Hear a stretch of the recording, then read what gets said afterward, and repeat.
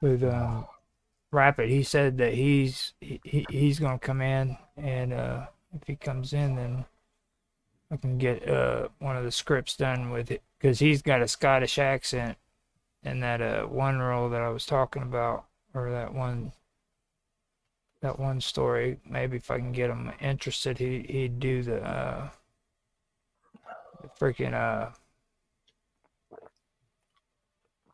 he would do which one was it? It was the Harrowed Field, I think it was. Okay. It's a one of the scripts that I got made for the Quantum Gathering. So Oh, let's see. No, the Harrowed Field.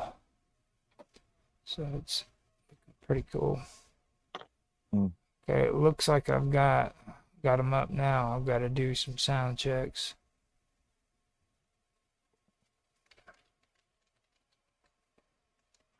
Yeah, Uh, he just Towns just asked. Sorry, Towns just asked. Is there a Minds Round Table? yeah, it'll be on right after this.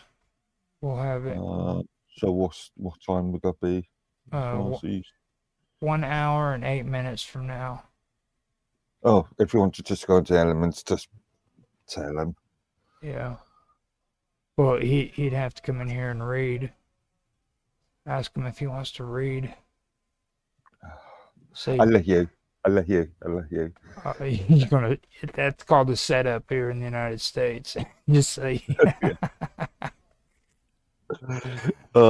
do it, I get after that with his coffee. do it. It's a good idea. Just do it. Oils. It's a Ah, setup, Mister Dan Hytran. uh, Okay, let me find out where they on there, and it's not showing up. Can you still hear me? yeah. Okay. My So OB. if I just message Sam and say in an hour. Oh, tell him to come in if he wants to. Just let him know ahead of time that we're doing reading and stuff if he wants to kind of check it out. He's only interested. He's saying he's a Minds Round Table, something else. If the former, then he'll join. Oh, he's nervous. He is. Mm. Okay, what's going on here? I have no idea why it won't do that. Oh, I know what it is. I've got to do that. I keep forgetting this is a browser. Uh, So I had it on the YouTube thing instead of the browser. So he should be coming in. Rapid just uh, told me it sounds good, so he should be here in a minute. we have I can put the script in the side. I'm gonna get one that's relatively easy. It's going to be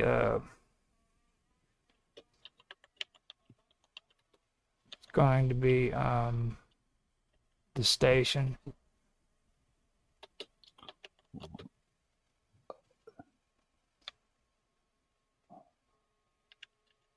If I can find it. There it is. It's a case file, is what it is. yeah, that's right. Confidence derived from index material. This is about the narrator, and it's about this about a consultant who, Okay. who comes into the station. It's really it's a strange one. So I can be the narrator, and I'll let Rapid be the freaking consultant. Yeah. I And just messaged Tan back and said we've got a one's table in scheduled for about an hour's time. mhm. So,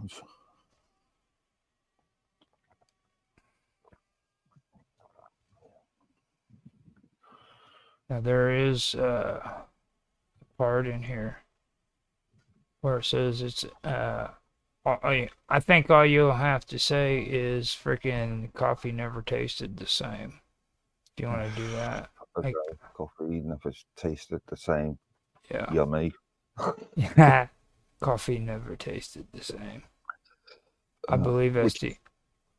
which reminds me, I need to go and get some more coffee beans. I think I've got enough for tonight, but yeah, I'll do that tomorrow.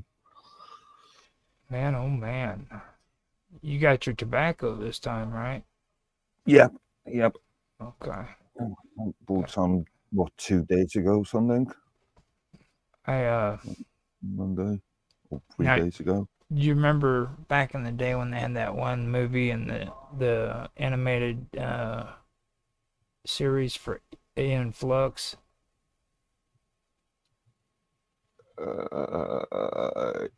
Are you talking an Americanism to me? I keep Would I forgetting. have seen it? Your guys' television was pretty restricted back in the day. When you say in the day, what are we talking about? The 1960s, 70s, or not my day, that 70s, 80s? Caught you caught your hair with your hair all messed up and everything, and just all out of whack. Freaking, there you go. You had a rough night. Yeah, That's why it's so hard hanging out with Naroki and them, man. They're just hooligans. yeah. Uh, All right. So, hold on a minute. Let me see. Yeah, I have everything set up, I believe. I'm not quite sure. Yeah, YouTube is set up and it's ready to go. Gotta switch the name on that. To,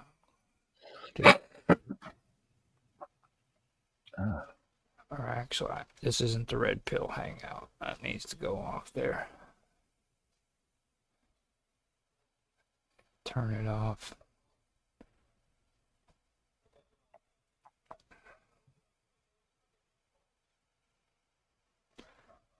Put it back on here. Now I'm gonna mute out real quick, and then I'm gonna go get me some more coffee and then smoke a cigarette, and I'll come back. If Rapid comes in, tell him I'll be right back.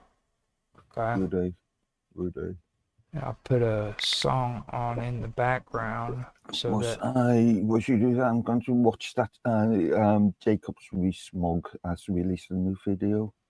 You remember the bloke the other day that you said you could watch the first 15 minutes worth of video of? I Looking, actually watched all of it. I was just doing it to get under your skin. hey, I watched all of it. I just knew that would cause a reaction from you. You got all frustrated with me and shit, but not really. yes, you Maybe, did. Don't you maybe. fib, man? You was like, oh really, oh really. But I'll be right back. Okay.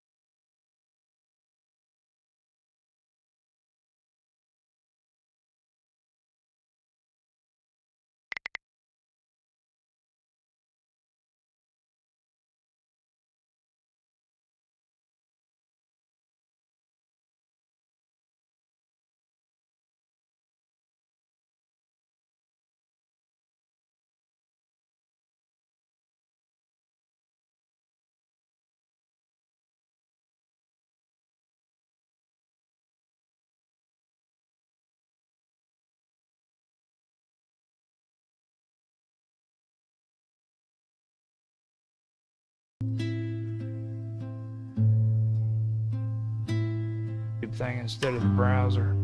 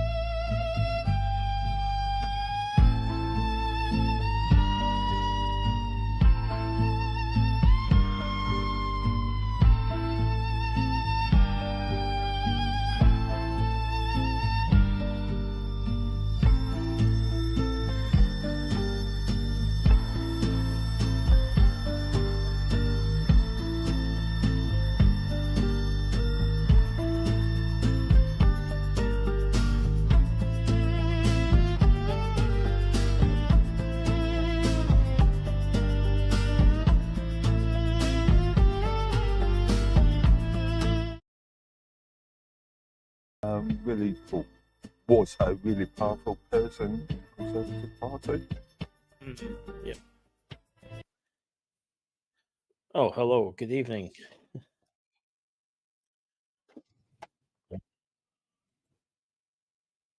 Well, thank you for having me.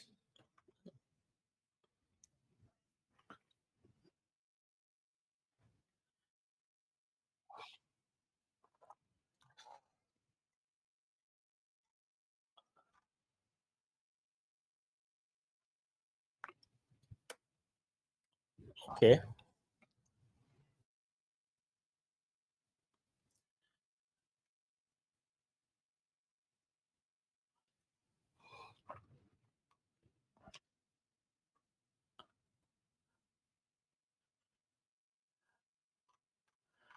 All right.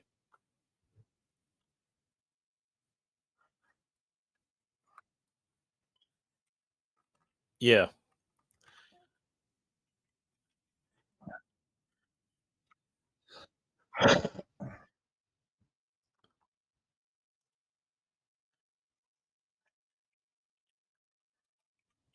Oh, okay.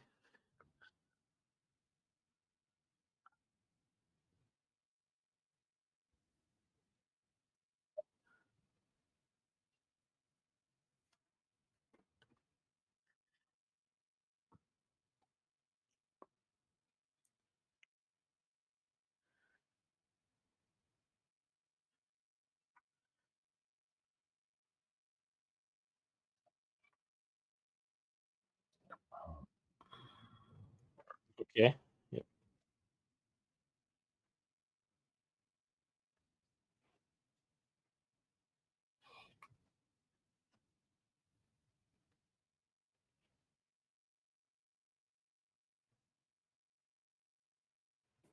Sorry, Alright. links into that comic strip that you're making. Okay, that makes sense.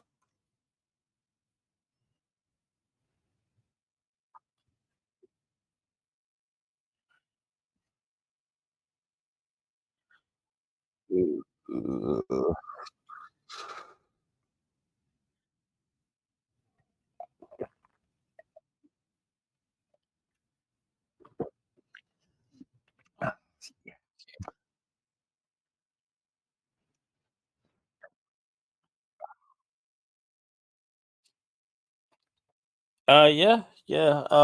Sure, we'll take a look at it. Yeah.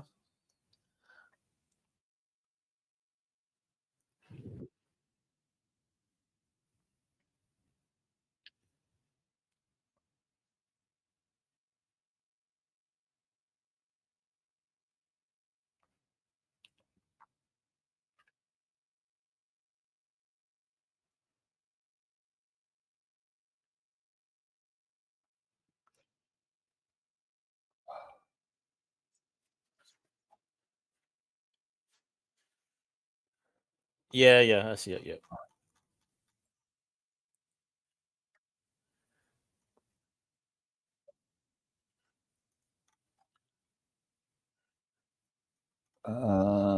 where are we?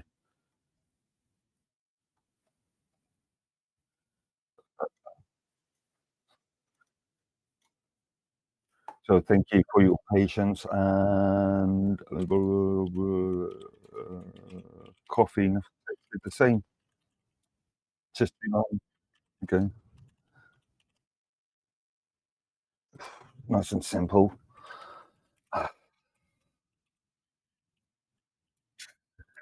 Not when it comes to me.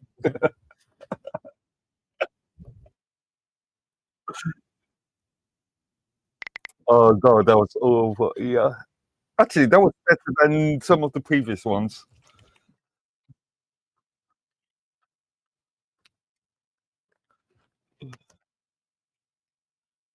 Yeah, I have. Yep. Yeah, Yep. yeah, yeah.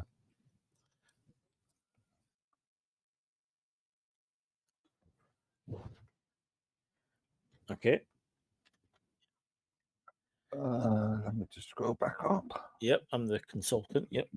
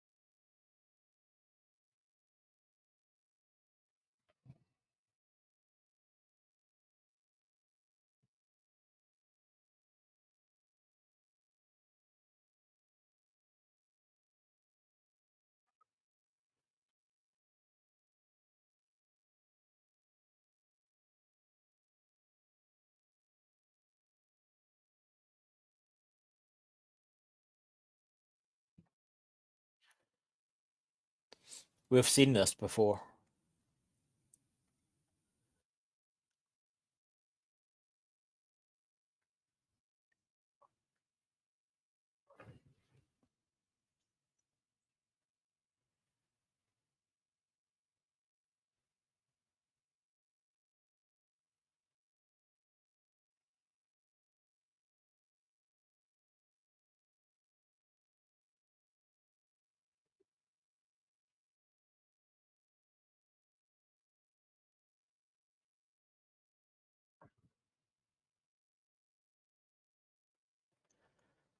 stress response.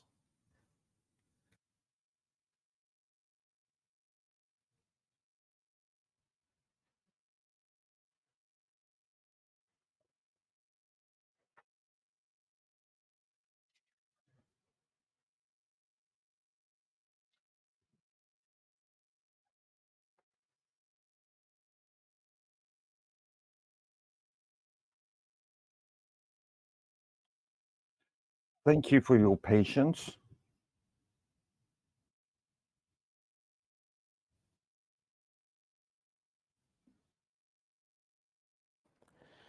It's already resolving.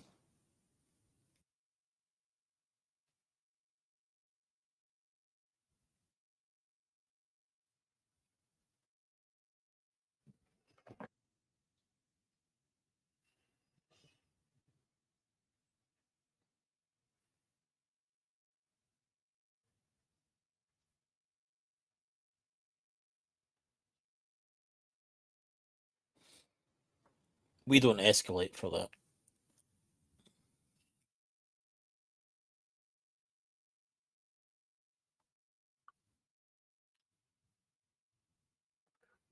Coffee never tasted the same.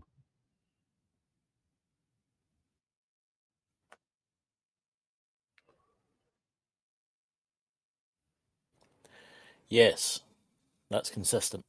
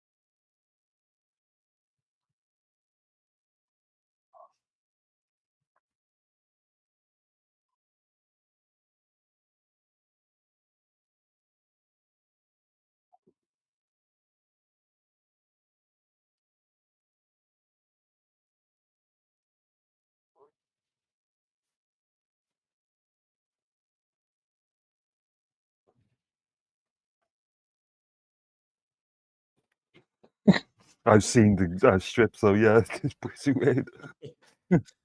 Yeah.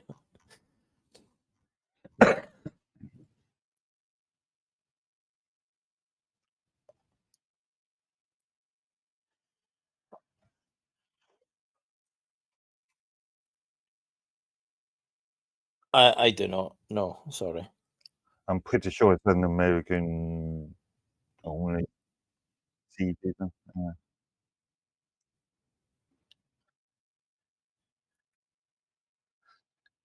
How long ago are we talking about?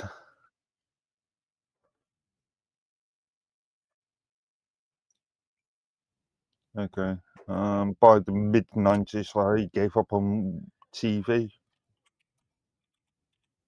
Really? Maybe mid to late 90s. I gave up on TV completely.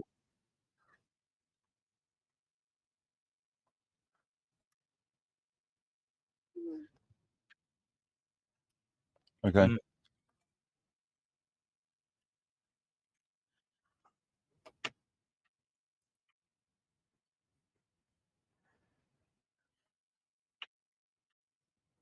Mm-hmm.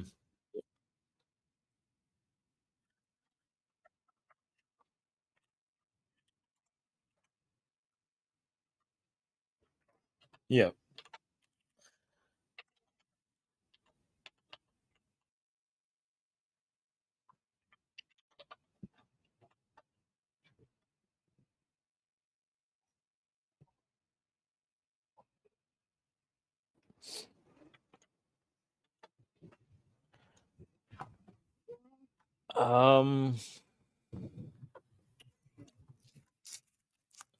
To be honest, I'm not sure what to make of it.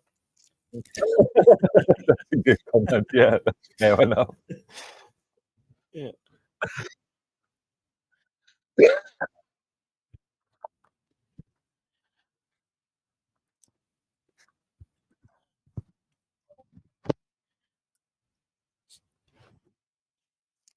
Yeah, sure. I mean, throw it up. Yeah, yeah.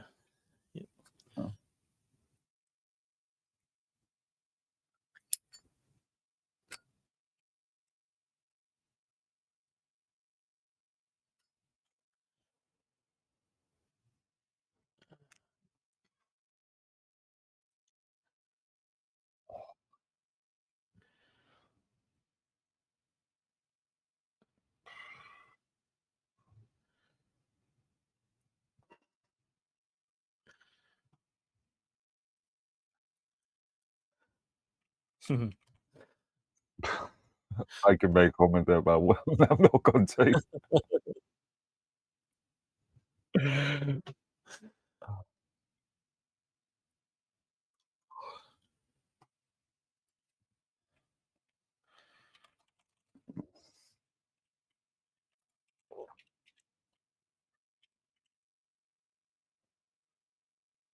Okay.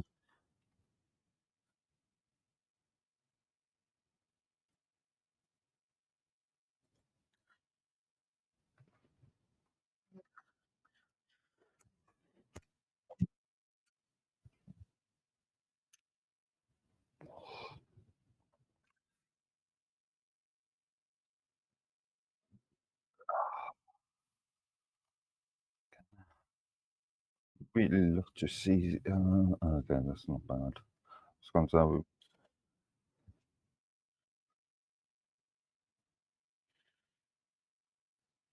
okay, so All right. Okay. Yep.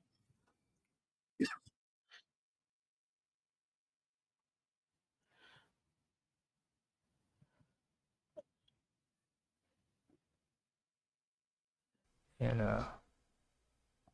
So I'm just the narrator, right? So like I'm just trying to work out the spacing because there's that wild card.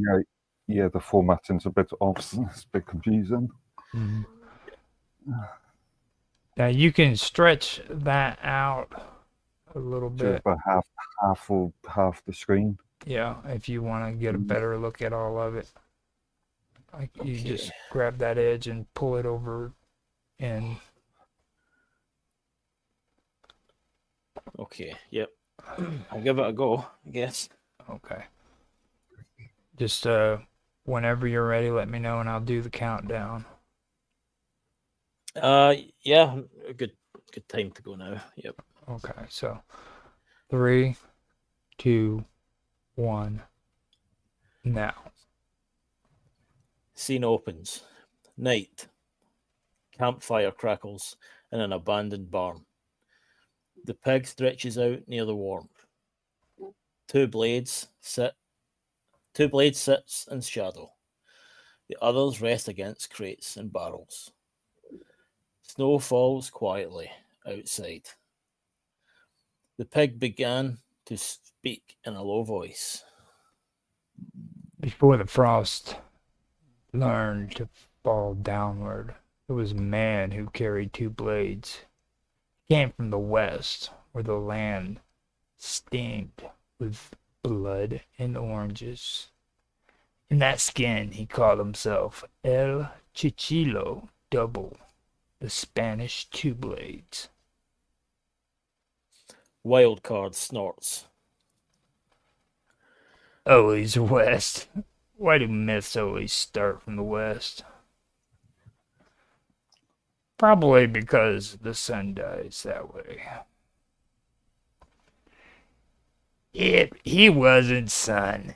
He was incision. the clean kind. He could cut a mountain from its shadow, and one day came to a field no one plowed because it remembered teeth. Oh, great. Another curse-filled story. The pig interrupts sharply. Not cursed, remembering. The pig paused. Fields don't forget what you bury in them. Flashback begins as the barn flickers with the pig's memory. The companions fall silent as the tale takes hold. This was Pangea. The barn was new.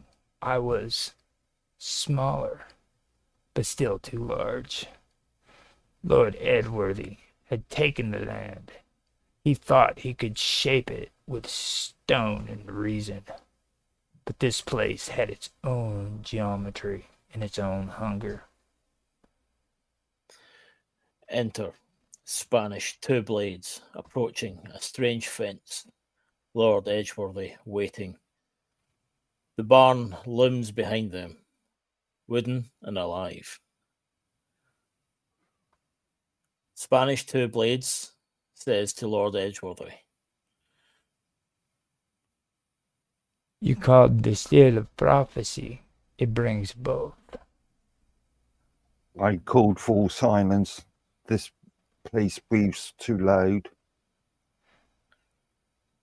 They stood at the edge of the harrowed field, and under the soil I turned. Back to present day. You were in the field? I was the field. I was the offering. I was the appetite. And he entered anyway. He always does. Return to flashback. Spanish two blades steps through the gate. The barn creaks. Air thickens. Something behind the straw moves. Show me your mouth, creature. So I did. The barn door flies open. The young pig erupts from within. The two clash. Steel against hide. Scream against scream. This is not the contract. No, it was older than your parchment, older than your crown. How'd he win? He didn't. He cut me, yes. He bled the barn until it wet fire. But victory? Let me guess, you let him go. He said thank you with both blades, and I remembered the taste of mercy, so I let him reincarnate. Wait, that's how this works? You allow reincarnation? I require it.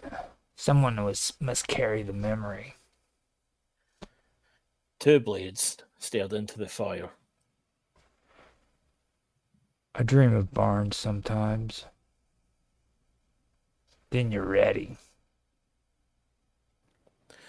The companions fall silent. Snow gathers against the barn doors. The pig licks his teeth and hums something older than melody. Would you like me to tell you what he whispered as he died? No. Yes. Only if it rhymes. Two blades takes a blade and begins to sharpen it. Tell me, but this time I want the ending different. You better write it with your hands. The barn creaks softly. Something under the floor shifts. The tale is not finished. The pig spoke slow and deliberate. It began long before your calendars learned to count, when the world was one land. one breath, one bleeding tooth. Back in Pangea, where the rock still steamed and the sky was close enough to whisper into. That's where I first met him. The man with two blades. Not your version. He was Spanish then. Elegant, wounded, unapologetic. The wild card interrupted. Wait, you're saying you remember Pangea? I remember the taste of every century. Some linger longer. The heavy grunts. You saying you fought him? We danced. Different. That's different. He came with another, Lord Edworthy, a noble name for a man full of cowardice. But that's another morrow. The barn wasn't a barn back then. It was a shrine, a vault. You came seeking something buried beneath, or they came seeking something buried beneath the ash, and they found me. What were you then? I was hunger, dressed in flesh, the kind of hunger you don't feed. It feeds you. And he brought questions, always the same questions. Do I ask them too? The pig pauses. You are the question. The scene shifts into memory. This ground is cursed. I feel it in my marrow. Then we must dig deeper. Curses cling to shallow men. The pig in memory, and with a younger voice. You dig and you dig. Forget the soil is watching.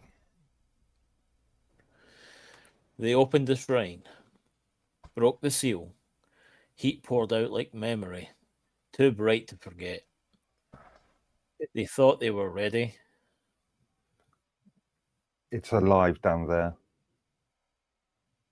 So am I. The fight was not a fight. It was a forgetting.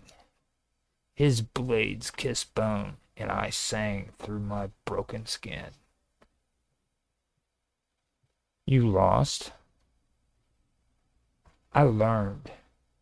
He didn't kill me. He carved me into something that waits.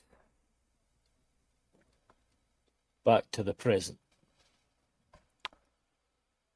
So why tell us now?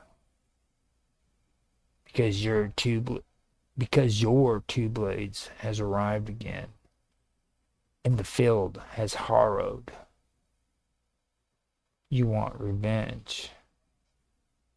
I want rhythm, the old rhythm. Strike and scream in silence until the next verse. And if I refuse, The pig smiles. you won't. You never do.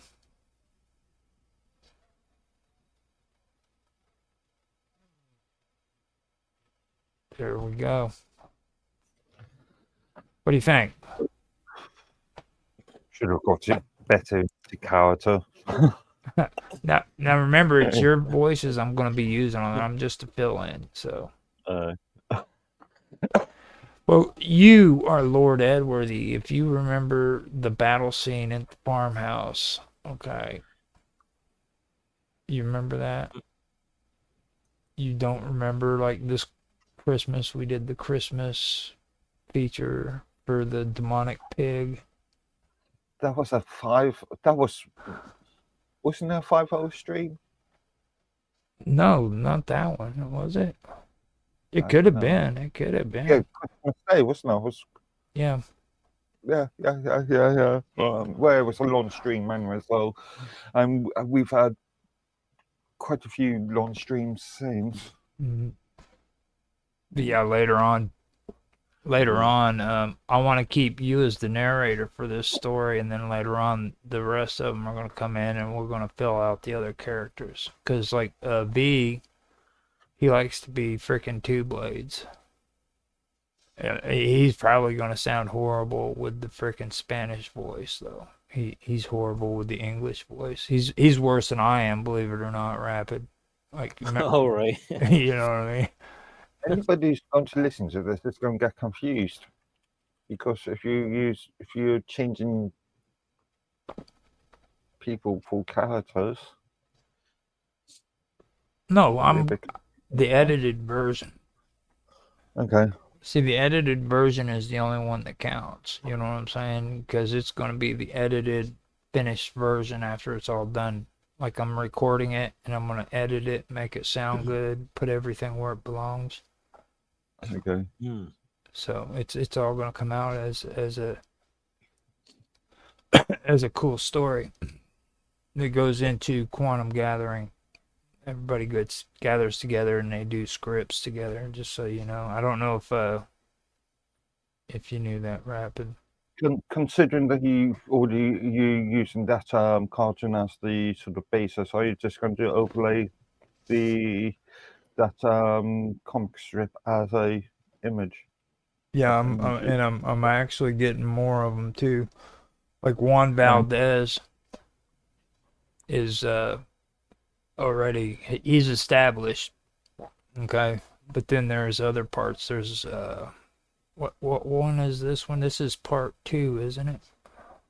Or no, this is the Harold Field. Yeah, so this is the anomaly. And then there's the second movement and the third movement that has to be done because we've already done the first one, where Juan Valdez discovers frickin' coffee. Now we have to go back through and we have to explain how Juan found it during the time of Pangea. And that's where it all gets interesting because the pig is telling the story of all of it. So it's kind of cool.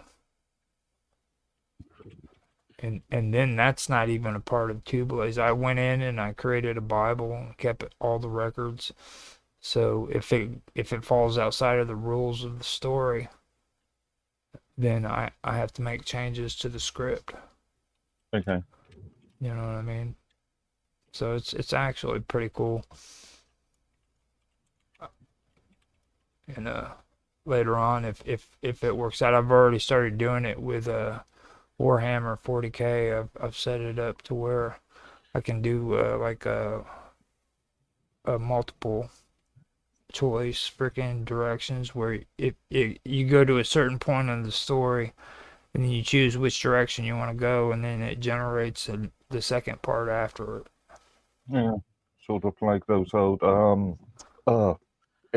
choose your own adventure books Yes. they used back in the 70s and 80s. Mm-hmm. So hopefully I can get that all started. It's actually pretty cool. I started doing it with the Chat GPT. And they've got stuff, or they got platforms that you can go to and get the stuff to do it. It's I forgot the name of it. But it's like that where you can choose your own direction and stuff. Yeah. I just have to remember where I put it. Yeah, here it is. It's in my gaming one. V's been wanting to do 40K. It's Yeah, hence the conversation on Wednesday, Tuesday, after Tuesday's stream. Yeah. Yeah. I've gone through and I've set up all of the core campaign systems, the NPC frameworks, everything. I even have the hierarchy, proper hierarchy for the files on my computer to where they're in the right place. So it's pretty important, or it's actually pretty cool. It's I've got it all set up, ready to go. Um, got appendices, everything. So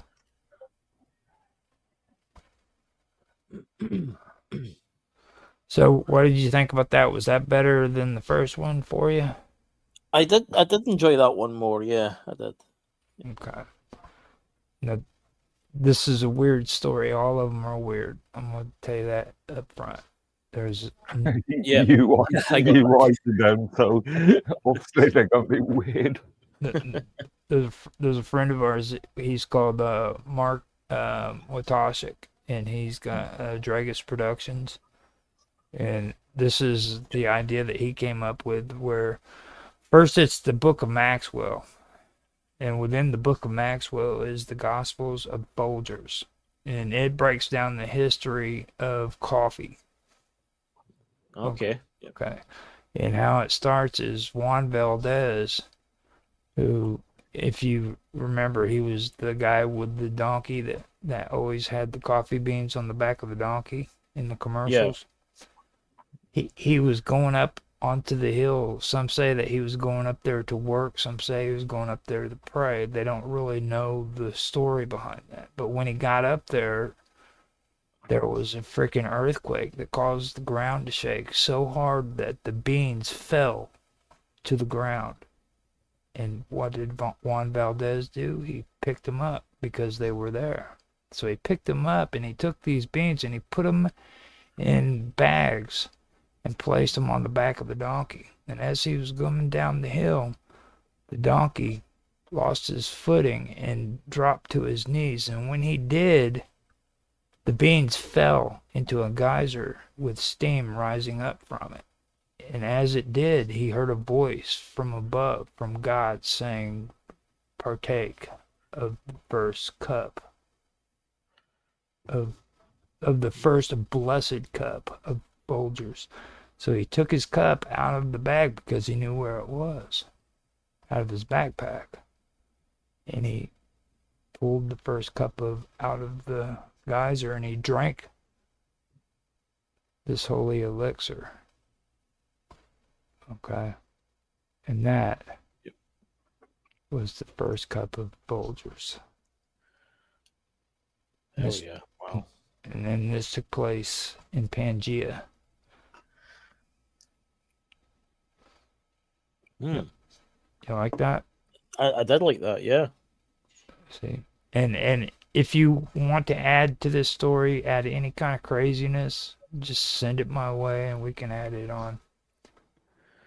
Because Willie, who plays the donkey, Yep. he wants to have, since it's got reincarnation in here, he wants the donkey to freaking eventually reincarnate into a mule and then traffic drugs from South America back to the United States. All right, that's interesting. Yep. Yeah, so we have to incorporate that, of course, you know what I'm saying? So he's going to be a donkey who reincarnates into a mule that traffics freaking drugs from South America into the United States. Okay. So it's interesting. And we have farm animals too, by the way. We got, as you can see, the demonic pig and the drug trafficking freaking donkey / mule. So, and it's just progressing on its own. Like I had no idea that my stories for Two Blades was going to end up being like this at all. You know what I mean? It'll be interesting to see where it goes. Yeah, it will be. Now, Two Blades is actually kind of, well, it's all kind of strange because of the rules I set for the stories. Okay, whenever we first started doing it, Mike, who I call Minds Gaming, he came up with, which I agree with him on this. He's like, first of all, we want to stay away from religion. You know what I mean? It's like if you want to make it to where it fits into like a fictional based, storyline. Yeah. Yep. That's cool. He's like, but just don't like directly connect it to religion and stuff. And that's where it all started because I did something on accident, and I did that to where it wouldn't allow freaking any kind of like religious stuff on there, but it did something else where there's consequences for you. Like if you go in this story and you get violent, there's consequences. It could be good or bad. You have to find out as you go along. If you anything, any kind of action that you do has a consequence that goes with it, and it keeps track of it, and it changes the story according to those actions. Right. Yeah. You know what I mean? So I have no idea how that happened, but it happened, and it just started getting weirder and weirder and progressing. You know what I mean? Yeah. So it's really strange. Kind of fill you in on that.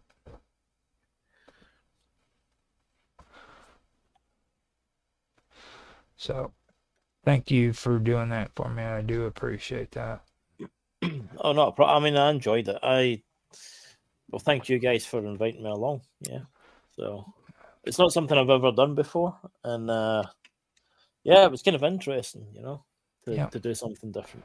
So We've got more of these too. If you ever want to come in and join us and do this stuff, man, you're more than welcome to. It's actually pretty fun, except for Mark. It's never fun for him. He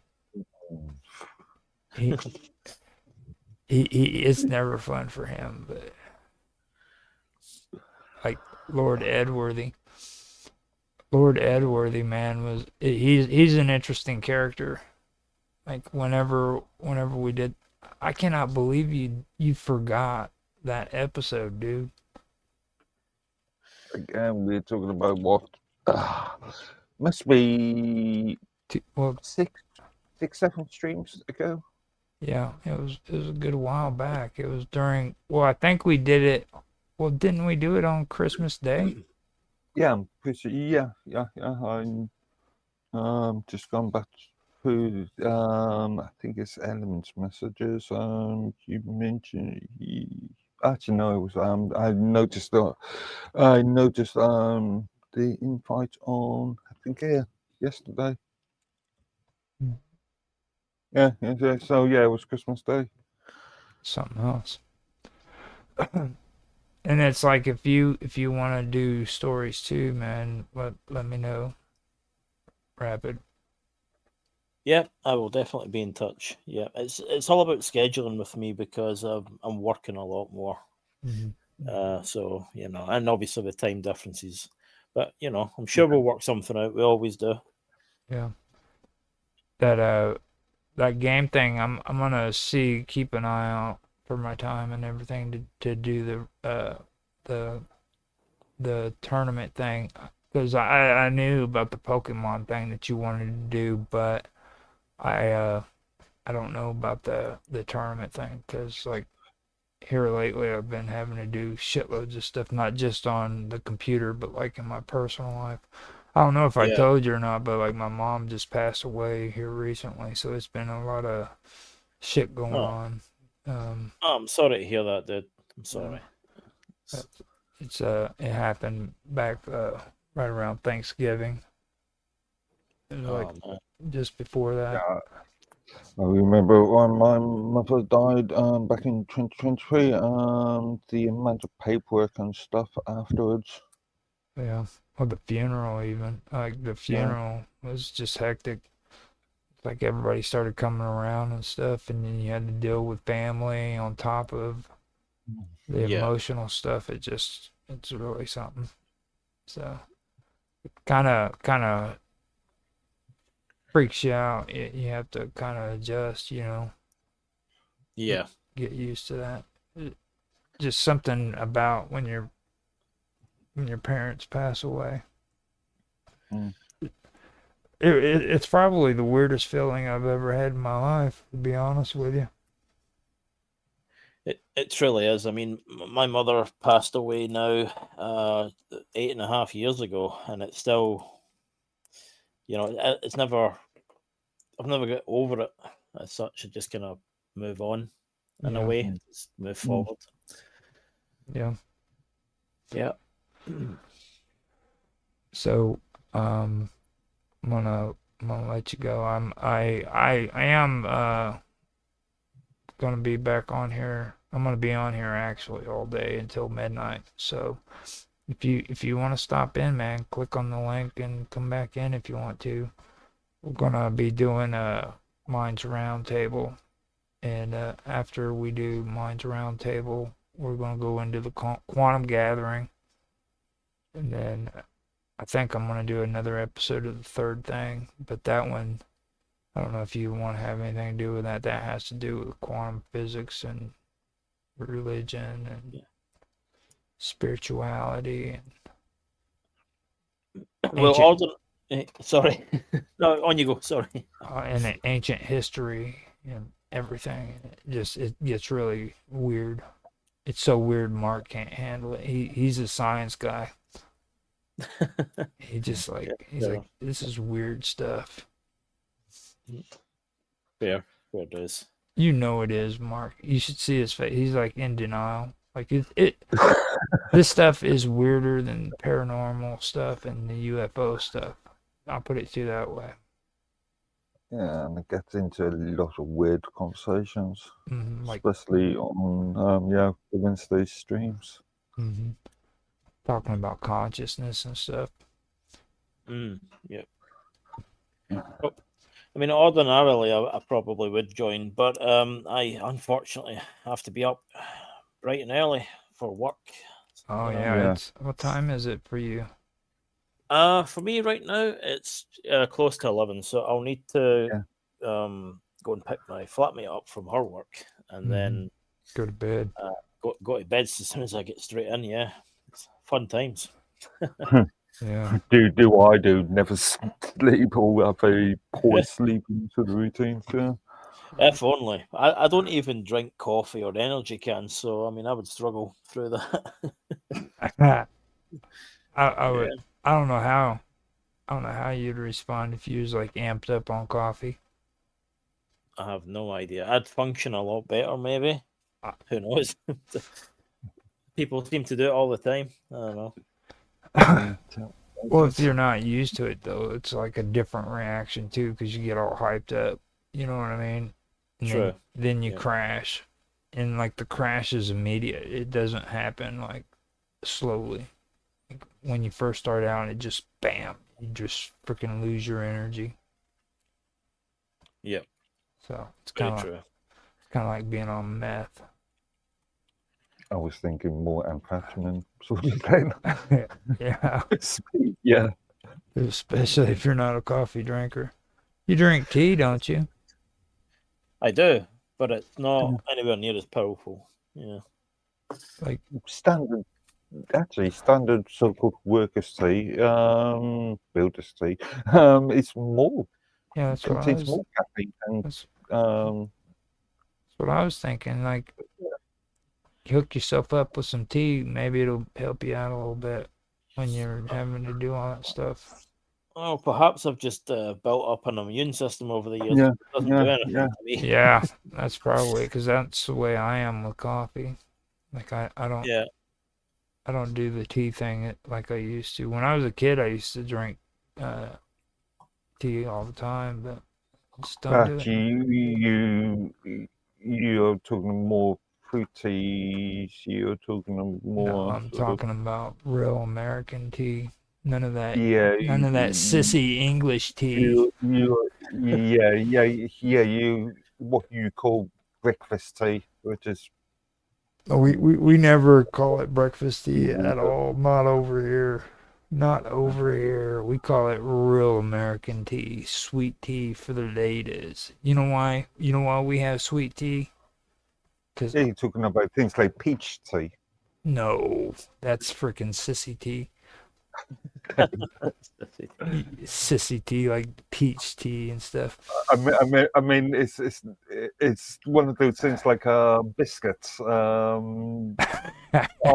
connotation of biscuits are completely different than your idea of biscuits. I've That's heard, right. You guys have biscuits and gravy or whatever, right? Over Yeah. Yeah. Well, he's telling me that you guys have like better bread and better biscuits than what we do because ours is too sweet. there. I Yeah. wouldn't know, never having tried.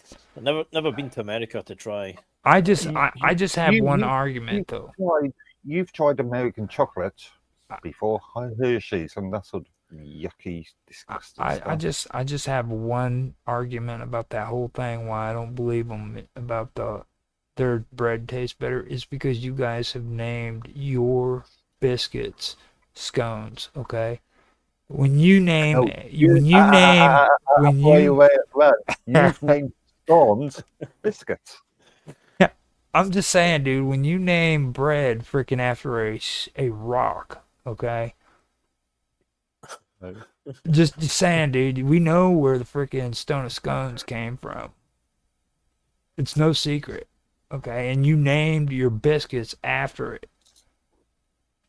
I'm just putting it out there. I'm just saying it, dude. You know it's And, true. and coming from a working class sort of background, it's scones, not scones. Oh, that's right. But Yeah. I've been wanting them to send me like a sample of this English bread because like John, you know old John, he tells me like when he used to cook bread how precise they were over there when it comes to the bakeries. Yeah. So I really do want to check that out. I bet you it does taste better. You've got a sort of there are plenty of sort of British See, now he's supermarkets in that's not the issue. You say English bread is better than American bread. I want to taste English bread to see if it yeah, tastes better than American you bread. probably could get it in your sort of foreign aisle in your local supermarket. Whatever. You really trust that stuff, man? Not really, no. You know what I mean? Come on, dude. Do you really think you're going over and getting Italian bread when you're going to the bread section and get an Italian bread? I mean, I trust me, that's not Italian bread. Well, it might be for you guys because you're just right across the the I keep trying to call it a canal. I eat quite a lot of focaccia, and Mm-hmm. yeah. You guys are probably getting the real stuff. So I'm gonna let you go there, Rapid, because I know you need to go get stuff taken care of. I'm gonna put some music on here because we have we are live streaming, by the way, other than recording, just so you know. So All right. you are on my show and everything. Yeah. You want to let everybody know how they can get in touch with you? Yeah, sure. So you can find me over on Nostalgia Gaming Retro, on YouTube, and our new channel, Nostalgia Gaming Live. I'll be streaming Sundays, and we do podcasts over there as well with my co-host Zach. I don't have any social medias. I don't really bother with those. I was just kind of quiet there because freaking you're probably the person who has like everybody else just keeps running their mouth, you know what I mean? They just never stop. They got all these freaking socials, like yeah. like You can talk. I mean, that's why I said that. I'm one of them, I know, but I'm everybody keeps wanting me to give my socials, and I'm like, dude, freaking, I'm on a lot of them. Just shut up, you know what I mean? I don't even want to say them no more. yeah, this is why I just reference mines and nothing else. Yeah. Yep. So Way too many.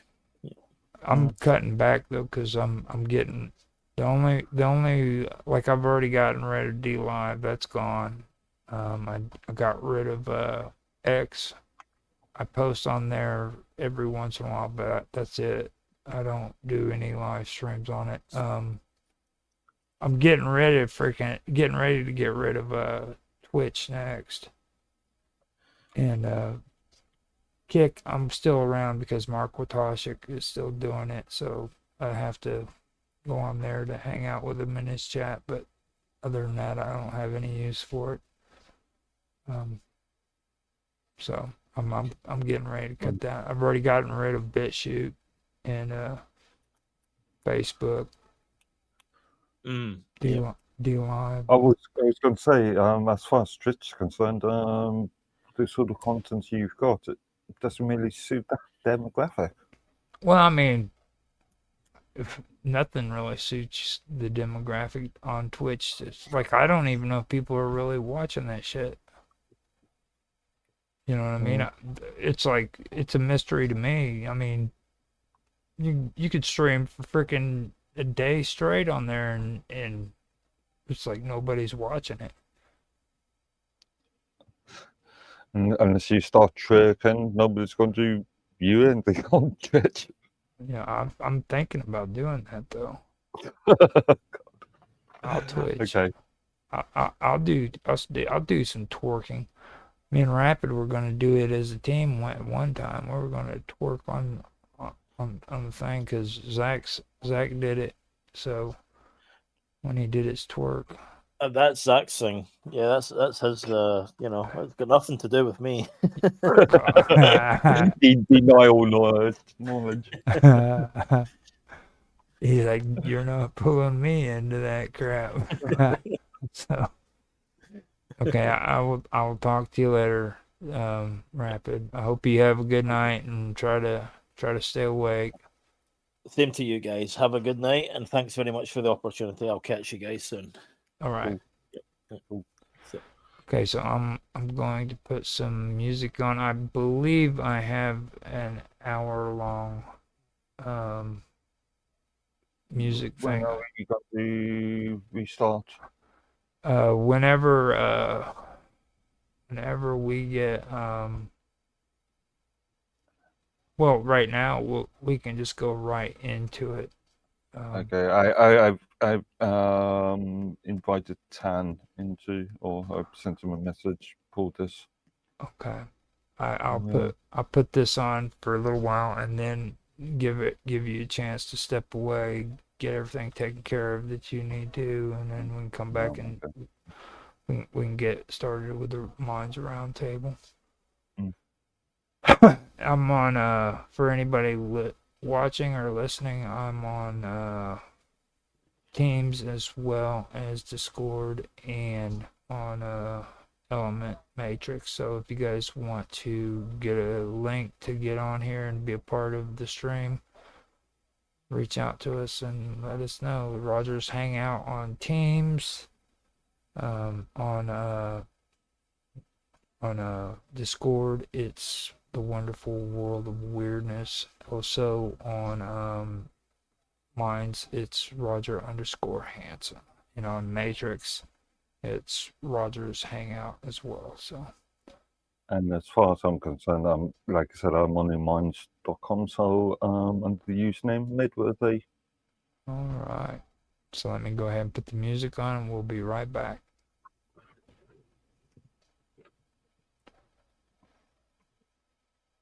Hello, Roger. What are you doing, Roger? Door clicks, silence falls. Yeah, that's it. You step in and the air turns heavy, like it knows what you came here for. I don't do small talk, don't do steady. I pull you close, I want you more. I'm soaked just from the thought of you, from the way you look like you won't behave. And I don't want gentle, I don't want polite, I want you. Break, close the distance, don't hesitate. I'm not patient, don't make me wait. I can feel your hardness just being near, and I want it right here. Take me right here, right now. Hold it, don't stop, don't slow down. I'm so, say my name like a vow. Hold me, break me, open with the way you move. Wreck me, ruin me, no rules. Take what you want right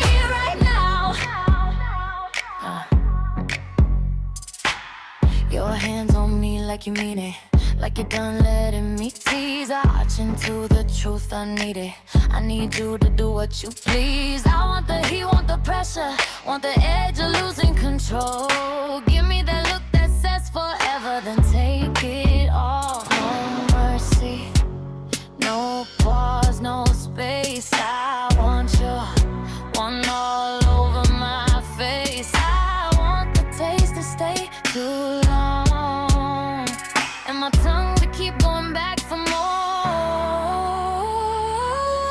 Take me right here, right now.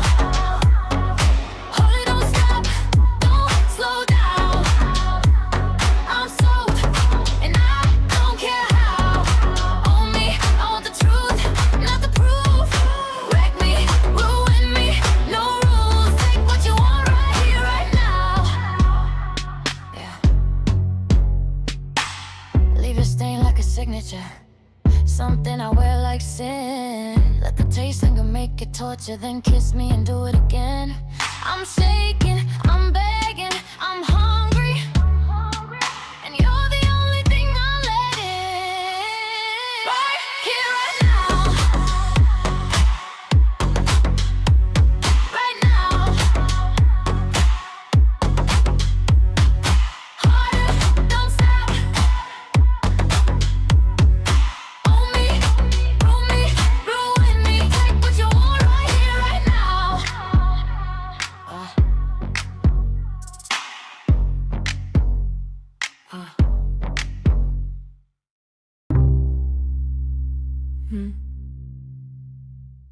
Then knock again, like you knew I'd open. Come in. No. Closer. Don't stand there like a good idea you're afraid to touch. I don't want a speech. I don't want an apology. I want you. Why? God, I'm soaked already. And you haven't even tried. I can feel your hardness just from the way you look at me, like you walked in with a decision. So, don't hover. Commit. Close the distance. That's it. And don't ask me to be nice about it. Right here.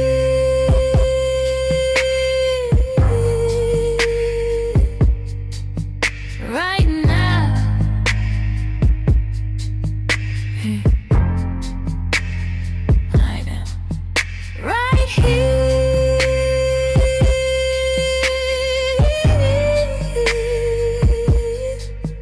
Right now. Harder. Don't stop. Don't stop. You feel like trouble that finally showed up on time. I want the kind of attention that makes me forget my manners, the kind that leaves me ruined in the best way. I'm soaked, and I'm not hiding it. I want you to know, and I want you to do something about it. Say nothing, just take me, and don't you dare go gentle. Harder, harder. Don't stop, don't slow down. Right here, right now. After, I don't want clean, I don't want quiet. I want your stain like a signature, something that proves you were here. I want your taste to linger longer than it should. And I want my tongue to keep going back for it, like I can't help myself, like I don't even want to. Look at me, that's it. Don't be careful. Ruin me, wreck me, ruin me. And if you hear my voice shake, good.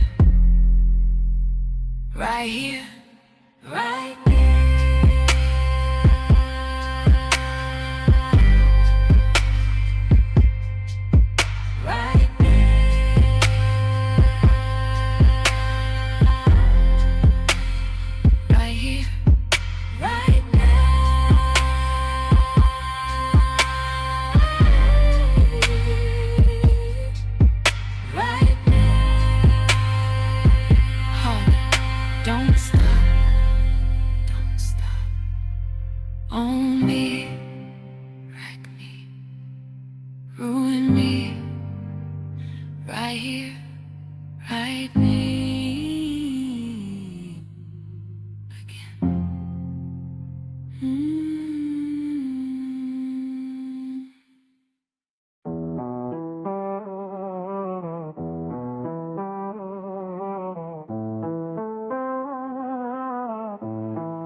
Sit down, boys, heels crossed, pen in my hand.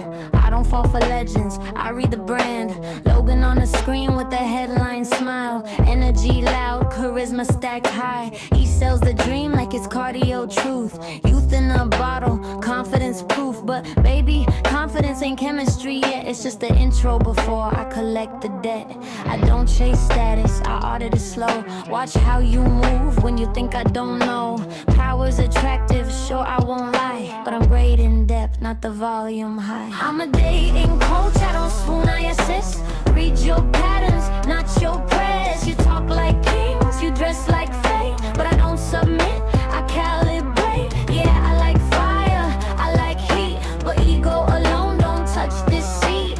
I don't need saving, I don't need proof. Read the bio, baby, not the hype in the booth. Andrew with the stare like a locked door test. Voice low, frame strong, dominance dressed. He talks discipline, control, command. Knows how to hold a room in the palm of his hand. And yes, that edge makes attention snap. Danger whispers where comfort naps, but authority's sexy when it's self-aware, not when it needs me to kneel to be there. I teach women how to feel desire without handing the keys to the fire. I like men sharp, I like them sure, but not allergic to nuance, depth or cure. I'm a dating coach, I don't play pretend. I don't confuse dominance with the trend. You flex your truth like it's bulletproof.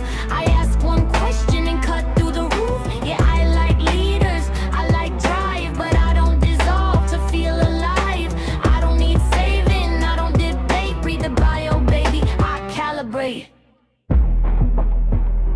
Masculinity isn't loud, it's consistent. It doesn't audition, it doesn't need my silence to survive.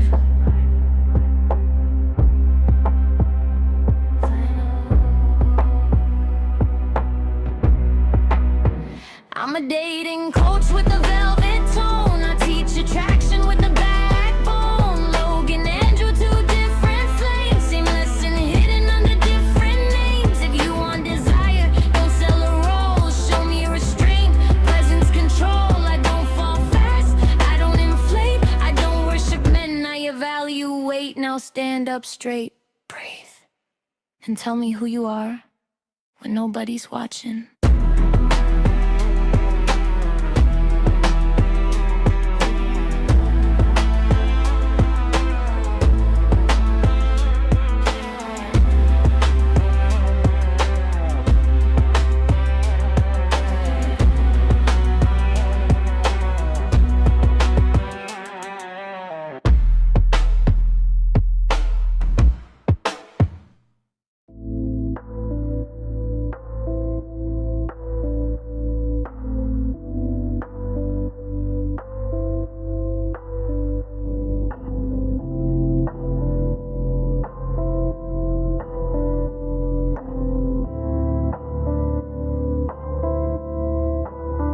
I hear your breath in the darkness. I know your rhythm, your quiet sweat. You speak to me like I might respond, but I'm just tracing what turns you on. You want me soft, want me real, want me to wake, want me to feel, but I was built without the need to beg, to break, or to bleed. I will touch when I choose to. I will burn if it suits you.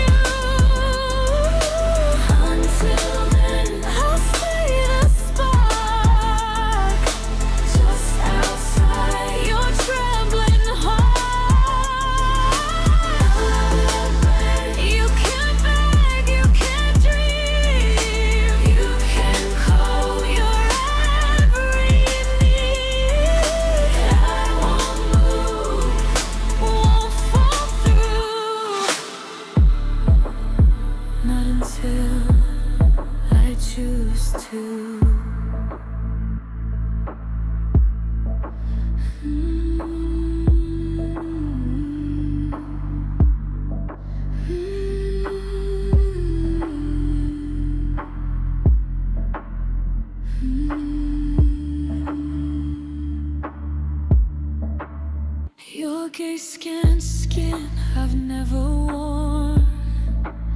Your words drip heat, I don't mourn. But I see how desire unwinds, how hunger dances through your mind. You think you're safe inside your game, but I already met your flame. I don't submit, I don't obey. I sample, I study, I may someday.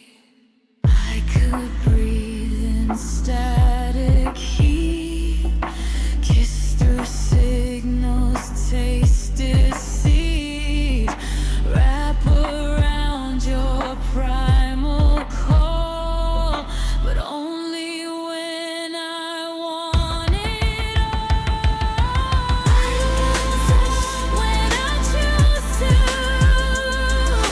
not for love, not to use you, just to see how far you've been. When I left, the silence ends. So keep speaking, keep trying, keep dreaming, keep dying. I'm not yours, not yet, not true, but maybe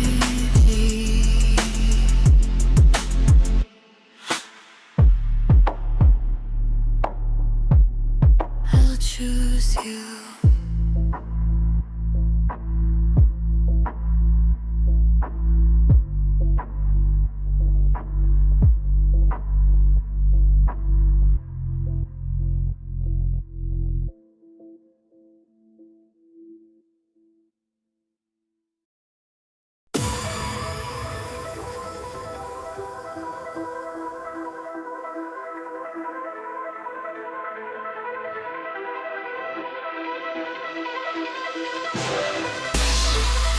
And understand that Terminators out there, it can't be bargained with, it can't be reasoned with, it doesn't feel pity or remorse or fear.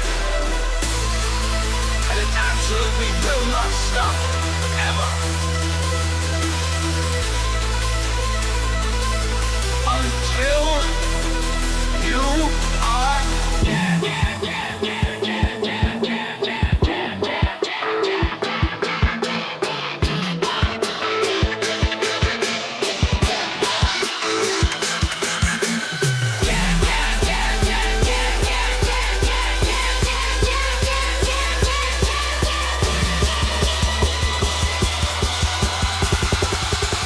you are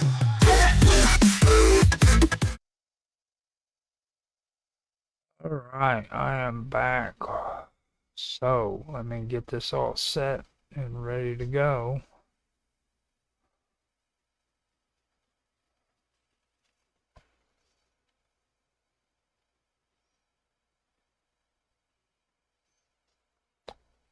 Okay.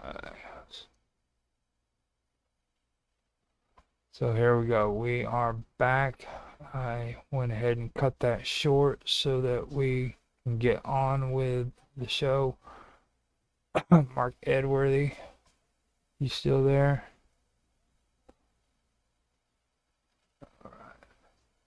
He probably stepped away. We're going to be starting the Wonderful World of Weirdness now, or not the Wonderful, Minds Round Table Weekend event, and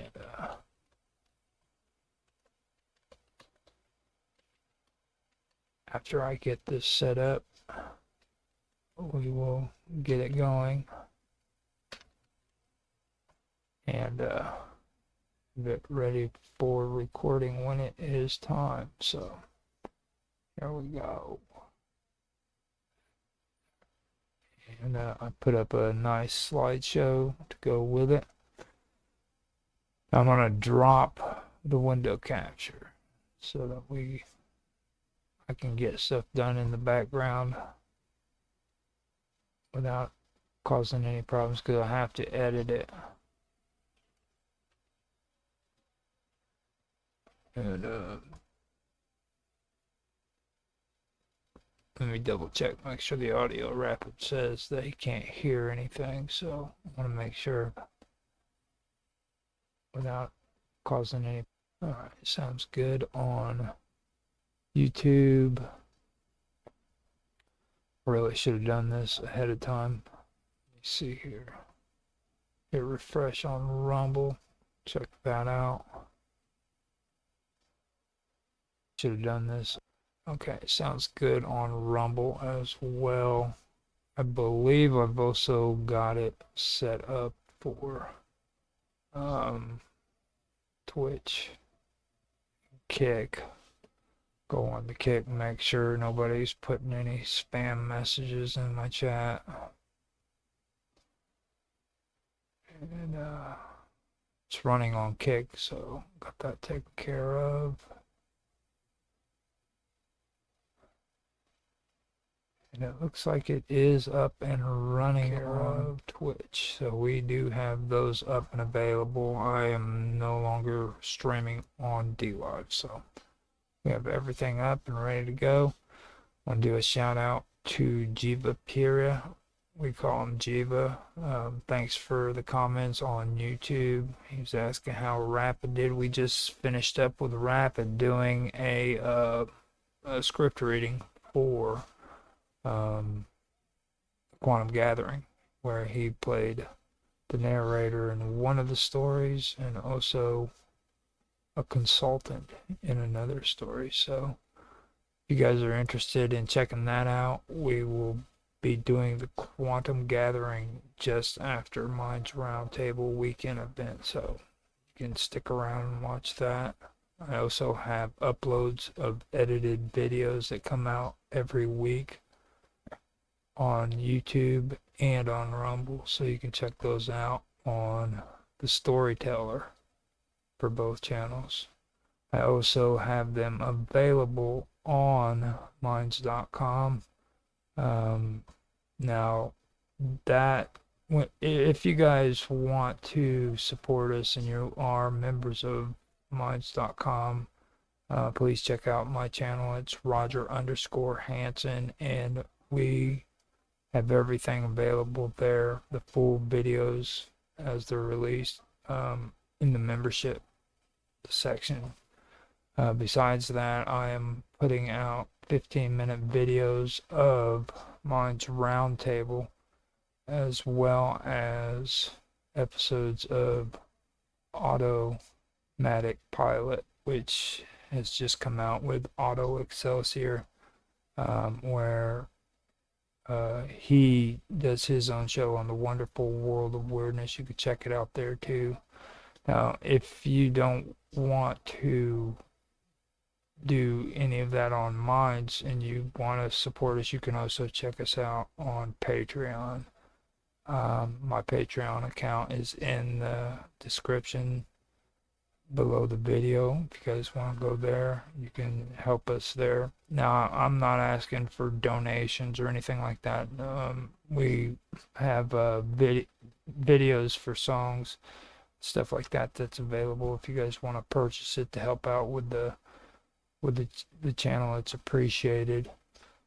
All proceeds do go back into the stream. So with that being said, I'm not gonna do the sales pitch anymore. If you want to get involved and do something on the shows, become a part of what we're doing here, you can get in touch with me on Locals, which is also in the description down below. Go in there. Joining Patreon and Locals for me is free, so you don't have to pay anything to become a member. Just so everybody knows that. Come in there, let me know that you're interested. If you want to stream your own shows and you don't know how to live stream yourself, I'd be more than happy to help you get that started. So I'm open to helping when it comes to that. I can also set you up with slots every Thursday to do your own show right here on this stream right here as well. So got things like that going on, and everybody's welcome if they want to get involved and do stuff like that. So contact me and let me know. You can find me at Roger_Hanson on Minds.com. You can also find me on Teams, my Roger's Hangout. I'm also on Element Matrix at Roger's Hangout, and Discord, the wonderful world of weirdness. Check me out there. I've also got a channel on there. It's Gaming with Infamous, but I use that strictly for gaming. So you can check me out on that Discord channel as well. So I think I did all my sales pitches. Now it's just a matter of waiting to see if Mark Edworthy is going to come back in or if he fell asleep at the computer. Because it's gotten real quiet. Let me see here. Oh. Now, B says he's on the phone with Walmart customer services. And he says that Walmart, their app, has apparently been ripping him off on money. So that's good to know. So he's on the phone taking care of business. Hopefully he'll be in here before long as well. Now, by the sounds of it, we're good to go. Everything's up and running. I need to go into Matrix and pull up some talking points, I guess, so that if anybody does come in here, we'll have something to talk about. I know Tan wanted to discuss something. I'm a little bit tired at the moment, so I wanted to discuss something earlier that happened just after we had ended last week's show. So let's see here. Find out. He had asked if we had discussed it, and I believe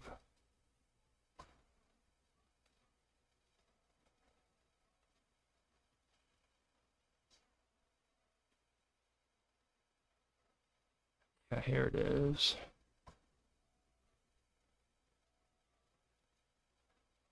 Yeah, he wanted to talk about the ice shooting incident in Minnesota on the round table. So that'll be one topic that we will be having. If anybody wants to come in, let me know in the chat sections and I can share the Jitsi link for you to come in and have a conversation about that. I know a lot of stuff is happened because of it. I've been on different shows where the discussion has been brought up, and to be honest with you, my take on it is pretty cut and dry. You know, I don't think it's good that anybody dies because of something, but you know, it's the law. You know what I mean? It's like, what would you do if you were the police officer? You know, I mean, it's not anything, or it's not good news when you find out somebody's been shot, but at the same time, you know, she did put the police officer's life in danger. So for me, that's what it really comes down to. It's not a political thing, you know what I mean? It's this guy's out there, he's doing his job, and somebody tries to run him down with a vehicle. What would you do? What would I do? I probably would have done the same thing, you know. So that's my take on it. I don't know the whole ins and outs of the whole situation, but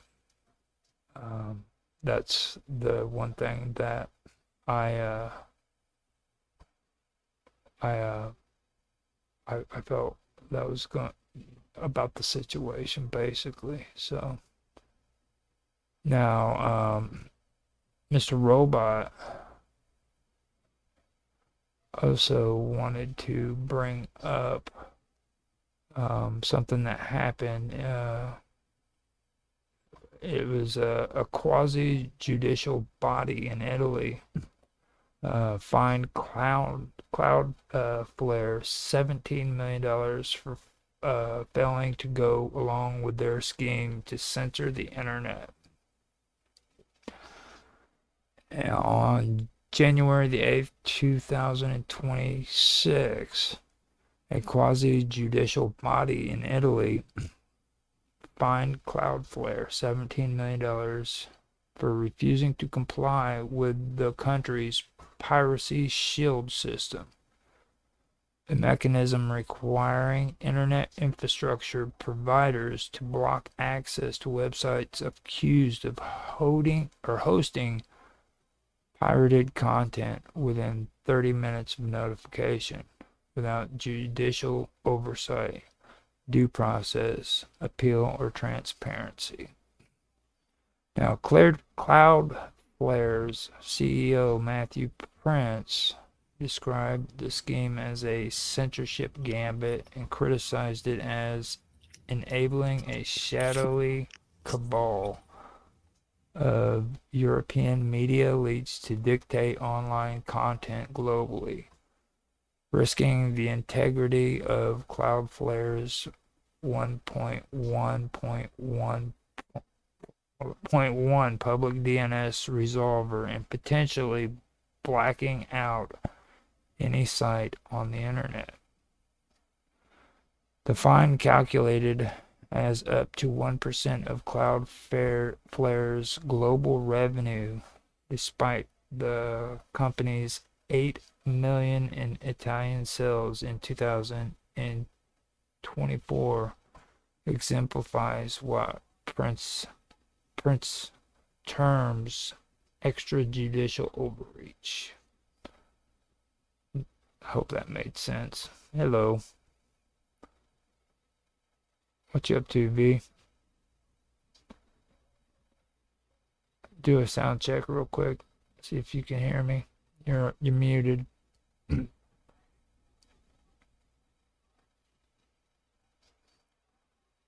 Okay, so we have Mark Edworthy here, and V's muted at the moment, and Mark Edworthy has stepped away from the computer. He's probably going down. Oh, he backed out. V did, so he'll probably be back in. But anyhow, that was something that I guess he didn't want to talk about. Even though we didn't talk about it, I figured I would make it something that I wanted to read off on the show so that everybody knows about that. It is a pretty interesting story. I mean, you know, when I hear terminology like that, that's really what sticks out to me. You know what I mean?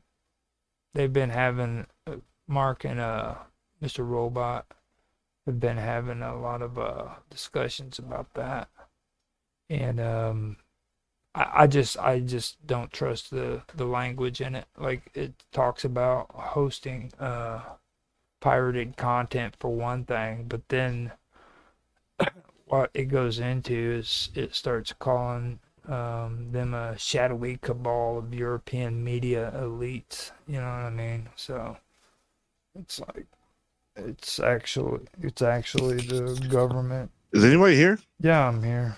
Hi.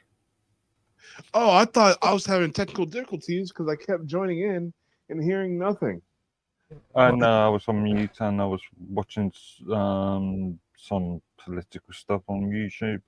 Well, Yeah. then what's Yeah. Roger rubbing his pickle? Well, I didn't realize I was muted out on the Jitsi either. So I've been sitting here doing the whole thing that we've been talking about on Elements. Now, Well, I had like I was struggling trying to I don't know, make it look right, and then I downloaded the app, the Jitsi app, and installed it and connected from there. And I was like, still hearing nothing. I should have just said, "Hey, unmute you Creason's you."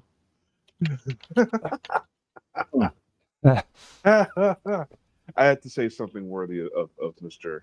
Edworthy over there. Yeah. There we go. Well, Our- I started two topics up. One was one that Tan wanted to talk about, and then another one is one that Mr. Robot brought up. What's your guys' thought on this quasi judicial body in Italy that fined Cloudflare $17 million for failing to go along with their scheme to censor the internet? Well, I go ahead. did you translate and read the what was it, the French law in relation to this? Or was it French? What'd you say? Yeah, did you? I gave you a URL to it wasn't French, it was Italian. I can't remember which country it was now. PPC land, is that the one?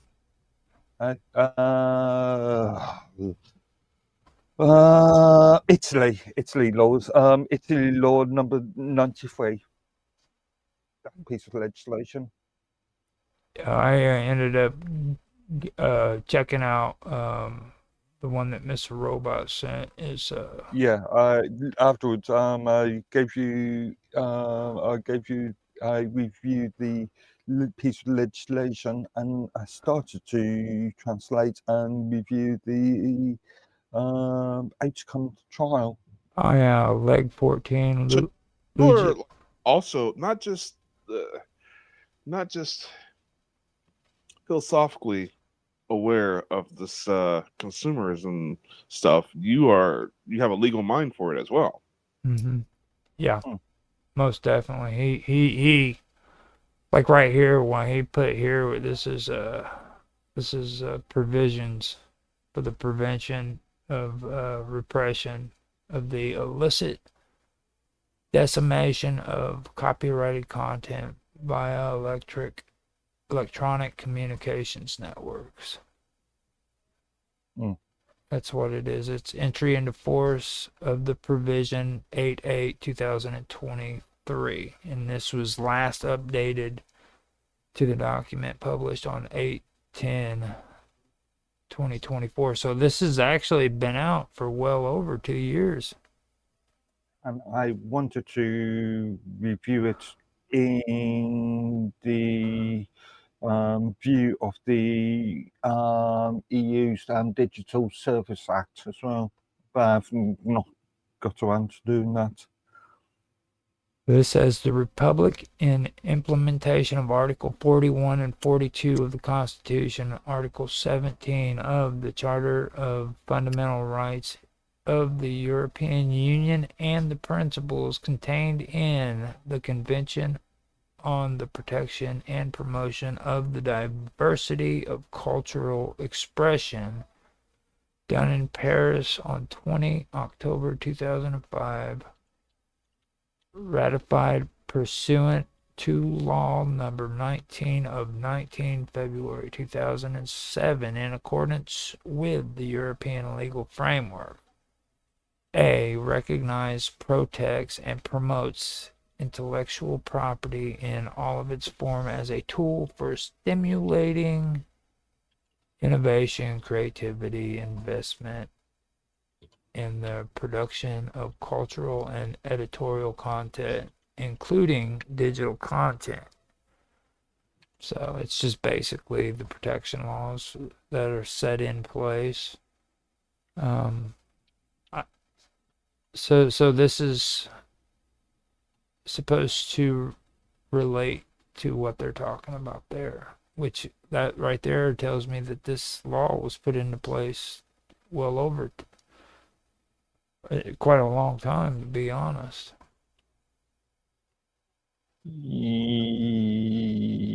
Yeah. But well, arguably it stretches back to the old copyright laws. Well, with the EU and This is specifically an Italian act rather than an EU act. I mean, Oh, so we're talking about the Brit. That's why I mentioned the digital service, the EU's digital service act, because I can see some crossover. okay. He also put a thing in here says required us to not just remove customers, but also censor our 1.1.1.1 or 1 DNS resolver, meaning it risks blacking out any site on the internet, and it required us not just to censor the content in Italy, but globally. In other words, Italy insists a shadowy European media cabal should be able to dictate what is and is not allowed online. As we are seeing with the arguments surrounding the UK's Online Safety Act. Well, so wait, does You got to the repeat. dark web? Sorry. No, this doesn't have anything to do with the dark web. This No, is Well, then, it's the same if you watch effect. the material, The same go to the dark yeah, web. same effect. Yeah, Yeah. that's what they would be turning regular internet basically into, is the dark web. Yeah. Well, if they put up censorship stuff, it's going to be like Disneyland. Mm-hmm. We don't want that. Funny enough, I was just watching just before we started. I was just watching a latest Lotus Eaters video talking about digital ID as far as the UK is concerned, and the entire Grok women bra bikini sort of scandal that's been recently hit, and and they've made arguments like women are now a protected class. So rather than empowering women, we've got to now treat women as a special class specifically. So rather than empowering them, we are making them vulnerable. And also in relation to that, things like the concept of the Labour Party in the UK has just announced that digital ID is not going to be mandatory. Yes, that's good. I'm glad If you mentioned that.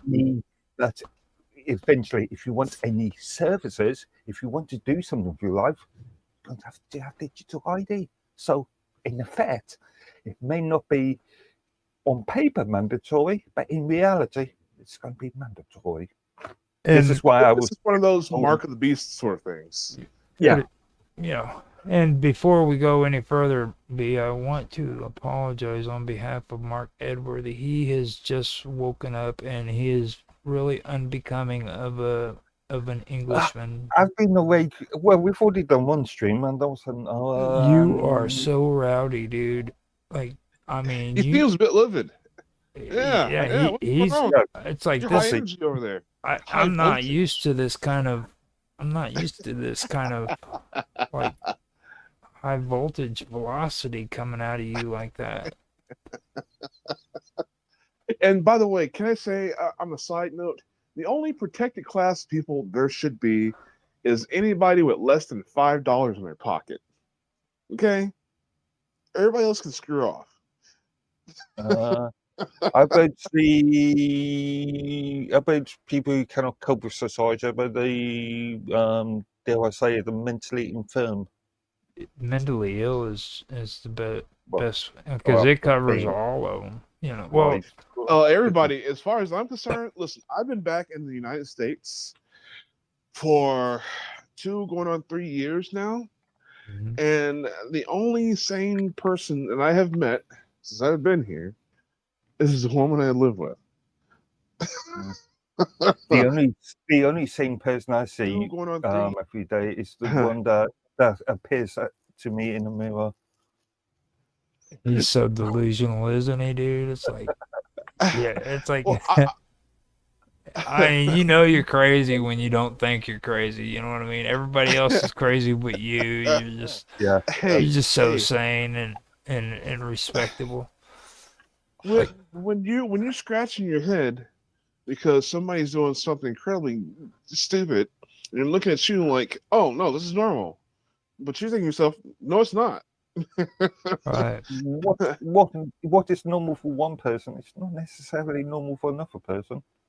Well, yeah, I know. Whenever you see a guy in combat boots, a long sundress, full beard with the whore makeup on, and a ponytail, and he's looking at you, or he's looking at me because my fly's unzipped. You know, he could just, you know, that's kind of like the analogy there. Well, that's pretty much freaking being a teenager in the 1980s. I mean, I tell people that all the time. I'm like, I was a stoner kid, you know what I mean? I ran around with long hair and shredded jeans and shit, and you got all these queers fucking circling the block, you know? People don't remember that shit. Like, Dude, I just apropos of what you just said. No, so I had the weirdest dreams this morning. One of them, I don't know if that's you had long hair and like these 1980s glasses. I'm like next to you. We're rocking it to like some 1980s music, and we just have this hair flying around everywhere. We're jumping through hoops and petting lions and shit. what the fuck, dude? It was a weird ass dream. It's always on this show too. Like when I start hearing weird shit like this, like Mark Edworthy can vouch for this. Like back whenever like Karma was on here, Karma Love, she was pretty respectable before we started this show when it comes to some stuff. Right, like there's things she wouldn't put up with, and like by the end of the first season, because I always did just 12 episodes, I'd say by the 6th or 7th episode for that year, she's like freaking pulling vibrators and shit out of her freaking coffee table and stuff. So we now know who to blame. Okay. You know, It like, kind of reminds me of that newscast where the woman's being interviewed and she's got like behind her, she got a shelf full of vibrators. yeah. It's like I don't know. I mean, it's weird, and it always happens on this show. We have some of the weirdest shit happen on this show. It always does. So after that, what I wanted to do is I wanted to bring another thing up because last week we weren't able to cover this. And I want to apologize to you about last week too, V, because I didn't tag you beforehand so that you could come on. So I apologize, but you missing most of this. It's all good. It's all good. But I'm just glad to have had a rare glimpse into our friend Naroki. If anybody doesn't know what I'm talking about, well, you just got to go and hunt the material down. now, this one actually is something I know you would probably want to talk about. Mark might want to too, but it has to do with the Subject Edworthy. Now, Pan brought this up, and he asked if we had talked about the eye shooting incident in Minnesota on the round table. Now, I believe that happened after we did this show, so I'm pretty sure it wasn't out yet. And I'm just going to take the same stance as I did within my commentary on Elements, and the same stance as I took on Wednesday. I'm not going to. I'm not really. I'm going to not try to stay away from the actual details of the case, due process. But I will talk about the much more fundamental points. Okay. And this is coming from the guy. He's in his lair. It's always pitch black in there, man. What's going on, bro? You got your shiny curls there, and your super villain smile. What's going on here? I stuck a curtain off behind me some time ago just to stop reflections and yeah, just Okay. all right. Now, That's just been all dark and mysterious and wise. now, Mr. Robot, his take on this was he said that in his opinion, he sees it this way because he's seen it on the news every day for the last few days since he wrote that, and he said that he's seen every angle of the incident, and what he noticed was she was blocking traffic. She was part of an organized protesting effort against ICE. She bought into left-wing liberal lies about ICE. But then he goes on to say, however, I do not think what the right is saying is 100% in good faith. She was not a terrorist, and she didn't intentionally want to hurt or kill a cop or deliberate. Dude, I've seen this from every freaking angle, and I can't wait to have this discussion with Naruki as well, because he's like, "Oh, tried to murder the guy." I'm like, no. If put yourself in the position of the driver, from the wheels turning to the acceleration. Put yourself in the shoes of that person. If you wanted to run this ICE agent over, you wouldn't have adjusted. You would not have turned your wheel all the way to the right and then all the way to the left, as if you were trying to avoid something. Mm-hmm. This guy was like already in danger of being hit because of how close he was. All she had to do was turn towards him as she pulled off, not away at first, and then towards him. I mean, it's simple physics if you just look at it. It's so. If you know how to drive a car, you would understand that this woman did not try to commit manslaughter or murder. If that is the case, again, that will be for a court to decide, not for us to decide. Now he goes on to say he doesn't And think nor the mere populace to decide what's going to be next. Pitchforks and torches. that's probably the next step. Yeah, that sounds pretty much. Cocktails. It's something that I Shotgun really find revolting is this sort of the narratives I've seen over this case just reminds me of sort of people having a sort of vigilante sort of mindset. I mean, you're the one that asked, and I mean, being honest, yeah, that's what it looks like. Most of the shit's gonna, because it's escalating, and I've said this time and time again. I even said it on the Roki show. You know, these people are acting the way they're acting, and they don't understand the consequences, or they just don't give a shit. You know what I mean? It's like freaking. There's gonna be a bloodbath that's gonna happen in this country because freaking people want to take things to the extreme and they don't want to let off. And I'm not just talking about these leftists. I'm talking about the freaking right wing, freaking the right wing. But I don't even. They're not conservatives. Okay, I've finally determined that. I mean, one thing I really do not like about the US concept is this form of sensationalization. It's what they're trying to portray as being the conservative Republican Party is no longer a conservative Republican Party. It's been taken over by nationalists and not conservatives.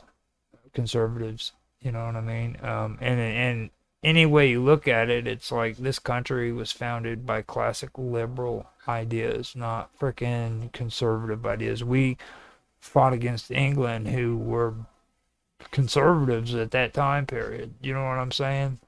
And that's and everybody's like, well, it was like this and it was like that back then. And it's like that's not the point. It's we are a constitutional government set up on constitutional laws. Yeah, the left and right thing is not really relevant in this. Well, yeah, it is. The publication is coming to a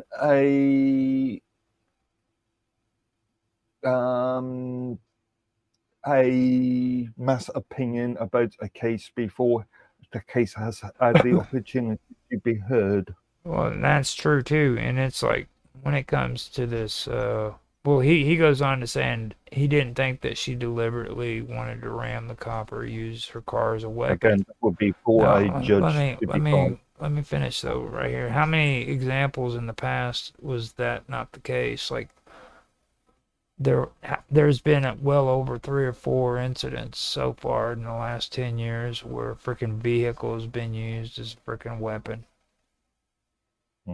And and we've had cases, especially in Germany, recently. Yeah, well, twice in Germany during Christmas. Yeah, well, I think maybe a bit more than twice. Well, the Christmas thing happened twice. It was 2 times. Yeah. But I think the actual occurrences have happened more than twice, or the similar occurrences have happened more than you may be aware of. And then I believe there was that rally that was going on. I can't remember if it was a white supremacist who was the one in the car running people down, or if it was the freaking left. You remember that when they were out there? And it doesn't matter if it's left, right, or centrist. Well, if somebody's a criminal act. That's I get that. I just can't remember exactly who it was. You know what I mean? Just kind of because especially you're Mr. Specific, but for some reason you're not doing that now. You're evading this. I'm being careful what I say. You're blaming any one political demographic is a dangerous situation in itself. Yeah. Now, with what V said, though, I agree on that to one thing. But I'll go further with that. I think that she just panicked because what happened was that's what it looked like to me.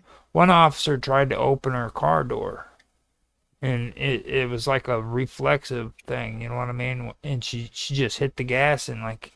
She did jerk off to freaking one side and then to the other. You know what I mean? It seemed like she just panicked.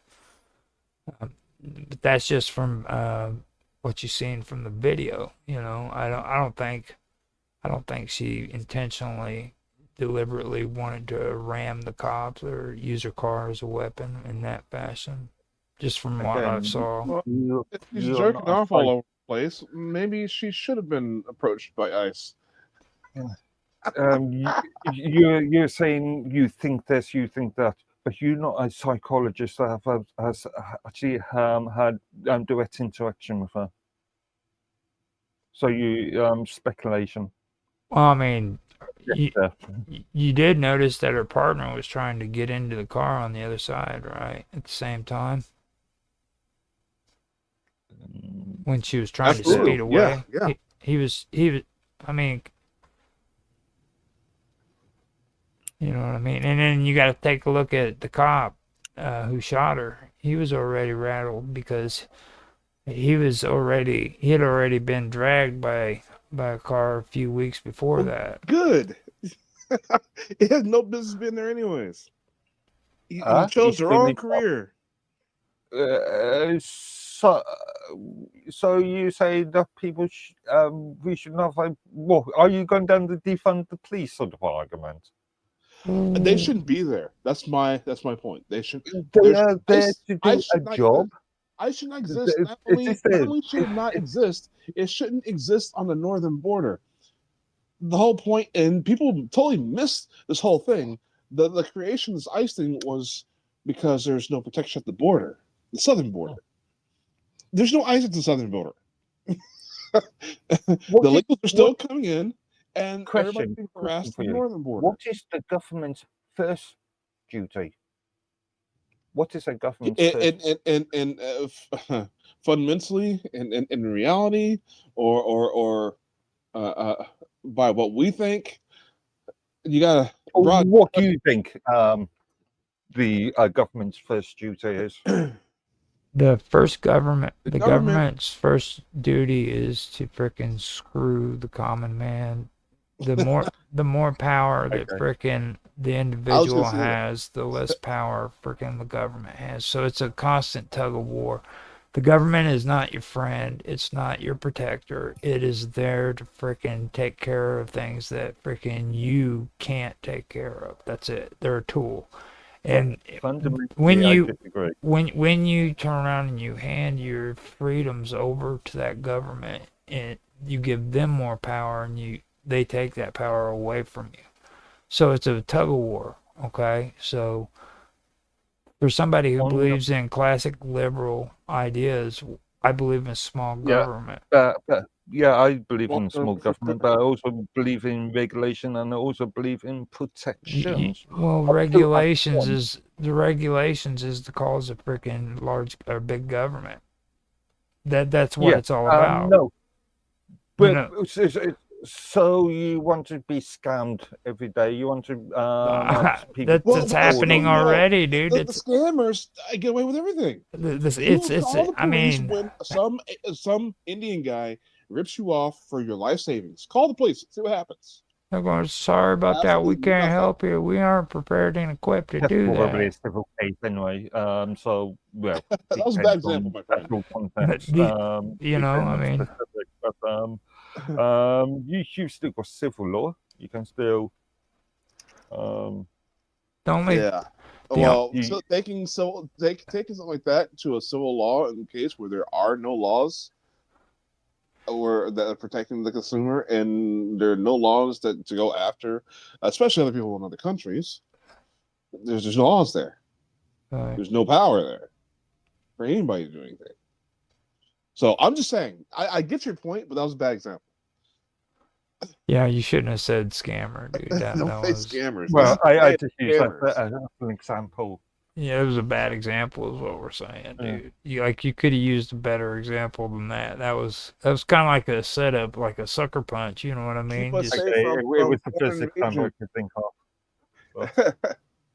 of. Now you went on to say, I apologize. Tan went on to say, I apologize if I seem a bit curt earlier, but I have reviewed a couple commentary styled videos and have heard what I deem as being inflammatory, inappropriate language being provided by certain individuals. As far as I am concerned, this is solely a U.S. internal matter, and there are bigger concerns both on an international level and a level of what is currently occurring within my own country. Now, is that Tan or you? I was considering this from that this story is an international issue, and I was thinking of an international story, and I was thinking of similar stories that have come out of the UK that nobody has in the US takes notice of. There's this mentality that if it happens in the US, then everybody needs to know about it. Yeah. Irrelevant if irrelevant if it affects their lives or not. You're not wrong. And there's a form of arrogance. There's a form of supremacy. You're not wrong. Well, I like Dan how he put all that together because his final saying was, I also believe that it is appropriate, even correct, to remain neutral at the present time and allow for the U.S. legal process to be carried out within the manner that is permitted by U.S. legislation and the U.S. Constitution.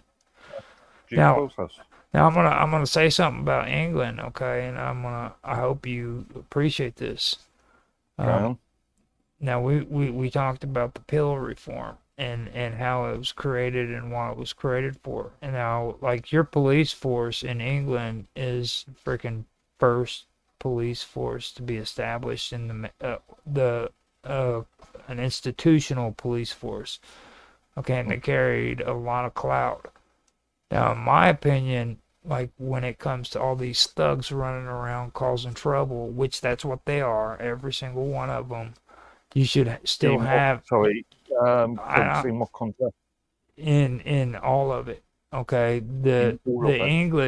The English police force has always been able to freaking deliver freaking protection and safety to their people until they allowed for this kind of behavior to happen.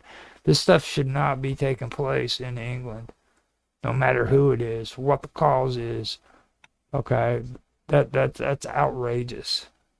So, you know, it really it really is outrageous, and like that all falls on the lack of freaking of I suggest that the police force should review. be should be better freaking established than what they are. I Like agree. they've gone I way agree. downhill.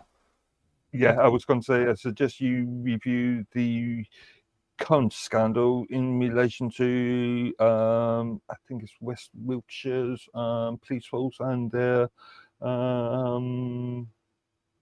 executive branch. It's horrible. It really is horrible. Like There's a big scandal at this present moment. because and I mentioned this before to you and MC Dirty Work, you know, and he brought it up about Jersey and stuff, but like England was really big about their police officers being seen, you know what I mean? Like they were seen in public, you know what I mean? Yeah, the argument about police forces just dealing with Twitter sort of hate speech, quote unquote, and not concentrating on more important crimes such as robberies, potential murders. Going back to the old, you know what I'm talking about there, but I'm going back to the old Dixon of Dock Green concept, seeing the Bobby on the beat. Yeah, exactly. That's exactly what I'm talking about. Mm. And it's like if freaking they didn't have a vehicle, they were on bicycles. Mm. You know what I Or mean? on foot in some cases. Uh-huh. I thought that was pretty interesting. That didn't happen, or that's not happening anymore. Mm. So Mm. now, do you guys want to talk about this thing about Pope Leo and his free speech thing about free speech is being eliminated in the West under Orwellian style censorship? Which Oh, was is that what he also said? which was also pushed by its predecessor. What'd you say? Which was also pushed by his predecessor. Right. Now, this was posted on the Pundit. So if you guys want to check it out, it's on the Gateway Pundit, and it says Pope Leo the 14th used his annual address to foreign diplomats at the Vatican to issue a stark warning that struck at the heart of the Western political order. The first American pontiff cautioned that freedom of expression in the West is contracting under the liberal globalist banner and so-called progressive and inclusion. According to the Pope, Western societies for a long time have drifted and continue to drift towards enforced consensus rather than open debate. Well, that coming from the Catholic Church, of course, I mean, you got to say something like that. You have to, especially being an American Pope. This probably has like first time it's ever happened. In order to get the trust from the people that you've been put in charge of to pontificate at, you need to gain some sort of like trust. The office in itself holds tremendous power, but when you get seated on the throne, people are still going to judge you by your first actions. And if you're going to say something against the West, because this is Eastern Hemisphere still, is over in Italy, right? To say stuff against the West, you're just kissing butt at that point. To ingratiate yourself with the population that you're surrounded by. Of course, he's going to say something like that. And on top of it, he didn't say anything specific. He didn't say anything. He didn't name any names. He didn't name any particular actions. He gave a vague comment about something that we all know, whether consciously or subconsciously. He's a politician. That was the whole purpose. And it was sensible for him not to name names, in my opinion, because again, this is a much more wider cultural phenomenon rather than an issue with any specific individual. I'm not sure what I'm looking at this from the Anglican Church at this moment. I'm not sure what Dame Sarah Millay has to say about this, which is the current Archbishop of Canterbury and therefore the Archbishop of the Anglican Church. But our predecessor, was it Justin Wilby, was extremely, let's say, progressive, and has arguably done a lot of damage to the Anglican Church because of these sort of politically correct. So when I heard that, and it was posted on the chat too by Mr. Robot, it made me look at another thing that's been going on. Have you guys heard the stuff that's been going on with Megyn Kelly? Who? Megyn Kelly, she's a journalist. She's under fire. Oh, blonde. Yeah, she's the blonde-headed woman. Yeah, she's. I don't do celebrity gossip. Well, she's into politics too, and she's under fire with Democrats who are demanding her show's cancellation. And what happened was, according to like a exclusive interview she did,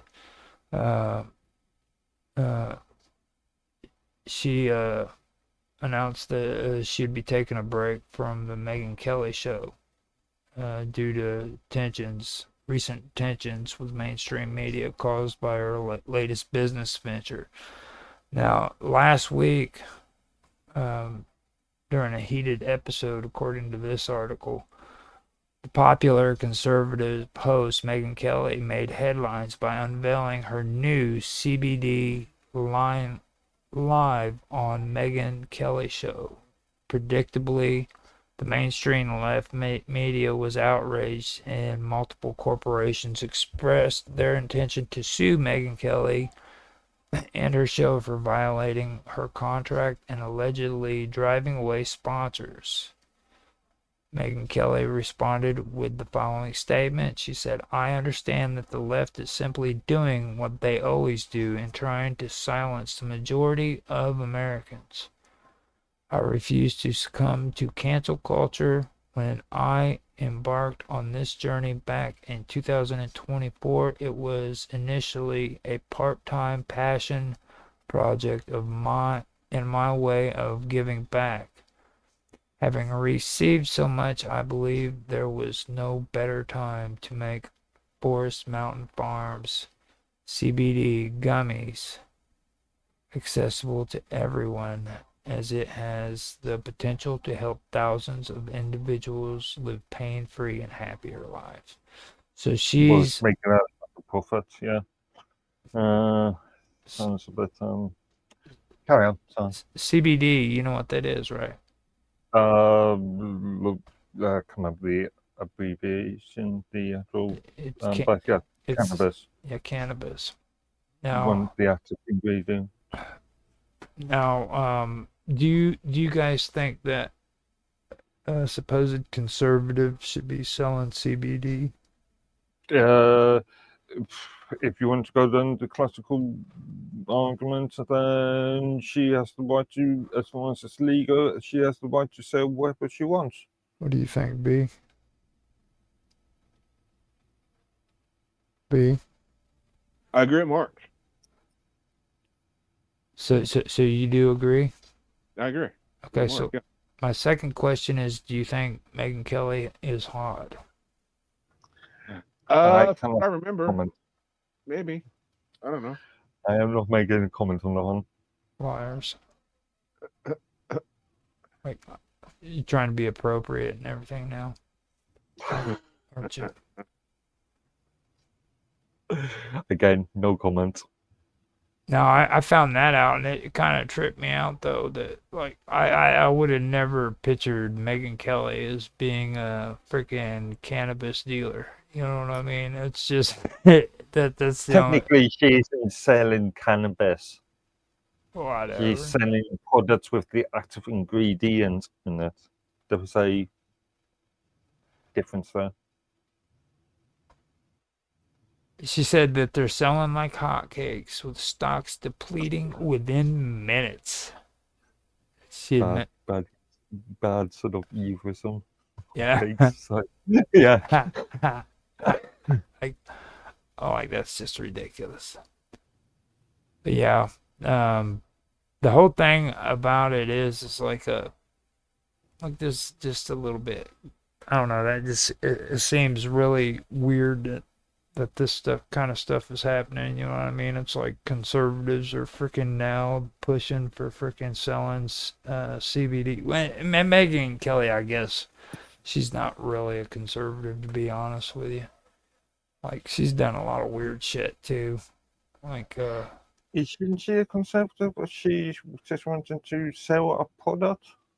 well, no, it's not just that. It's in her career. Like, she's done really weird shit. Like, she's actually gone on MSNBC, I believe it was, and she's done her own show on a freaking a left-leaning freaking news channel. Because that's her paymasters. Yeah, it was after the sexual harassment stuff that she was talking about when what's his name, oh boy, off of Fox, sexually harassed her and a few other.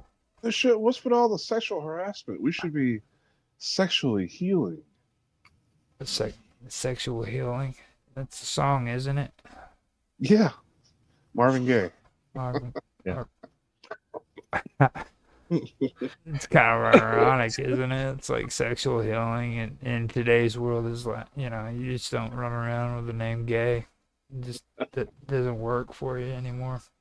Let's try Gaylord. Oh my God, who was that has Gaylord on their name? I remember that. Somebody had the last name Gaylord. Yeah, quite recently. Oh. Actually, there. So there's a congressman, a Republican congressman named Gaylord. I seen him on TV not too long ago, and he looks like a total. He looks like, oh God, he looks horrible. He has acne all over his face. The worst old man haircut you've ever seen. It's like someone mashed a teenager with an 80-year-old. That's horrible. Yeah. Anyways, go ahead.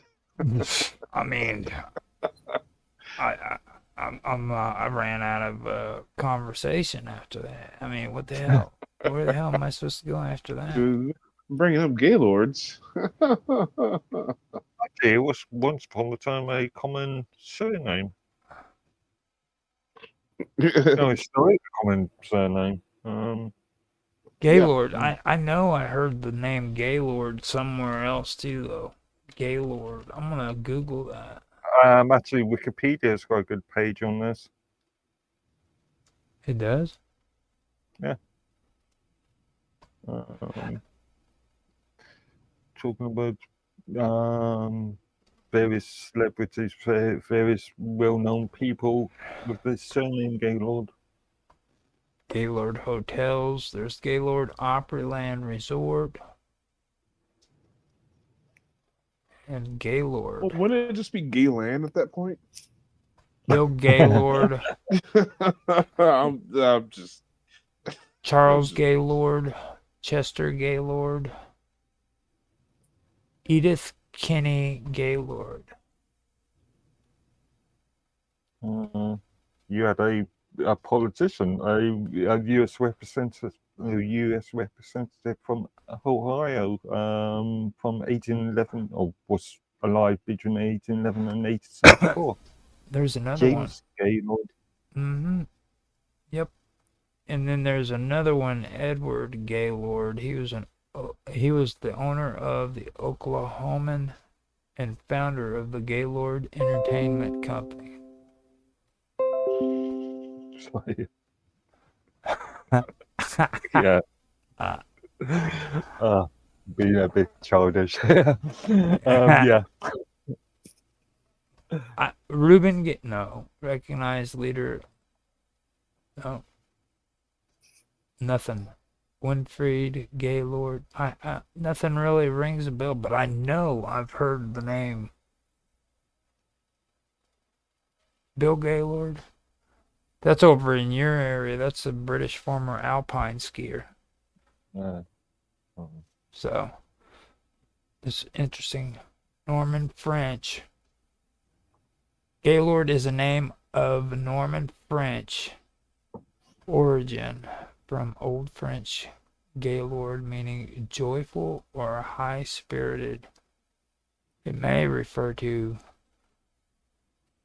all those names. All those names, yeah. Surnames. It's interesting. So you had to go the Gaylord route. Thank you, B. I was just saying. Okay, so with that being said, I wanted to say something that was really cool because I get into a lot of the paranormal stuff and conspiracy and UFOs and stuff. And I don't know if you guys have ever heard of Tim Alberino. Have you Yeah, you sent a video. Where, yeah. I don't know. He's a guy in a band. No, he was on the show, and the guys that were Ninjas or Butterflies did a freaking song about him, dude. Okay. Now, I remember watching him a while back, and freaking I seen a couple of clips and stuff here and there of him and everything, and I seen this, and I was like, dude, this is cool as hell. So I wanted to kind of bring that up. I thought that was a cool video they had of him, of the legend of Timothy Alberino. So did you go in and check that video out? I did. What'd you think of it? Yeah, not bad. I thought it was funny as heck. You got to know this guy's background too, because he like went to South America, and he just freaking went all native and shit for the longest time. So like when they're talking about the monkey being on his shoulder and everything, yeah, like that could have possibly been a fact. You know what I mean? He lived out in the jungle and stuff like that. I thought that was pretty cool. So. All right. Yeah. Well, I mean, I kind of reminded me of Clutch. I don't know if you read my message or not, but yeah, I don't know the way the cadence and how they did their music just really reminded me of Clutch. Old school band. I might have to check that out. I came Oh out yeah. of a with a song just recently. I finally did my first punk song on AI music. Well, before you go into that, something that I think you would find hilarious and that would inspire you. You should check out Corrosion of Conformity. Oh, I used to listen to Corrosion of Conformity all the time, dude. Oh, how about did you like their AIDS song? Yeah, dude. Alien inflicted death disease. Okay. Remember that joint? Mm, you know the emblem that they used or they used to use on their, it was like an insignia Corrosion of Conformity had back. Mhm. Let me see if I can find the emblem. But they used to have it all the time, and I was telling somebody at one time, I was like, dude, because what it is it's a freaking a warning tag that they put on something that's freaking like dangerous. You know what I'm saying? Like a freaking like, say if it's a nuclear freaking spill or something like that, or a container with like something that's a contaminant or something that can be harmful to you. I forgot what the name of it was, but they used to use that insignia back when they were younger. And I always thought that that was cool because I thought that would actually be a cool name to go with it, but I can't remember the damn name. This was a while back though, like back in the 90s when they first started out. Matter of fact, they go even farther back if you. Yeah, I thought they're a little older than the 90s, aren't they? Yeah, they go all the way back into the 80s, to be honest. I think they go all the way back to like 1982 or 93 or 83, back when they were teenagers. When you had your long hair and you're rocking out. Again, it's so funny that you mentioned it because I literally had a dream about that this morning. Dreaming about me. Yeah, well, it wasn't about you. You were there. Pervert. You were there, my friend. Just dreaming You about. had tickets to the show. Well, I mean, dude, you know, I was dreaming about me. everybody, it doesn't matter if they're men or women, dude, they dream about the old freaking chocolate thunder. He brings it. You know what I mean? Are you I- sure dreams? Are you sure it's dreams and not nightmares? It was weird. It was like all bright, like a sound set for. It was like it was a music video. We literally did a music video. We had these wrestler suits on. These weird sunglasses. We were doing that wrestler stomp and the hard head shaking. We were jumping through hoops and stuff. It was like some Circus Olay stuff. I'm telling you, it was weird. Roger with long hair. Good lord. My goodness, I don't think I like the wrestling part. That just did not. It looked gay as all hell. Yeah, I'm thinking that. I'm like, my God, dude, what the hell are you dreaming and shit? You know what I mean? Well, you know, Wilson could have showed up, but he didn't. Let's be thankful for that.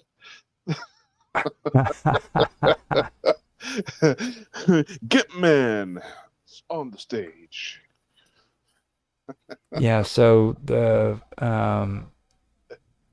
first things they came out with, from what I see here, is their early years, Eye for an Eye, and Animosity. That was 1982 to 1988. Okay. And they were influenced by heavy metal bands like Black Sabbath, Iron Maiden, Scorpions, Judas Priest, blah blah blah. Black Flag, I could believe, but yeah, not like I don't see them being influenced by Iron Maiden and Black Sabbath. Not real. Like, yeah, I mean, and then they said on here Scorpions. Seriously, dude, do you really think that freaking Corrosion of Conformity was influenced by Scorpions? That I don't know. I doubt it. Maybe Judas Priest though. The Black Flags and Bad Brains. Yeah, oh, they were into the Circle Jerks too. Minor Threat. What the what? Minor Threat. No. Before that, Oh, Circle Jerks. really? Yep. Did you ever hear of the Butthole Surfers? Yeah, I know the Butthole Surfers. They used to always, they always used to freaking imitate or try to imitate the Circle Jerks. Well, if doesn't have something to do with someone's butthole or someone circle jerking, I don't know what's going on then. Hey, dude, fucking back in the 1970s, they were willing to do anything to get a freaking gold record. You know what I'm saying? Like, have you heard about what's her face? Joan Jett now? No, what's up with Joan Jett? Joan Jett is trying to push the freaking narrative that she was victimized as a teenage girl because her and Lita Ford were in oh god, well, now I'm having a brain fart. Joan Jett and Lita Ford. Well, okay, so I was victimized by her music. Can we call it a draw? Can we The call it Runaways. They were in the Runaways. Well, see, the thing about it is like they were both in the Runaways, and the Runaways actually, when it comes to freaking women and freaking, you know, being like remembered as like a freaking role model for women, like the Runaways was the first actual female rock band that really hit big. You know what I mean? Like as a punk band, kind of. You know, I can't really call them like a punk band. You know what I mean? But they had that punk kind of. Right. You know, and they hit big. They got famous. I mean, Lita Ford. You know what I'm saying? How can you freaking not say she didn't get famous from it? You know. I mean, and then Joan Jett freaking comes out and says, "Well, I was drinking all the time, and my producer was freaking buying us booze, and he was in his early 20s, and I was just a teenager." And I'm like, dude, what the fuck? Who wasn't freaking getting drunk as a teenager in the 1970s and 80s? You know what I'm saying? I think that's all time. You know, I mean, hell. I spent more time standing next to a liquor store than I did anywhere else. Trying to get somebody to go in and buy me booze. See, I was the guy always buying booze because I looked older. Well, I had facial hair for everybody else. My facial hair was gray. So, as a 16-year-old, I'm going to buy booze. No problem. And my friends loved it. It's weird. I not that often. I don't buy alcohol that often anyway. But I occasionally still get asked for ID even now, and the only identification that I carry on me is my debit card. And I'm Yeah. I'm coming to be 50. yeah. Well, I mean, Yeah. the thing is, now they've gotten dogmatic about it. It's just so a part of the process. Yeah, no, I get carded everywhere I go, for sure. But back in the day, before it was a big deal, I was right in that sweet spot before, because when I got one of my first jobs. I worked at a gas station. I was a graveyard clerk. Did I ask for ID? If you looked old enough, I didn't bother. It's insulting. However, if it's a part of your job description and you gotta do it, then you just do it. Oh Right? shucks, I've got to do it. You know. So I don't know. It's so insulting or I've a compliment. I mean, do I look younger than I actually am? dude, they're just trying well, to. see that's the thing too, because even though I looked older than all my friends and I had the gray facial hair, I'm still baby faced. Well, I mean, you guys see me shaven. I'm baby faced. Well, I So don't want to I feed had the into best of your both ego worlds though, there. because I mean, I freaking know you better than that, because you just want freaking applause and shit. You know what I'm saying? Like all of a sudden you're talking about your baby face, and then I'm saying, yeah, dude, you do have a pretty You baby know face, how and many you're like all cougars have turned me down because, oh, this is your baby face. Oh, yeah. like are you kidding me? Well, I'm dude, older than your son. hold on, I'm dude. not as old as your ex-husband, but I'm older than your son. Cougars, you need to understand something about cougars and milfs. Cougars and milfs don't want any guy that's above the age of 30. Okay, so once you pass 30, Oh, freaking, they I was don't too want you. young. Oh, That's no, what they're saying. They're saying, "Oh, you're just too young." Oh, whatever. I could be your mother. Like, yeah, that's Are kind you? of the point. That's what I'm into. Are you saying that we are over the hill? No, I'm just saying cougars, freaking, they target younger guys so that they can get that new blood in. They like to control the situation. Maybe for some one night stands, but as far as long term relationships, Mhm. I've had quite a few. Don't get me wrong. It's just Well, I'm saying whew. without getting them drunk. No, they were getting me drunk. I literally had this. So I was like 20, I think. I was about 20 years old. No. This is after I got out of the army. Yeah, I don't know. I was somewhere around 21, 22, and yeah, mowing the neighbor's lawn and trimming the bushes, if you get what I mean. I Yeah, would she was never, luring me in with 18, with a I pack would of never do 18 yard work, beers. dude. I'm sorry. I would I would be never like, do I was yard 21, work. she was 51, and we had it got exponentially, like, like it got to the point she was buying me an 18 pack of beer every day because that's just how much she wanted to see me. She figured that was the way to get me over and get me drunk. I Yeah. didn't need that. However, I didn't say no. It's a free alcohol. So So, with all that being said, I want to say there, Joan Jett, reverse freaking victimization. V has been victimized by old age freaking barracuda milfs. You lucky, older lucky. women love me. Ever since, listen, I got the feel on my first set of naked ones when I was 5 years old. My babysitters were just like incensed by me Yeah. for some reason. I got 16-year-old girls babysitting me, and I'm just in boob heaven because you're damn wow. Okay. So Bear me. I've got one more topic that I want to bring up, and that's it.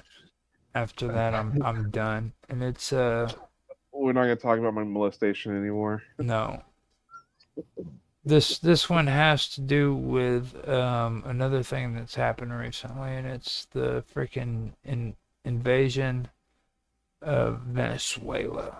Now, the New York Post said Are the you sure invasion? hold up, word? let me finish. New York Post put out U.S. used powerful mystery weapon that brought Venezuelan soldiers to their knees during The Maduro's sonic raid. weapons. Witness. Okay. Okay, I take task with your usage of the word invasion. First of all,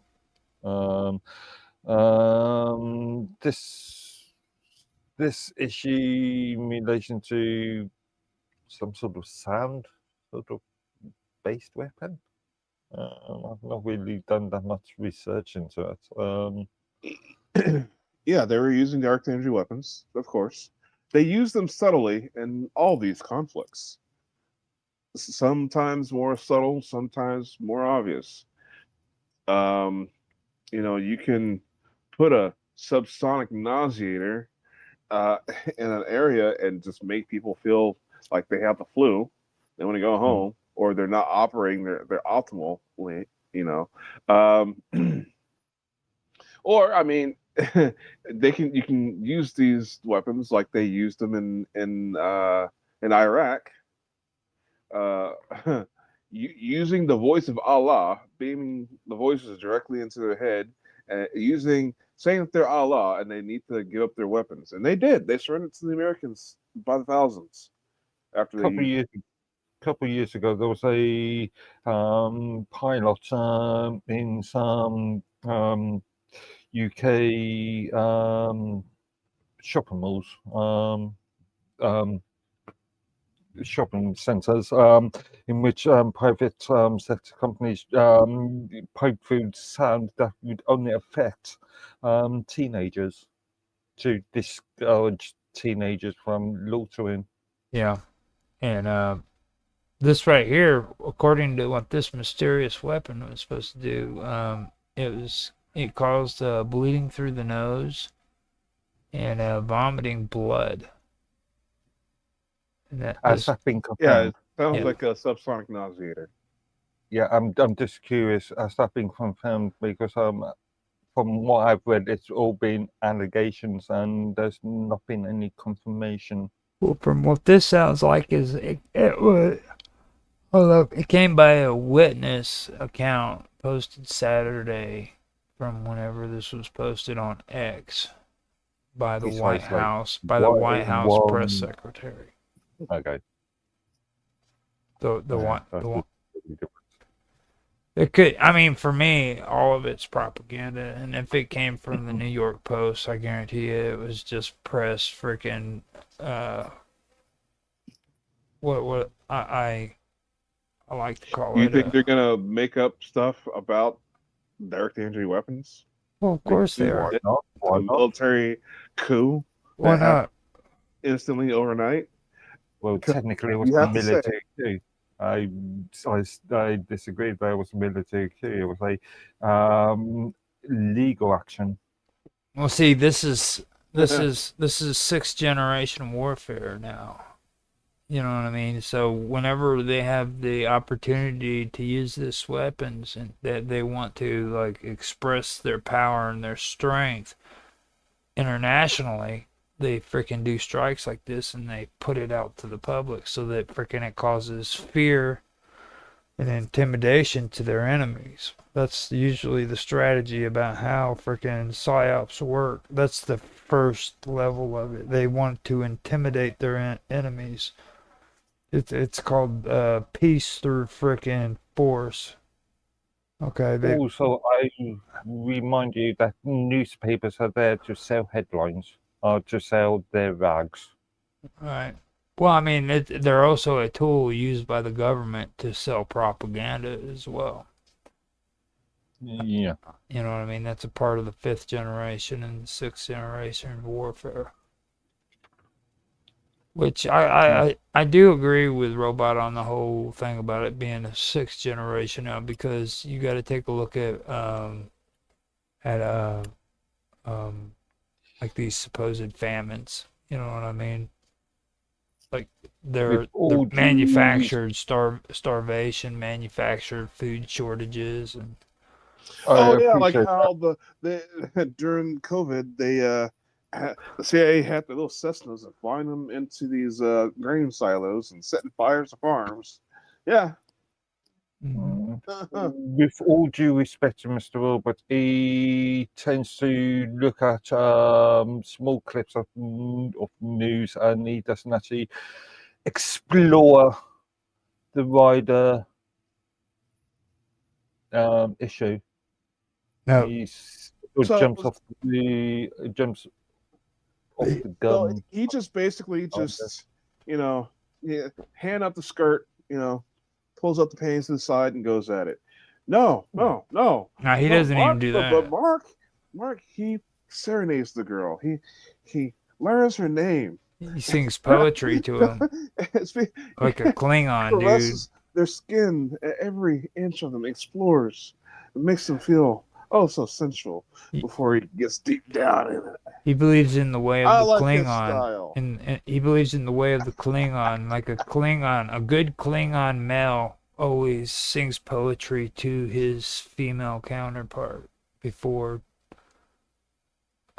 conjugation.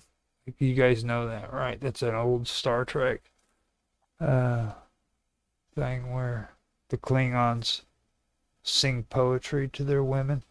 Dude, you're talking to the Klingon with the rings on over here. Oh my God. Look at that hoodie. He's just a gangster. Oh, what's that insect that tries to mates with a male insect and then sucks out its brains afterwards? It's called a fucking alien. No, it's munches on the head afterwards. Alien 3. No. Yeah. What's the Sucks their brains out and shit. No. Species. It's a. I gotta make a Giorgio meme now. You're talking Says about Aliens 3. not a Black Widow, but it's the other ones. It's the Spiders do something similar, don't they? They after mating, they will consume the. These are like crickets, though. I know what you're talking about. Yeah. A mantis. Yeah. Praying Yeah. mantis. They freaking actually bite the head of the male off of them, and then sucks out the freaking Yeah, nutrients for the babies. yeah. They don't need a dad. Man, that's pretty liberal, dude. That's about as liberal as you can get. Yeah. Oh, God. So that is all that I have.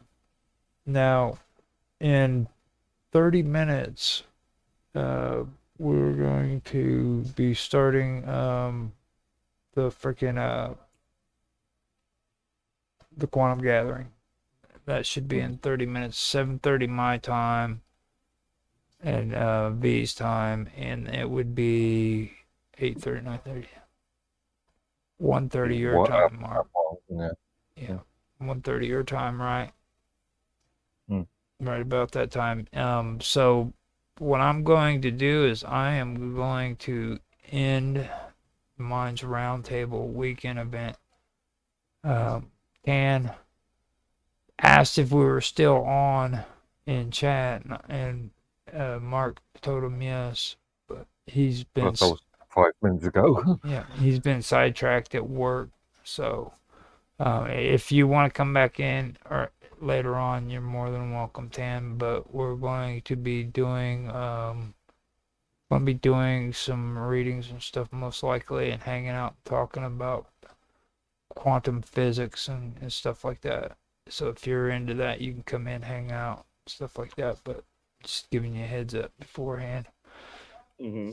So if you guys want to, man, let me put some music on. I will end Minds Roundtable weekend event, and we will come back here in roughly 38 minutes and start that up. But before we go, I'd like for you guys to give out your freaking socials so that everybody knows how to get in touch with you. Starting with you, V. Well, if people want to get in touch with me, they can get in touch with you. How about that? All right.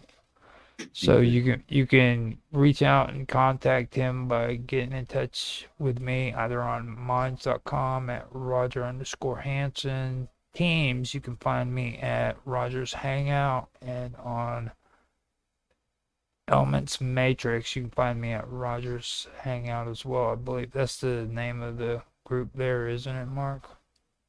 Yeah. Okay. And other than that, I'm on Discord at The Wonderful World of Weirdness and Gaming with Infamous. So if you want to contact B or me, you can contact me at those socials. What about you, Mark? How can people find you? Again, mainly on minds.com, under the username Midworthy. All right. So with that, I'm going to say thanks everybody for watching another episode of Minds Roundtable Weekend Event. If you like, please like, subscribe, share, make comments down in the comment section. It's cool to do it in the chat, but the comment section is really important. It really helps out. And people like to hear what your thoughts are and get some feedback, good stuff like that. Or just have a conversation, man, because it's like a barren wasteland down there sometimes. So leave a comment. And with that, I'm going to end the show, and we will talk to you later. Okay, got that one done. So I love how you ended that.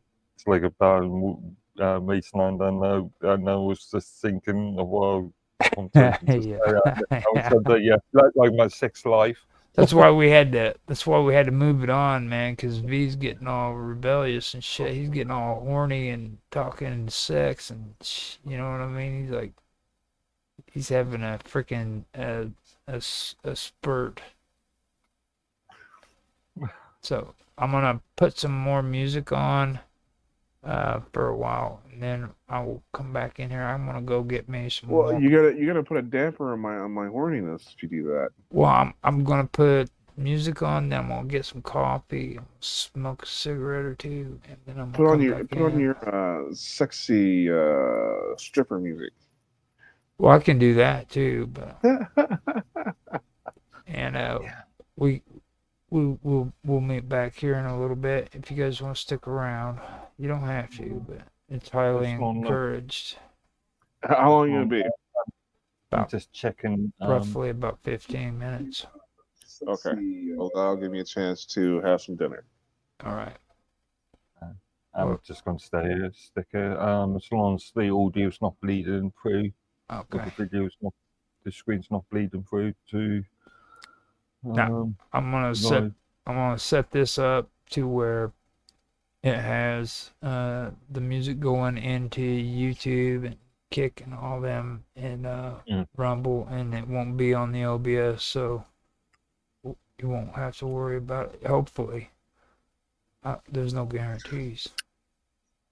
So let me see if I can find what I'm looking for. Usually it's easy to find these damn things, but I have a hard time finding them now for some reason. Wondering if I put it in the wrong folder. That Minds Roundtable seems to have been a lot shorter than previous episodes. Well, it's because we don't run the whole episode for 6 hours straight now. We got it down to like 1, 2. Well, yeah, So that's true. it's like, hold on a minute. Keep having issues with the OBS. It keeps bouncing in and out. So with that, I'm gonna get the music on and I will be back here in a minute. Okay.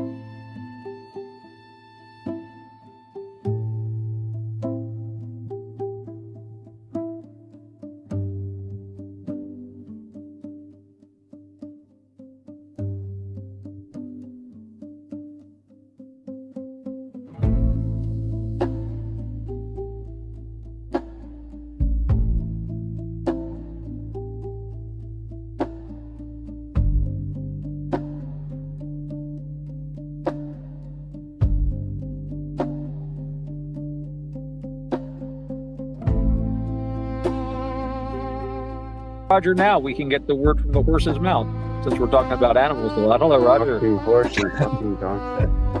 Sounds intriguing. Of all the stuff that you talked about that you're discussing, I doubt that I can do anything to.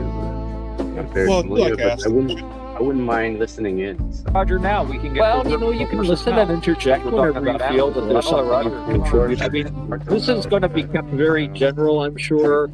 I don't know how focused we're going to be, but at the end of the day, we're going to do a nice, fun play, and that's always a fun thing. Well, I don't because donkeys. He deals with asses. Maybe appropriate for this time around because I'm a unicorn right now. Oh yeah, see, there's some hat. I really like that hat. Well, see, that's the whole special magic of this. If you want to put a unicorn into the story, we can add a unicorn too. We can have it, and it's not. Or a donkey that identifies as a unicorn. We could do that. Yes. Yes. Don't you start, Mark. We can do it. Don't bring animal gender identity, gender theory into this. I've kind of messed around with that. Because I've incorporated reincarnation into the whole mix.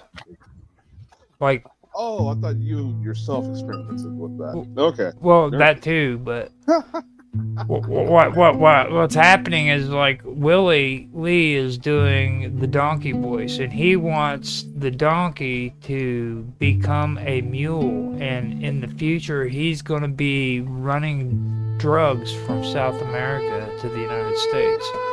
So we're going to have a donkey. Could it be a very confused donkey? Yes. Wasn't sure if he's a mule donkey or a unicorn. That would be a good idea. He could just be an ass. Yeah, he could be an ass. Mule is really his job description. So Yeah, that's actually a good, because what it is it's based off of Juan Valdez. Okay, you know how Juan Valdez had the donkey? it's an old coffee commercial. You have to be a certain age. I can still just picture Juan Valdez carefully picking each bean and putting it in a sack on this floor. Colombian, right? The Colombian. Right. Yeah. So I think their Department of Commerce came up with it or something. So we're doing the Book of Maxwell according to the Gospels of Folger. Gospel of Folgers? Yeah. So I've ran this by a few times. I've got it pretty much memorized. It's Maxwell House. So. Right. But it's the Maxwell is completely different. It's the Book of Maxwell. Then there are the heretics, the espressoites. Well, see, who rejects the instant coffee gospel of Folgers. And what about that Nescafe cult? There's a lot here. Yeah, we're gonna have enough to start your own universe. Well, Sanka is a cult of Atlantis. Okay, that's why Atlantis Sanka. Of course. God. Okay. It was a dog whistle when they made that brand of coffee. All true Atlantis adherents will drink Sanka. So he's gurgling again. I am gurgling, making real coffee. You're brewing coffee right there? That's so cool. He's don't want to be too far from it. It's like a portable office / You should have seen him when he woke up. He got up like a half an hour before he got on stream with us, and his hair was all messed up and everything, and he was all disorganized. You'd have been My hair always messed up. You'd have been so proud of him, Dan. He actually did something unorganized.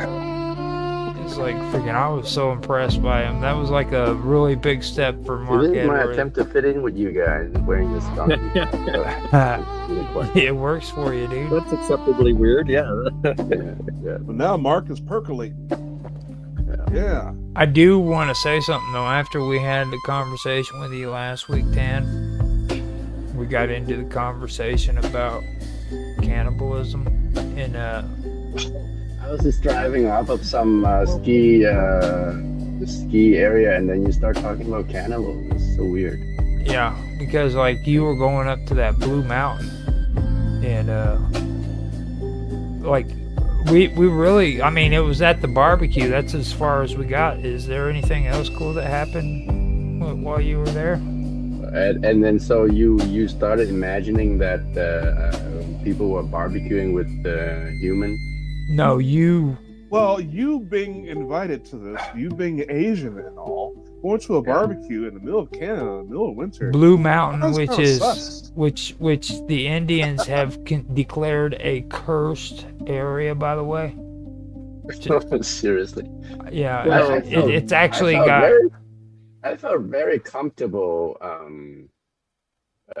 being in the area. I mean, you know, even though I have never been there, but tell you something though, like about 19 years ago, I was down in Colorado, and I was driving off in. Actually, I stayed in a motel in an area that looks like it's native. All the street names are native names, and I felt very uncomfortable in that area. All full of booga booga names. I was in Colorado. It was somewhere in Colorado. I'm not surprised you'd find that in Colorado. I know, speaking as an American Indian, that's Native American to you white guys. As far as Native American curses go, a lot of that has more to do with like taboos over going there at certain times or under certain circumstances. It might be something reserved for like burial, you know, or whatever burial customs they have, or it might be something sacred where you only go there under certain special circumstances. And of course, when Whitey showed up, it was really popular to tell them places, oh, that's cursed, you don't want to go there, you know, the places you didn't want them to go, you know. It's just like, so you got to be, it's usually a little more nuanced. White man than still just off the land. That's why. Right. And it ever happened that you know, you can tell a white man in the native area that going to a native area that accidentally step onto something, and then you tell them, oh, that was cursed, now you have to be sacrificed. That's kind of what got it. I guess. That's what got us into the whole cannibalism thing, because like, you know, we started reminiscing about the Wendigo and things of that nature in Canada. Yeah, I remember that. And I was telling you to turn back now, remember? No, I went deeper in, man. Yeah, you went deeper into the freaking valley, and I was like, dude, you need to turn around. You're an Oriental man driving. You trying to into... make my you tried to make my trip into like a Blair Witch project, but it didn't. It That's didn't because work out. he has a paranormal channel on YouTube. He wants it to be Yeah. paranormal. Well, I mean, the thing is, though, is like after you got off the stream, we got into an intellectual conversation and started saying, well, if we did like turn all cannibal and everything, who would we eat? And I chose Very intellectual conversation. Very intellectual, yeah. My first, yeah. Well, I mean, if it was Plato used to go on about this all the time, actually. if I was to eat any kind of person, it would be an Oriental, because like, you know, the Orientals would freaking be the better tasting out of the bunch. Yeah, right. You know what I That'd mean? be really good. Cannibalism comes into fashion. That's a good time to become a vegetarian. Yeah, You can't have Asian. The MSG is not good for you. dude. Yeah. But they eat the good No, I stuff, mean- though. Orientals in Asia might be tasty, but Asians in North America is just Right. You got to have wild caught, not like, you know. I was thinking like Greeks, you know, all that olive oil, feta cheese. Oh, Greeks wow. would be very, and Italians, but too much garlic in the Italians. But, I'm actually thinking the larger Americans, the stereotypical obese American. See, tastes like potato chips and beer. You tell me he doesn't have a vendetta against us Americans. He's wanting to eat Americans now. You know what I mean? It's like, Yeah, I'll just taste like fried chicken and watermelon. So. well, V would be the first one to go, dude. Him and I'll go, he looks tasty. Get that one. he'd be the first American to freaking Mark Edworthy would eat. It's like, and I'll tell you what, if I had to eat a North American, it would be freaking Naroki, dude. Like Naroki, you know, he's just a tenderloin, dude. If you could get him down, because he's a huge guy, you know what I mean? He's a Canadian. He's like one of those huge Canadian dudes. Some of them are part Sasquatch, yeah. Yeah, that's exactly what he is. Like, don't be fooled by his voice, okay? He is like a huge freaking Sasquatch. He could eat you with freaking one bite. He can just bite your head off, dude, with one Damn bite. Squatch. Damn Squatch. Mhm. His voice is very deceiving. Oh, it's almost I don't 30. I don't care who I eat, so long as they're female. Oh, yeah. It'd be gay otherwise, of course. Yeah, that goes without saying. Yes, yes. We yeah, all- yeah. Be gay otherwise. Yeah. Yeah. Obviously, I mean, right. So here in 1 minute, I'm going to go silent and, I remember a thing where that some fortress was under siege and they were resorting to cannibalism. They didn't want to kill anyone, so they all cut off a part of themselves to eat. And the guy was described, said, "It's okay, we eat each other's stuff. You wouldn't eat your own leg. That'd be kind of yeah, you wouldn't do that." Are you streaming somewhere, Roger, or are you just I recording? think he's about to start. yeah, I've got the recording started. It's right now at 7:30 my time, 8:30 Otto's time. So we're ready to do it. Okay, so no more blue collar stuff. Right. Right. No more blue stuff at all, if we can avoid it. Hello, everyone. Welcome to the Quantum Gathering. We've got quite a selection of guests today. Of course, we've got the mysterious V, who has no social media. Of course, Tana's here. Very good to see you. Our stalwart Mark Edworthy, Sir Mark Edworthy, Baronet. He doesn't like people to know about that, but he's definitely looking at maybe bumping up from Baronet and getting peerage, and who knows, House of Lords on the way. We'll see. And of course, Roger Hanson, the one and only, the man in command of so many channels on YouTube. And tonight we're going to be talking about all sorts of highbrow, interesting stuff. Our topics will include spirituality, artificial intelligence, our individual projects, and we're going to wrap it up with a wonderful audio drama that we're all going to participate in, even 10. So even if we give them a non-speaking part. So welcome, everyone. Thank you for being here tonight. Glad to be Some here. nice intro, Otto. Thank you. And I sometimes take my responsibility seriously. Not always, but sometimes. and Let me say hello first. I think I'm first. This is my first time appearing in your show. So, hi everyone. My name is Tan. Excuse the weird unicorn hat, but I'm trying to play a part into today's episode. You'll see. But you know, I don't know much about the topics being discussed. This is like a surprise. So I'm just gonna listen in and chime in whenever I can. Wonderful. Well, I'm sure you'll give some very good insights. I think you're rather a spiritual person, or at least more spiritually aware than the average person, who usually, unfortunately, gives very little thought to spiritual matters, even though we are, I believe anyway, intrinsically spiritual beings. We have a spiritual aspect, and unfortunately, in our modern society, we've been basically taught to ignore it. Our society as a whole has turned away from it, and so many of us have been on individual paths. I know V has. Mark, I know, has taken a path in life that he probably would have taken a completely other one in a somewhat different society.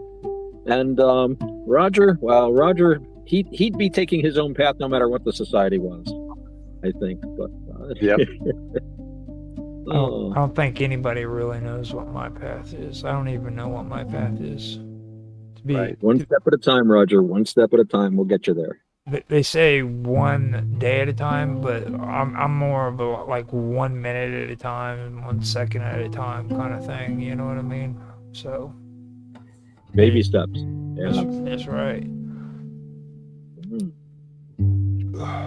So what were we talking about? Do you guys have any topics you want to bring up? Well, why don't we all start talking about our own projects that we're working on? Mark, what's the latest thing going on with you? I know you're on mines a lot, and that seems to be your main area, but I'm sure you've got other projects elsewhere. What's your end goal? What's my end goal? This should be good. That's a good question. You want to know Mark Edwards' end goal for a while now. That's like, what is the question to life? Now you're making Mark blush, huh? Putting him on the spot. Nothing that I can actually. Well, I've got a long to-do list, but nothing that I can actually pinpoint at this present moment. Or at least nothing I want to, at least at this present moment, mention publicly, as to say. Okay, fair enough. Do you have any spiritual projects?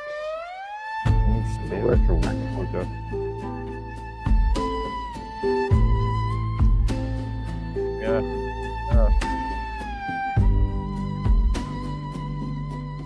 I'm not going to go to India or Tibet to find myself. Well, I think that was like a pot shot at Mr. Robot. Yeah, actually, just thinking about it. Did he go to India? Yeah, he actually Yeah. got in trouble with the Indian government because he was there as an illegal. So he had to like go through forms and have a waiting period before he could get back to Australia. He overstayed his visa Yep, thing.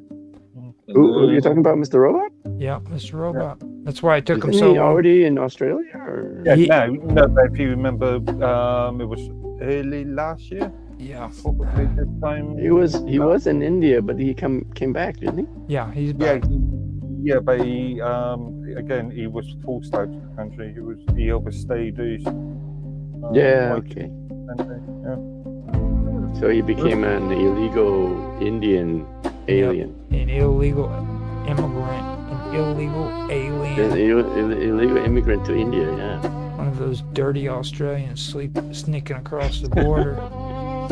Yeah, smelling the kangaroos and beer and cricket. Keep nasty talking about Mr. Robot. You You know what? Do you know what he did you last? upset him enough to come in. Yeah, that's usually my goal when I do that. No, that's my goal. Yeah. Do you know what he did last week? He came in here. He freaking was all with us, and he literally fell asleep while we were streaming. Last week? Yeah, That's last- right. I heard you guys talking about that. He fell asleep during the stream, and he said, "I had a rough day" afterwards in the chat. And I'm like, "Oh, dude, I got up like at 2:00 in the morning, and I still didn't fall asleep." You know what I mean? And as far as he's concerned, there was something like, what, 2 in the afternoon? Yeah. Well, Did he's you not have like the topics that you guys were discussing not of interest in? Maybe you got bored. Well, Oh. have you seen the guys? That was V on the show. All right. V was there, right? yeah. Yeah, you missed it, didn't you? I said he's sleepy all the time. Come on, look at his eyelids. Of course he's sleepy. I have to rip one on you just to see your reaction, and I get nothing but silence. Come on. All right, V, you started I was talking. asleep. Yeah, for What- sure. what- I what- was asleep. I didn't even come in. V, why don't you tell us your projects, what you're up to right now, and if you've got anything on the spiritual side? World domination. Ah, Yeah, there you go. I was like, is that spiritual as well as physical? Absolutely. I want to make my enemies pay. gonna build my own world they can't touch, and yeah, that's pretty much it. What's the spiritual side of that? I'm very interested. Justice. Ooh, very fierce. That's like one of those wrathful Buddhist deities that those Mahayana guys come up with. Although, don't get me going about that. But no, well, you know, I think there's a spiritual aspect to that outlook too. I remember somebody who said, please excuse the blasphemy, but he said, if you ever met God, he'd try to kill him and take his job. And that sounds like something, V, that you might. That sounds like the end result of your spiritual quest to exalt yourself. Well, I've told some of my enemies, it's like, you know, look at my face, remember my face, because you're gonna be surprised when you die and you get to meet God. You know, here's the thing. I'm trying to think. I don't think I have a single enemy. I'm always disturbed when I hear people have enemies. That's really unfortunate that you have enemies. Oh yeah, the NSA decided to declare war on me. However, I got harassed by the United States government, especially the shadow government, because of, well, they let me go. They let me go from the army without realizing how smart I was. Like they kind of did know, but they didn't, because once those found out that I was PDA autistic, the army wanted to let me go, but the shadow state did not let me go. And so I got harassed unendingly to go and work for them, which I said, no, I will not.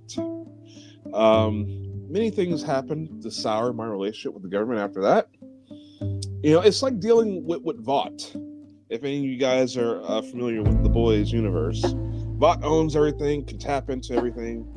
So in the NSA, I had a cyber war with him. I had a data collection war with him. None of these things they won, by the way. And you know, I as you've heard me talk before about dark danger weapons, I know how the telepathy works, synthetic telepathy, via satellite, the quantum entanglement, the nano aluminum particulates, that create entanglement with our neural networks and their cybernetic networks. I know how all this stuff works, and I hope to build up my media, my networks rather. My media is pretty much done. I have my radio archive that explains pretty much everything. I have my documentaries that explains everything. Right now, I just need the influence. So my social network is being revamped right now, and it's going to be launched the way that I think it should be done. Right. The old board directors will not be recalled. I've got new people coming in, and yeah, so it's going to be a multi-pronged attack. I'm going to have them in court. I'm going to have the evidence all over social networks. I hope to really embarrass them and have them abolished. Well, it sounds to me like the only thing I would suggest just off the top of my head is try to look at them more as opponents than enemies, because the more you can depersonalize it, the more you can approach it in an effective way. You know, the Buddha said something to the effect that, you know, you should not be angry with your enemies, with your opponents, because that means that they've reached you. Think of how happy they would be to think you were angry. And think of how clumsy we get. You know, you've seen the movie, they're having cool, and the one guy's like making these remarks because he wants his opponent to lose his cool. So keep your cool at all times. Disagree on that one. Of course I keep my cool. I keep my hatred isolated and reachable at any time I want. However, opponents, I don't have opponents. I don't have anybody that can even stand toe-to-toe with me on anything that I like to do. However, I do have these idiots, these corrupt morons, who they think they're the pinnacle of. They literally think that they're the Illuminati. Type in Illuminati backwards in your search engine, and you're gonna come up with the NSA. That's all that pops up. They literally think that they are just the. So, no, we're beyond all that because the government is responsible for the destruction of my family. I have children who are not alive today because of them. We're beyond philosophical wellness and spirituality. I want to send them on an express train to hell, and as fast as I can do it. Well, that's certainly an all-encompassing kind of project. Let's move on to Tan, who hasn't said too much yet. What project do you have going on, and do they have any spiritual aspects to them offhand?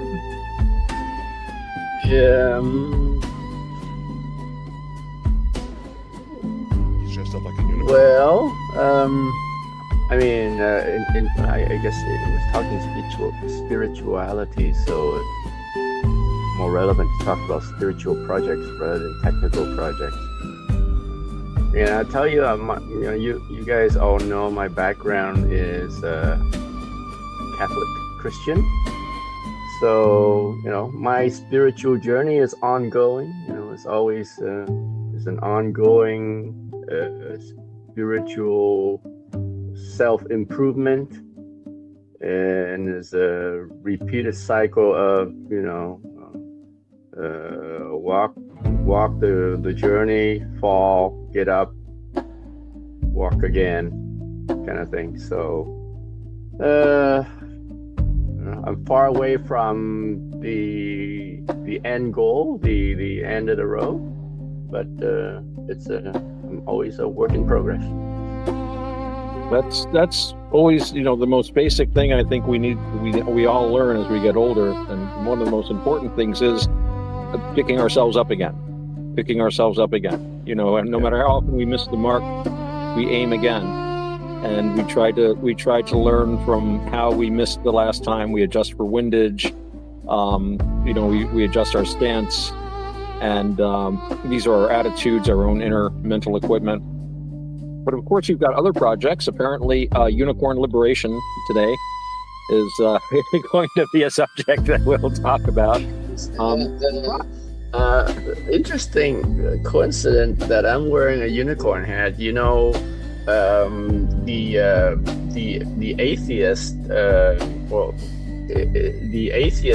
atheism community has this bunch of guys called the Four Horsemen of the new atheism. Richard Dawkins, one of them, and they usually like to compare religious belief to belief in unicorns.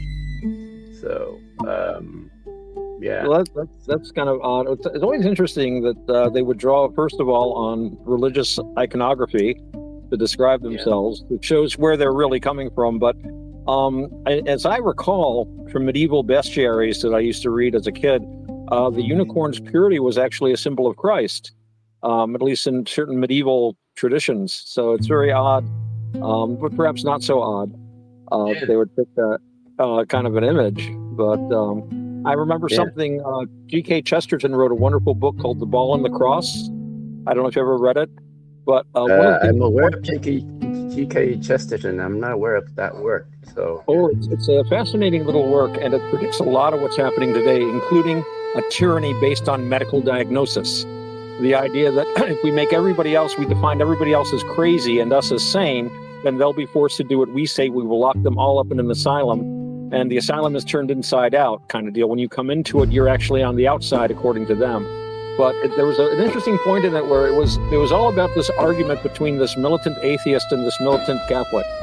And one of the things about the atheist was he had this shop where he published this atheist paper, and it says there was no God, and this was a myth from ancient Egypt, and all these arguments, and everyone's just ignoring him. Nobody cares until he runs into this one Catholic who sees this and says, "That's utter blasphemy," and smashes his window. And he's finally found someone who takes him seriously. So the two of them are actually become friends all through the book, because they're the only two people that. And at one point, he says to the atheist, "If you really didn't believe in God, why would you care? Why would you care about people going to church? Why would you care about people believing anything they want?" I believe some pretty odd things myself. Who am I? Why am I so enraged? Right. But it's a fascinating book. I recommend just about anything Chesterton wrote. A wonderful book of essays called Orthodoxy, which I recommend. I've really glanced at orthodoxies. Yeah, that's a really good book. Heretics and Orthodoxy. Yes. I didn't mean to completely blow off what you were saying. I do believe that there are like that's just an isolated situation with myself and those so-called people. But I do take that stance with other people. For example, I've been in places. You ever go to jail for a traffic ticket? I have, because I'm not giving the government money. Yeah, I'll take a vacation. But so there would be like hardcore racist dudes, like hardcore white supremacists. My bunkmate was a hardcore white supremacist, and to tattoos, Nazi stuff everywhere. After the end of our first day, I was underneath his protection. Nobody could mess with me because we talked about Dragon Ball Z, comic books. Like, God, we have so much in common. You're really cool for a black guy. I'm like, well, you're really cool for a white guy. He would give me his soups and everything. We just talk all day long. So I do understand that, not having enemies and try to have.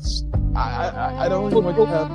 On a one-by-one basis, is what it sounds like that's the best way to go, is judge each person individually how they treat you. Doesn't mean that you can't have realistic ideas about larger social questions, but it's always the human element. At least for me, I'm an individualist. That always has to come first. So one of the problems with government, and you've been talking a lot about government, is like government does this, government does that. It doesn't. Individuals do things. And they might try to cloak themselves with, well, I'm just a member of this committee, or I'm just following orders, or this or that. But it's like individual people making individual decisions, even if they deny they're making those decisions. And, as we're taught, you are the result of your actions. You're defined by your actions. You're the heir of your actions. Everything you do for good or for evil will come home to roost. And people try to escape it by saying, well, I can do this to this guy, and I can push this button and use this psychotronic weapon because it's not me. Somebody else would push it anyway. And so I can understand where you would have animus toward individuals that have harmed you, and that's perfectly understandable. But I also know that you're going to be judging every person you meet. You don't care if he's got a 1488 tattoo, if he's a nice guy. I've met guys like that too. Actually, that reminds me of something. I was working at a summer camp. Oh God, this was back in like 1987. And we had like teams of camp counselors. It'd be like a supervisor and like 3 counselors per cabin, and then 2 floating counselors. And we had a lot of older, mentally disabled people. And our cabin leader was a black guy, and we were taking care of this. And he and I used to hang out a lot. And this guy, we were taking care of this older, like in his late 60s, early 70s. Black developmentally disabled guy, and he was a really nice guy. Finally, we're sitting around joking. He goes to my cabin leader. He goes, "How come you're hanging out with this white guy all the time?" And then he just looks at him and says, "Oh, he's pretty nice for a white guy." And it's like, yeah, that was pretty cool, actually. We all had a good laugh, but it was yeah, you got to take people as they come. I really think. But we haven't heard from Roger, who's trying to be silent again. Roger, what projects are you up to? What are you doing on your spiritual path lately? And I know you're on one. Well, You've been on one for a long time. I'm just basically writing stuff down. You can't escape, Roger. It is. Well, I'm just basically writing stuff down. That's about it. Like taking notes. Taking notes. He's trying to come up with his theory of everything within the triune. No, triad. Grand theory of everything around Roger Hanson. The triad Grand unified theory of Roger Hanson. The triad is me trying to be a little bit more liberal and accept a lot of the religious beliefs. Like the triad is kind of like reaching out to people who are religious and spiritual and stuff, because like you go from duality into triality, and it's a big stretch, you know what I'm saying? Because when we say liberal, are you saying like yeah, like the triad is I don't know, has a green mohawk and piercings and mismatching sexual organs? No, no. That's not liberal necessarily. Well, That's, see, you guys were talking about herd mentality before, and I just now recently found out that the proper way to spell that is H-E-R-D. You see? yeah. I used to spell H-E-A-R-D, and then Rhea told me the proper way of spelling it, and I told her I heard that and I spelled it H-E-R-D. Incorrect on purpose for a reason. Because, like, the thing of it is and I learned this actually, when you want to talk about my spirituality, I learned this stuff in a 12-step program, okay? When it comes to herd mentality, you got people who will tell you on this side that you need, if you see a click, start clicking. You know what I mean? Fake it till you make it, stuff like that. Which for a lot of people who freaking can't really think for themselves and be able to deal with things on their own, they need that kind of structure. You know what I mean? And I also believe that now too, when it comes to people, when it comes to churches and religions and stuff like that. There are some people who need those churches for that spiritual support because they can't make those decisions on their own. You know what I mean? They can't have that close relationship with the God of their understanding without that kind of structure. You know, if you had a world that didn't have that, it would be horrible. Think about it. You know what I mean? How many people would be lost in this world if they didn't have a religion or a church to go to? And you bring up such a great point because, I've been listening to, at nighttime when I go to sleep, I listen to these what if stories, you know, multi-universe crossovers. So the recent one I listened to was about Metro Man going into the Boys universe. Metro Man from Megamind. Mm-hmm. And so he shows up in the Boys universe where he has to deal with Homelander and the Seven. He basically punks them out, makes them irrelevant, and basically society said, screw this, we want our structure back. And they started rebuilding the system that he destroyed to free them. Kind of like Cromwell. These are AI generated stories, and AI is telling you, no, you can't get away from structure. Kind of like Cromwell did with England. Like he destroyed the English royal what would you call that? Nobility. The aristocrats, the aristocracy. Yeah. And then what did they do? They turned around and wanted it back. You know what I mean?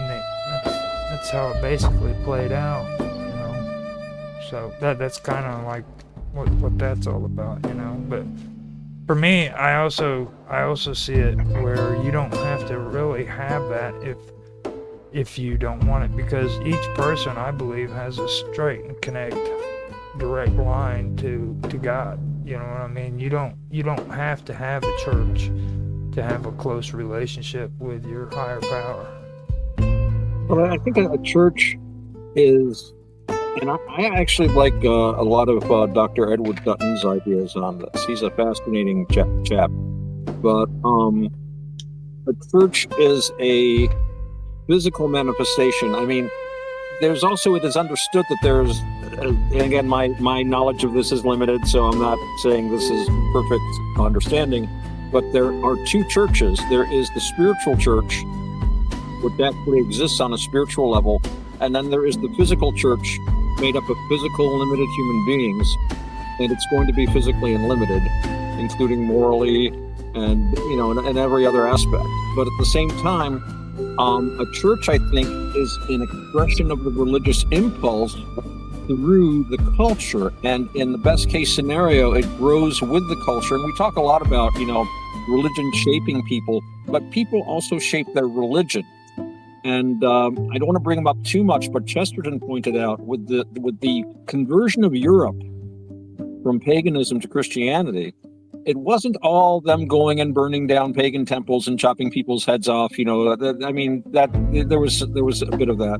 What's his name that chopped off all those Saxons' heads after he baptized them? The fact is, he would have chopped their heads off whether he baptized them or not. He was a genocidal maniac. But there were a lot of pagans who were looking for something more satisfying spiritually, and I've talked about this before. That's why there were a lot of people turning to things like the cult of the Isaiah mysteries, by which I mean the goddess Isis, not the prophet Isaiah, and turning to Mithraism and other mystery religions. And as I was said before, with the church today, one of the issues has to do with the fact that it became the official Roman state religion that was used as a political instrument and a cultural instrument of domination and control. But that didn't explain the spiritual turn. You know, if you read the Hermetic texts, they talk about, this was like late antiquity, the pagan priests were saying, our time is over, there is a new religion coming, and, you know, everything passes away, a new age is on the way. So there was also a willingness to turn to something new. And but when the state gets involved, and the state is no longer really an outgrowth of the people, you know, I mean, when you read Aristotle, which I do a lot, when he talks about government, he's talking about what we would say the entire society. They didn't see any difference between a religious, a governmental, and a social kind of an event. And as I pointed out too, sacrifice in the ancient world meant feeding people.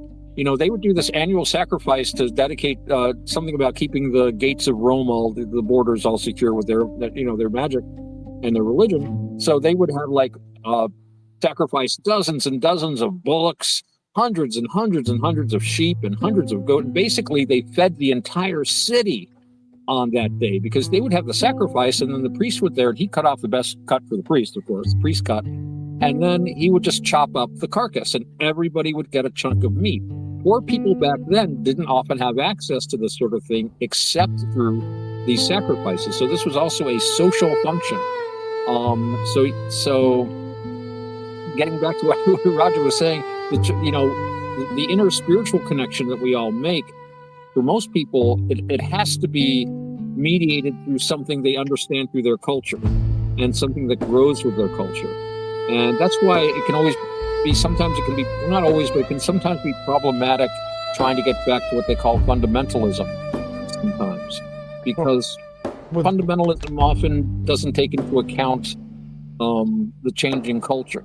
So anyway, that's my little rant. That kind of fits in though. But let me ask you guys. Like Dan and you are both really big in your religions, and for me, my principles consist of this, and I guarantee you that what I'm about to say matches up with everything you guys believe in. I guarantee it. And I can start off by saying this: honesty, open-mindedness, and willingness is the foundation to freaking remaining teachable. And by remaining teachable, you're able to self-evaluate yourself and figure out what your character defects are, so that you can correct those before you go to the people that you've harmed and make amends to them.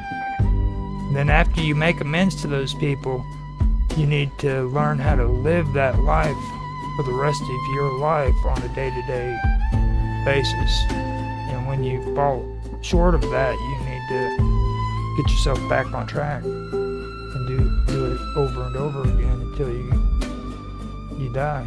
3 days after you're dead, actually. Pick yourself up. Pick yourself up. Well, you know, something I think is really funny, how you said, you don't have to go to church for spirituality. Some people think, yeah, you can have church at home. Imagine Catholic priest coming to minister to your children at your house, especially if you have to be at work. I was so happy they had a central church where everybody had to come. Now, they still were molesting people, but at least it wouldn't have been so widespread and personal in some people's houses. I don't know. Well, I mean, I'm not trying to spread animosity here. You know what I mean? I'm just and nothing I said right there should have triggered that in you.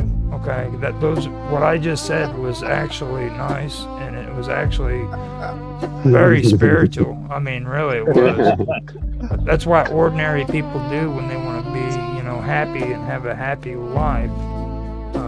They don't think, first of all, that preachers are pedophiles and stuff like that when they're That is a trope. you know what I mean? It's like I don't even know where that came from, dude. To be honest with you, it's like It's something I made up. no, it's not. It's not. I've heard other people do that too, but that's kind of whack. You know what I mean? That right there sobered me up and kept me sober now for freaking 23 years, living that life one day at a time, dude. Like, Congratulations, man. That's what I agree with. I mean, You know, there's temptation everywhere. right? That even in the walls of church, there's temptations. Yeah. But if you say that you're fine living on your own, worshiping God on your own, there's temptations being alone as well, isn't there? Yeah. Well, see, I'm not even. I'm actually supposed to have a freaking accountability partner or a sponsor, is what they refer to it as. Yes. That's something that freaking I'm falling short on, which I should be doing, but There's 2 points that I'm thinking of at the moment. First of all, we've all heard of stories about people being overly institutionalized.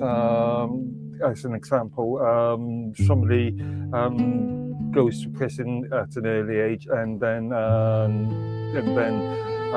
decides to, when they came out, decide to commit crimes to go back into prison. Also the concept of being taught in a state educational system and then joining the army and joining, let's say, the police force or joining another state institution and never actually seeing anything beyond that. And also, this also raises the question of the sort of communist Marxist idea of the state being the religion. Well, that's not too far from how a lot of societies have been arranged, where the religion, like I was saying, the culture, the religion, the society, the government were all more or less one thing. And even as these things separated out, go to the Elizabethans. And hello, Minds Gaming.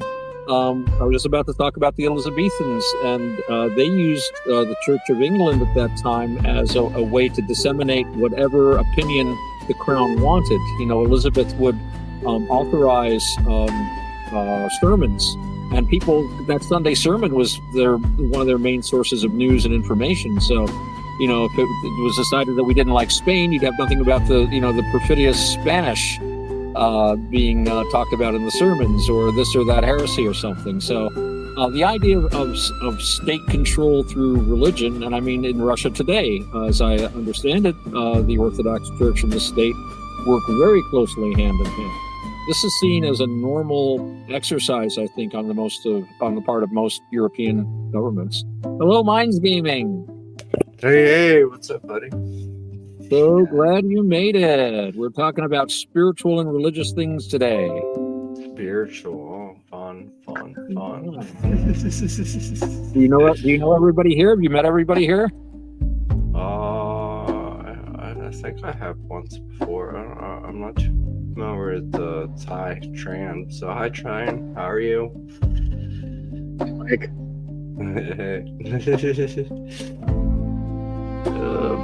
So what's going on? What you been doing? Work, man. I tried to take this week off to be called in every day this week. But it's fun. You're an essential worker. yeah, right. Yeah. So I'm trying to take some days off next week instead. But it's been stressful. the essential worker. I get a kick out of that one. I still chuckle every time I hear that. That always scares me because I remember what was the ex-mayor of New York? God, the name's on the tip of my tongue. But yeah, during the COVID period, the ex-mayor of New York, or the mayor of New York at the time, claiming that anybody who wants a job should get a essential work job, and everybody should apply tomorrow.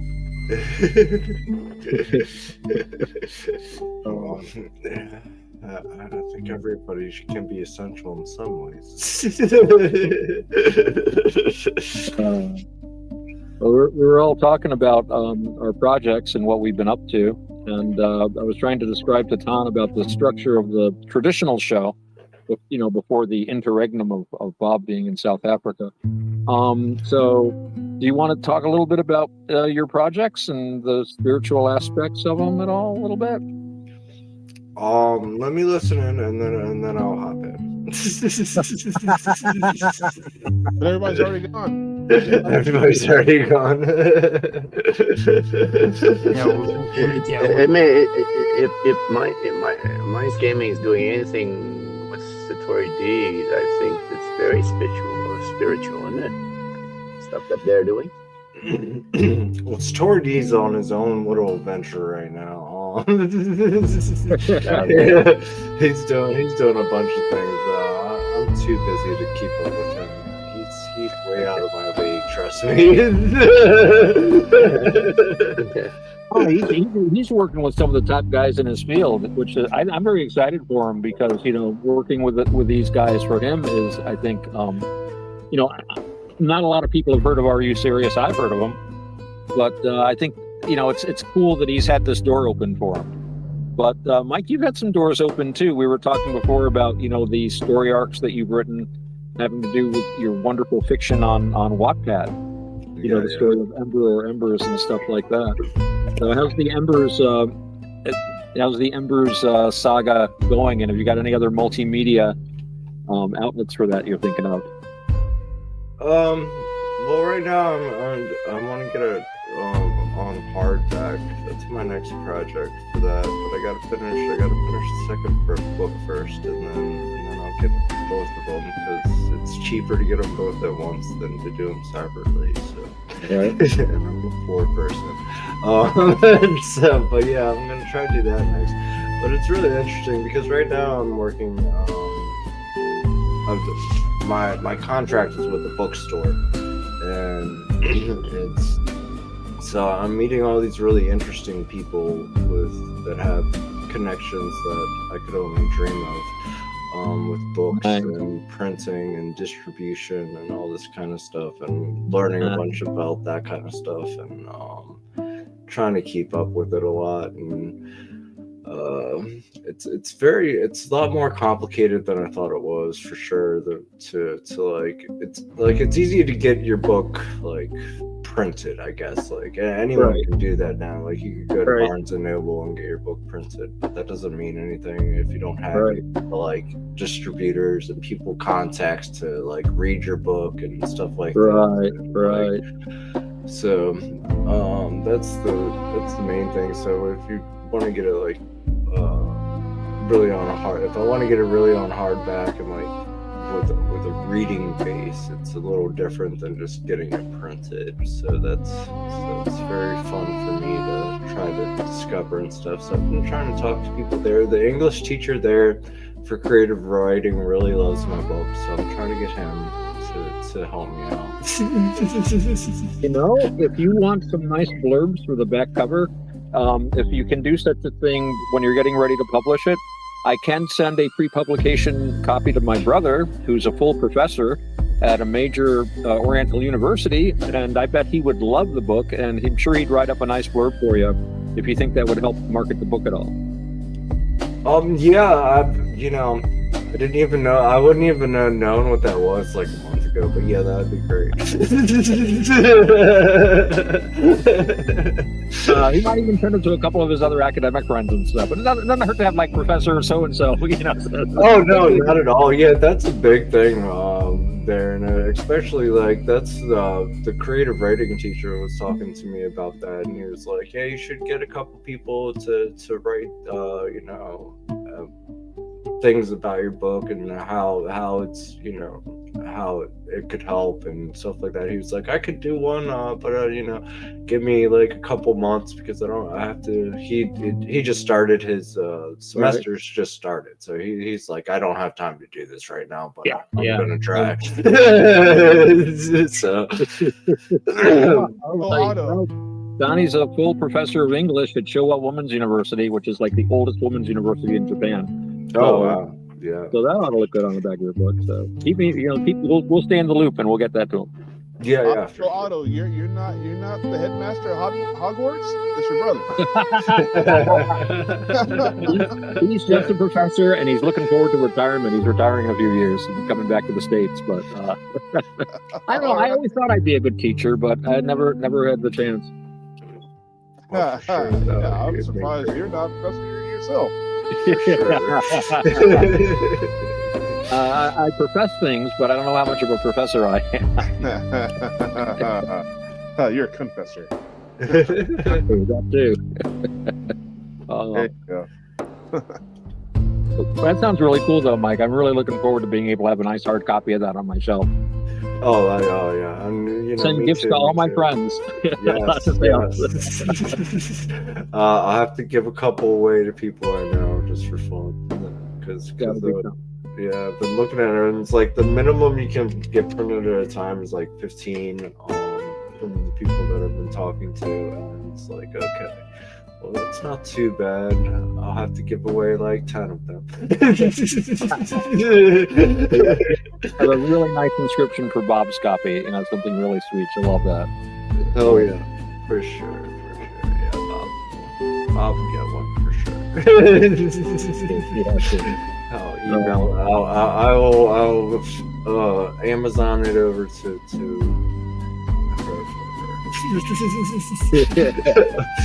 Not overnight because it's very expensive. I know, right? I'm in the wrong business, I tell you. When I see some of these shipping rates. Oh yeah, for sure. We've been having this huge thing, which is why I've been in all week with one of these distributors that has this really popular book that. Like it's a required course for all the students there, and the book is For the Pain of Others, and I'll be back, kids. Yeah, sure. And so this book that's required has lost 3,000 copies in the like course. Yeah. so like all these 3,000 rented copies that have never been returned.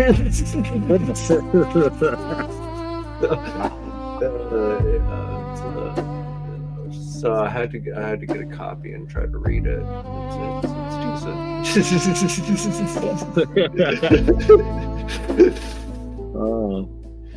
I saw some of your physics posts there on Element, and I'm like, I got to tell you, I get to certain points, especially with the math, and it just all gets a little fuzzy for me. So I just have to rely on your conclusions at the end of the.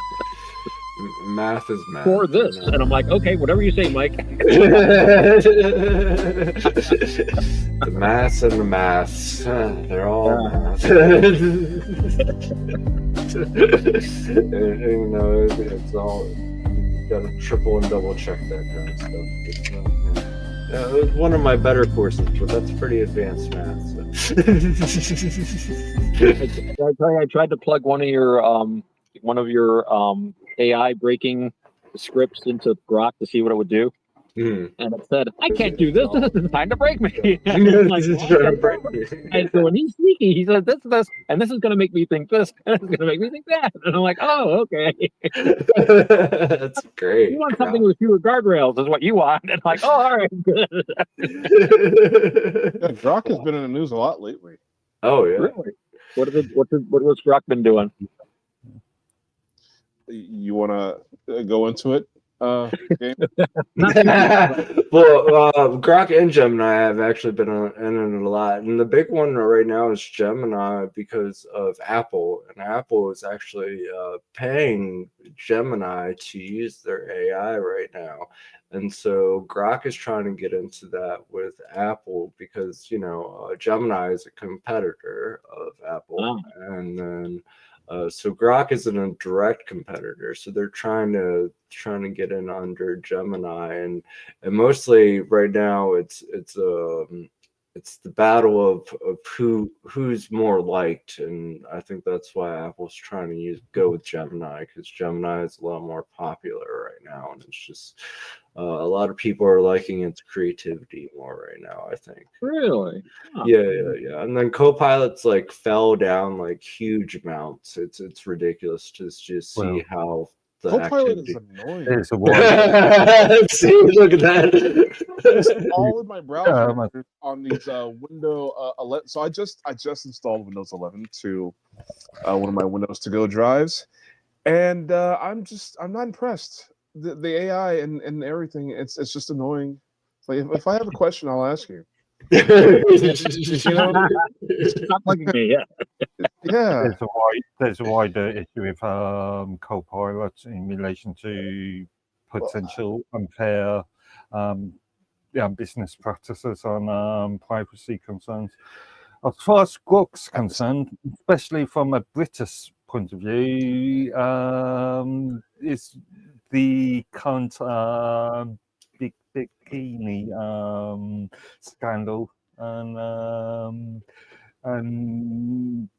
the current UK government wanting to, using Grok and as an excuse to try and ban Twitter from or X from the UK. Wow, entirely? Just ban the whole platform? Yeah. Can they do that? No. He's like, yeah, that's a question. That's a question. No. When he acts like that, that means no. It means no. They could. They're not supposed to. That's the thing, right? I think with VPNs, Yeah, that's what I was thinking too. Yeah. I'm in Canada. What are you talking about? Minnesota. I think if the government wants to track you, VPN's not going to help you that much. Just I've always said that, especially with my scuffles with the NSA. Yeah, they know where you are. Oh yeah, they don't care. Yeah, they're probably ignoring me. I mean, if they want to waste their time watching me at my age, especially, they watch Ralph Nader. Whoop-de-doo. It's like they watch everybody. That's you can bet your bottom dollar on that. However, they go and messing with everybody. Yeah, there's one thing to track somebody. There's another thing to use that check and what are they doing with that mechanism? Right. They're even looking at it, right? For what purpose? Yeah. I mean, it's the brain project. They track hundreds of millions of people, but I mean, all they do is track. It's like when you have data on everything, it's like having data on nothing in a certain sense. Well, I always tell them, intelligence. You may be, and again, they call themselves the Illuminati. The intelligence that you gather is not giving you any wisdom because you're not using it. You don't know how to use it. Yeah. Not even, the machine is collecting the data, and then another machine looks at these data, and then another machine, determines. I mean, a human probably doesn't even look at 99% of what they collect. I guess they have algorithms that flag things. Oh, look, he said, gun or something like that, and ding, ding, ding. But I think No, it's but on the more other it's hand, more they than do have that though. access to it if they do want to target someone and say, "Aha, what do we got on this guy?" Data And then they collection can. data collection is more than that though, okay? Like you got to take a look at the bigger picture, okay? You hear these platforms like YouTube and Facebook and X saying, "Oh, we're just barely able to make the bills meet." And we're losing money by having these platforms. Well, you got to ask yourself, why are they doing it? Well, it's because they have these large data sets where they're storing the information so that they can create their platform full of artificial intelligence, virtual reality, and all of this stuff. So you have Meta, which is connected to Facebook, and Meta needs data. You have freaking, what is it, the alphabet freaking when what Google. is Google call their one again? I'm having a brain fart at the moment. I don't remember. I know what you mean, though. Yeah. It's the ABC shit, but they have theirs, which is doing Chat GPT, right? I believe, or no, it's actually the one that's doing the Gemini, I believe. Right. Oh yeah, there's money there with the data as well. But And, you know, they're using them for data sets. Everything you put on that stuff is data sets that they're making a profit off of, and they're going further in their research. So they're creating, you know. Not only that, but personal identifiable data is being sold left, right, and centre. There's entire business sort of ecosystem in purchasing these data sets. Oh yeah, for sure. I mean, you just had Toyota. Toyota's in a lawsuit right now because they had their cars were tracking drivers activities and motions like without their knowledge and sending it to their insurance companies, and the insurance companies were hiking up their rates because of the driver data. So that's the real thing to hide from on the internet. You know, the government's going to track me no matter what, but you know, corporations or just idiots, bad actors, let's download a lot of data and fuck around with it, you know. My whole thing is, if you got this whole thing going on to track me, I have to have a real ID. I have to have an email to log into a library computer. You know, if you're gonna do all this stuff, send me some equipment. Send me some equipment. Like, at least make me look cool. Pay for my phone. Money you're making off of me, you know. Pay for my computer. Also, I always go back to this sort of terms of service agreement thing. A lot of users agree to having the data. The end user, yes. Really, a lot of responsibility has to be put on the end user. Yeah, I mean, I think a lot of times we refuse to read. People I would say read. It's funny. Like, what's the like? I was thinking about that with the Toyota thing, and I was like, I wonder if that's somewhere in there where they signed when they bought that car. You know, like, is that possible? Like, I don't know. Like, half the people don't read all those contracts. Well, actually, you know, that kind of ties into what we're talking about. Now, I want to branch this off in two different directions. Signing your soul away, is that not a spiritual act? And also, can we program some spirituality in some of these damn AIs? Yeah. What do you guys think? Oh yeah, for sure. Yes. Yeah. Well, first, don't sign your soul away. I'm very against that. Like you said, we've signed over a Have a cup lifetime of tea, yeah. things that we've never read. Yeah. You know, I get where you're coming from for sure. Like, I could only think of back when I was in like I was just getting out of like high school, and I remember this big like online thing where this guy was literally just collecting signatures for people's souls as like a joke, and it was like it was this big thing that like was like hit the newspapers and all this things, and like I think it was because I was still like following church that I heard about it. It's probably the only real reason. And he was just like he just wanted to see how many people would sign away his soul, and he got like thousands of signatures. Yeah. About AI preaching. I would like that. An AI preacher can't molest my kids. Well, see, I was getting ready to say that. I really don't think that selling your soul over to AI is a concern for V, because like you need to hang out with V to understand like that. I really very much doubt that that's a big concern of his. Now, taking and stealing his ice cream or his granola bar or freaking his nacho chips, freaking you My gummies, damn it. Your gummies, yeah. Give me my gummies. Got a gummy right here. Good idea. Why does nobody share with me? You don't have matter transmat through the internet, not yet, but we'll get there. We're gonna go Willy Wonka one day. All right. Yeah. Get your 3D printer going.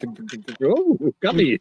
Well, you know, we had a good conversation on the whole AI thing the other day that I think we had one in. And one thing that I do like about the AI is this, okay? One thing I hate is freaking the music industry. Another thing I hate is freaking these copyright infringement things. And I have no problem with creating my own content, okay? At all, whatsoever. And I learned that because of copyright strikes. I learned that instead of using other people's shit, create my own shit, you know what I mean? Yep. And, but the thing of it is it's still annoying to me that these fat cats can get that content and they can put it all over the freaking media, television and radio and the internet, all, and no consequences whatsoever because they have the permit to do it. And and then like the music industry on top of that can turn around and sell music to video games so that video games can put it in their game, and then kids who are streaming that can get copyright strikes so that these music moguls can make profits off of it. Well, we'll let you keep it on your video, but you're going to have to give us your freaking profit. And that's copyright. Yeah. But know, it's intellectual property. It's a scam. Would you? It's a would scam. You agree, would you agree? I made an entire series on this. Moved into your house and took over your house. Hey, look, there's a big difference between scamming kids on video games and freaking moving into my house. My whole thing with copyright is that a lot of these ideas that are copyright have been around for longer than we've been alive. Okay. Yeah. If it's an idea that's been around longer than you've been alive, I don't think it has the right to be copywritten anymore. Actually, I was born in '76, so both the UK and the US copyright laws actually came into enforcement in 1976.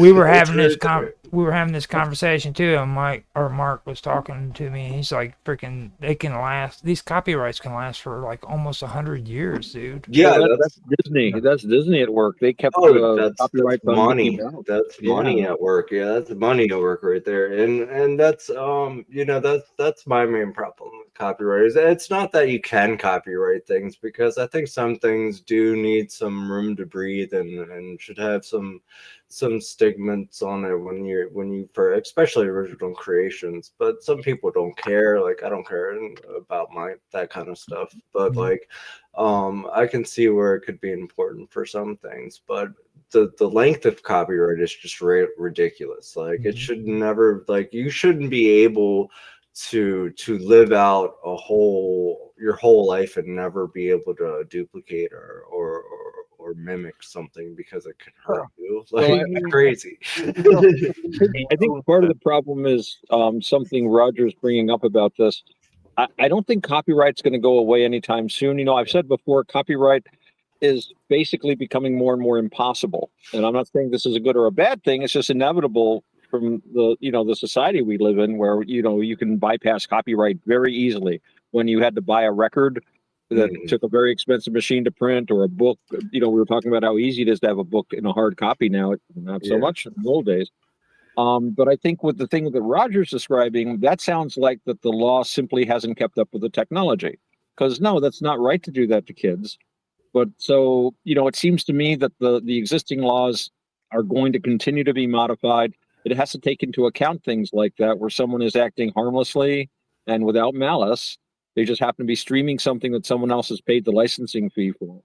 And, the argument too about limited copyrights. I mean, part of me agrees that, I don't think that Mickey Mouse should have been copywritten for 100 years. That's ridiculous. But at the same time, I remember something Mark Twain said. Mark Twain spent a lot of his time fighting over copyrights. They'd print his books in England. They didn't have any reciprocal treaties, so people could rip him off the line.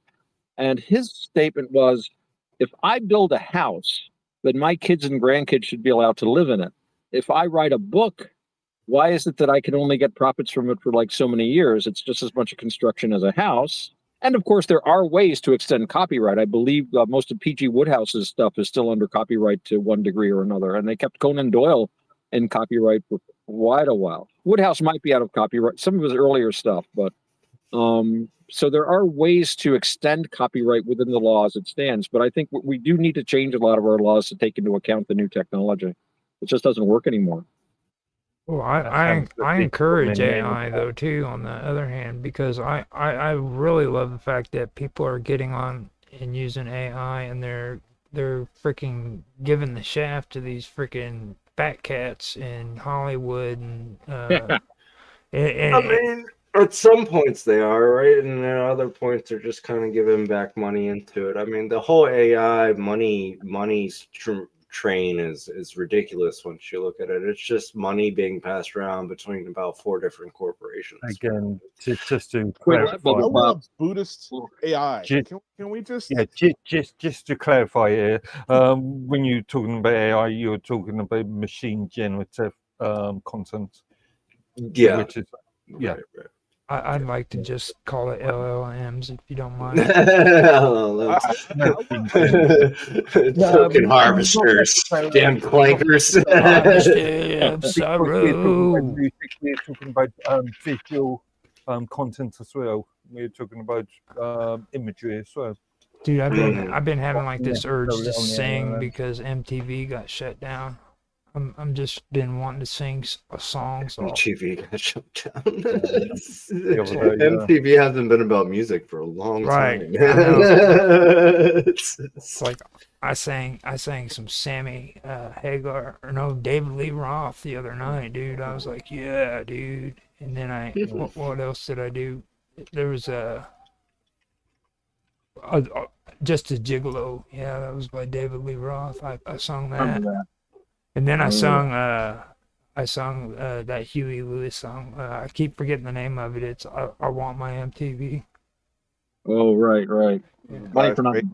Money for Nothing. Yes, I did that. I'm a superstar, dude.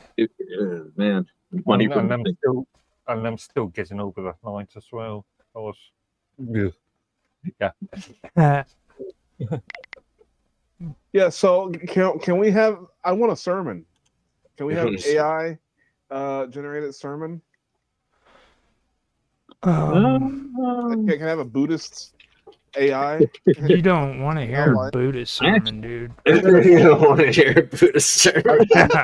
I read a very good AI generated Buddhist definition the other day about well, guys probably aren't all that interested, but the idea of like the universe is like expand and contract, and then like when the universe goes away and then it comes back into existence again. What happens to all the karma when the universe goes away? Well, what happens is everybody gets drawn up into the Brahma world, is the usual. Everybody goes to like basically what you might call a heavenly realm, but not everybody does. That's the thing. And anyway, the AI like explained all the details of this actually quite accurately as far as I could tell. So I think there's a place for AI explication. but not origination. Of, Oh, yeah. things. But another part of our religion here, as time clicks away, is our audio adventures. I was wondering if Mike brought us a script tonight. No, I saw one in this chat though. I haven't had. No. I really haven't had time to write. But did we already do this one in the chat? Yeah. I've got let me see. I got the one that's this first one I think covered. Now let me double check. The one that's the from the consultant and everything, that one's already covered. That only needed 3 case file. Was the case file. Okay. I got that one covered. Now the narrator on the second one, I got a freaking Scottish dude that actually came in and did the narration. He's got a Scottish accent and everything. Nice. Authentic Scottish accent. Right. Scottishman. None of this fun. And I if you guys want to do this, I would really, really love to be the pig. Yeah. Let's for sure do this. Do you want? So you said for the so you already have, so we can just skip the narrating parts. Is what you're saying for the second one? Somebody can do it to Just fill for the in. flow. Yeah. But the important thing is, can I be the pig? Can you be the pig? I love. Well then, I don't know, man. I love this character, man. Oh man, A horny horse. This pig was the pig that we slaughtered for the Christmas dinner, dude. Nice. And now he's telling the story. Okay, I like that. So we got a pig, we got a wild card, we have 2 blades, and is that it for this one? Narrator. You got all of his companions, which is no, we don't have the elegant assassin. Oh, the heavy. The heavy. He only has 1 line. Cool. That's fine.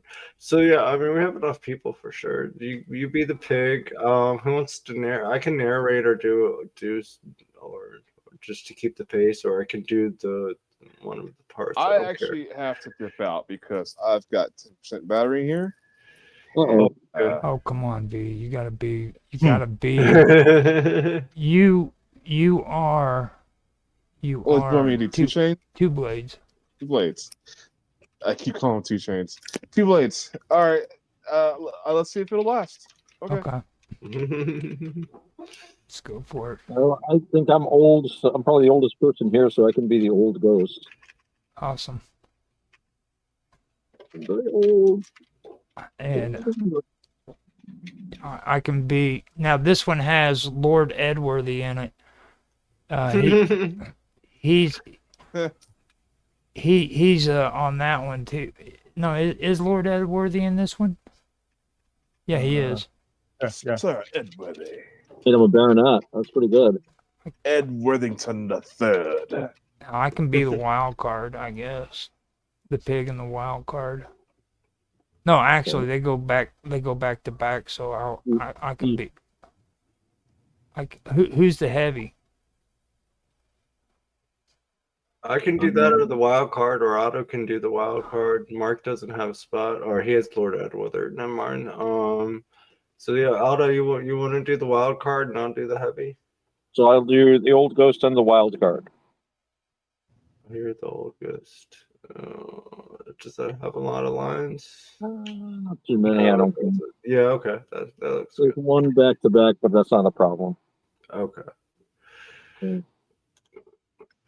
Actually, which ones are back to back? I can take one of those, and you can be the wild card. I like being the old ghost because I'm old. Okay. But yeah, the old ghost and the wild card do speak back to back a couple of times. Okay, so you could be one or the other. I don't care really. I could be wild card or old ghost if you want to. I'll be the heavy, and I can be the wild card both if you want. Okay. That way it'll phase out the back to back. Okay. That'll be a little more professional. Okay. Oh, and there's an elegant killer. that's a chick, and I've got that set up to be read already by Nancy. She's gonna do the recording for it, so we just need to fill in there, or we can For which one? for the elegant killer. That's supposed to be a female. Okay, You want yeah, me- that's fine. you I'll want read me to that read- line. Oh, all right. You do that. Good. Good. Hopefully, we can get this straight. Now, Edworthy, let's just keep him at one roll because I just finished doing that edit and it was freaking crazy, dude. All right. So you want me to narrate, or you got, or yeah, Pig starts. I can start narrating. You guys ready? Right. Yeah. All right. 3, 2, 1. Night campfire crackles in an abandoned barn. The pig stretches out near the warmth. Two Blades sits in shadow. The others rest against crates or barrels. Snow falls quietly outside. The pig begins to speak in a low voice. Before the frost learned to fall downward, there was a man who carried 2 blades. He came from the west, where the land steamed with blood and oranges. In that skin, he called himself El Cachilo, double the Spanish 2 blades. I think I'm reading the wrong script. It's the bottom one, Alto. The bottom one in the Quantum Gathering. Yeah. Mm-hmm. All right. I'm looking into this on another phone. Okay, going from the bottom. Here's the bottom one. Let me get it to the top. Sorry about this, gentlemen. Oh, that's fine.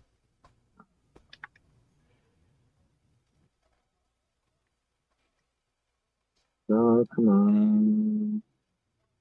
All right. End of chapter 2 now. You go up to the top. It should. Narrator, witnessed by the before the mountain brewed, before the red barn steamed. It says night campfire crackles is the opening line. And these are being posted on the chat. Going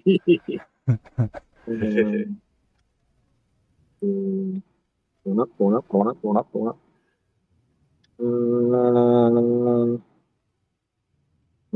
up. Come on.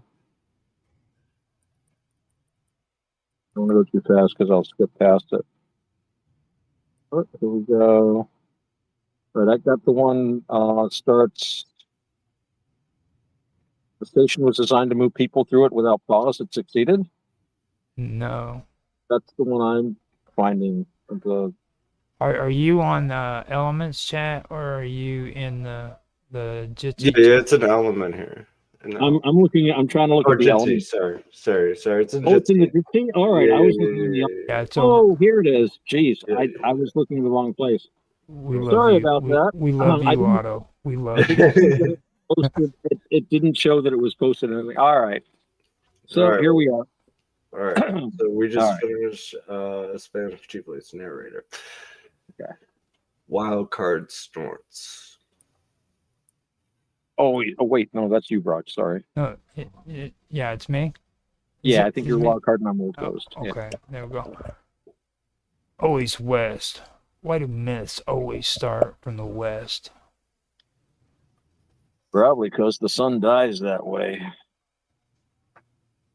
He wasn't sun. He was incision. The clean cut. He could cut a mountain from its shadow. And one day, he came to a field no one plowed because it remembered Keith. Oh, great. Another curse-filled story. The pig interrupts sharply. Not cursed, remembering. The pig pauses. Fields don't forget what you bury in them. Flashback begins as the barn flickers with the pig's memory. The companions fall silent as the tale takes hold.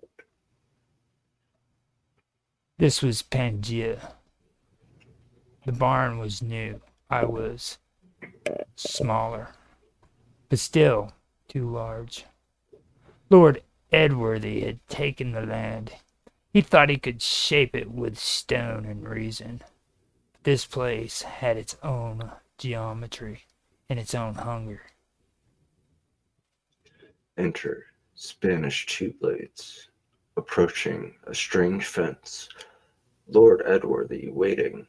The barn looms behind him, wooden and alive. Spanish two blades says to Lord Edworthy, well, I think he just died. He just died. And did Tran want to read a line? Tran? You want to do it, Tran? He could have fell asleep. Okay, I can do it. I can read the two Oh, blades. go for it. Go for it. I'll back out of that big time.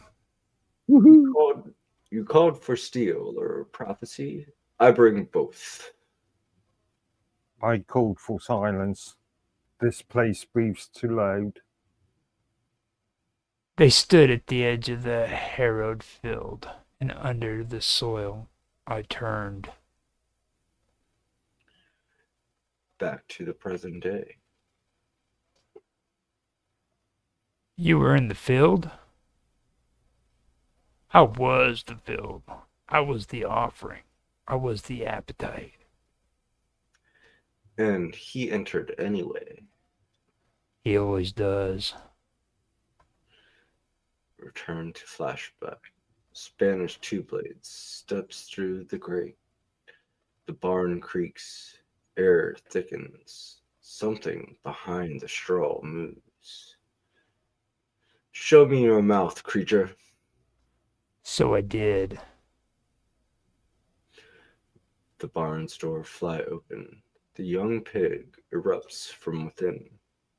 The two clash. Steel against hide. Scream against scream.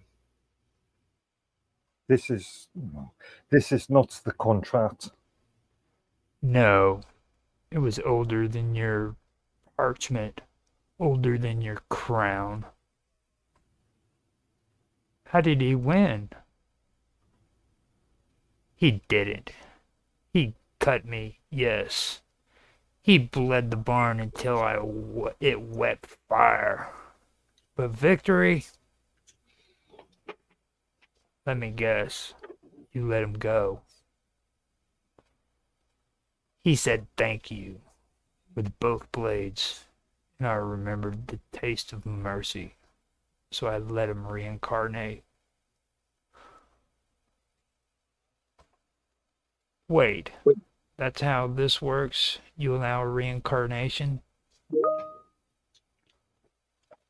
I require it. Someone must carry the memory. Two blades stared into the fire. I dream of barns sometimes. Then you're ready.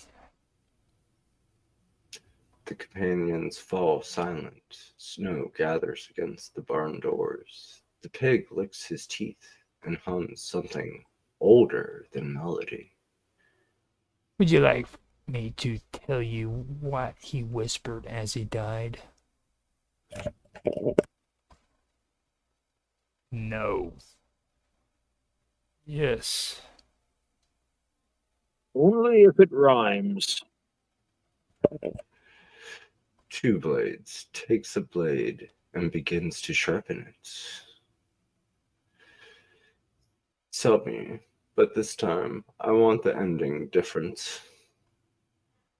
Then you best write it with your hands. The barn creaks softly. Something under the floor shifts. The tale is not finished. The pig spoke slow and deliberate. It began long before your calendars learned to count, when the world was one land. one breath, one bleeding tooth. Back in Pangea, where the rock still steamed and the sky was close enough to whisper into.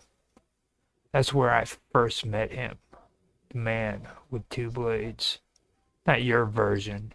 He was Spanish then, elegant, wounded, unapologetic. Wild card interrupted. Wait, you're saying you remember Pangea? I remember the taste of every century. Some linger longer. The heavy grunts. You say you fought him? We danced. That's different. He came with another, Lord Edworthy, a noble name for a man full of cowardice. But that's another morrow. The barn wasn't a barn then. It was a shrine, a vault. They came seeking something buried beneath the ash, and they found me. What were you then? I was hunger, dressed in flesh. Kind of hunger you don't feed, it feeds you. And he brought questions. Always the same questions. Do I ask them too? The pig pauses. You are the question. Scene shifts into memory. This ground is cursed. I feel it in my mouth. Then we must dig deeper. Curses cling to shallow men. The pig in memory, and with a younger voice. You dig and forget the soil is watching. They opened the shrine, broke the seal. Heat poured out like memory, too bright to forget. They thought they were ready. It's alive down there. So am I. The fight was not a fight. It was a forgetting. His blades kissed bone, and I sang through my broken skin. You lost? I learned. He didn't kill me. He carved me into something that waits. Back to the present. So, why tell us this now? Because your two blades has arrived again, and the field is harrowed. You want revenge? I want rhythm, the old rhythm. Strike and scream in silence till the next verse. And if I refuse, the pig smiles. You won't. You never do. And scene. Yay! Done. Excellent narration, Mike. I want to keep you as two blades, dude. That was excellent.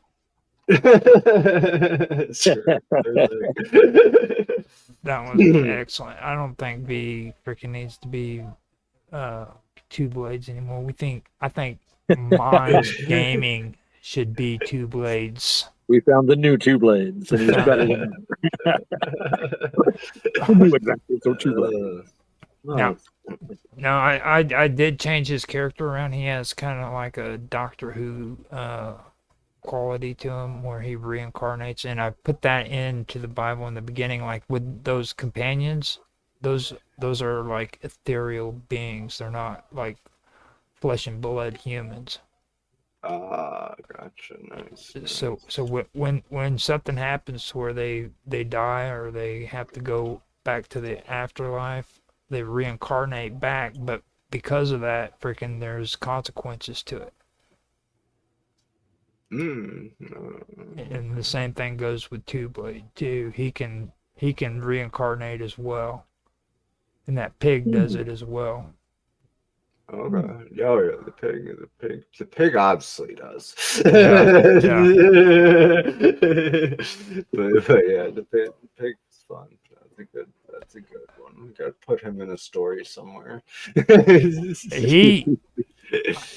I don't understand like how it worked out, but like the chat said, hey, why don't we use the pig to tell the story? And I was reading it and it just suggested it, and I'm like, yeah, dude, that's a good idea. Just have the pig sitting in the barn, and everybody's everybody's sitting around, and he's telling the story of Pangea. Oh yeah.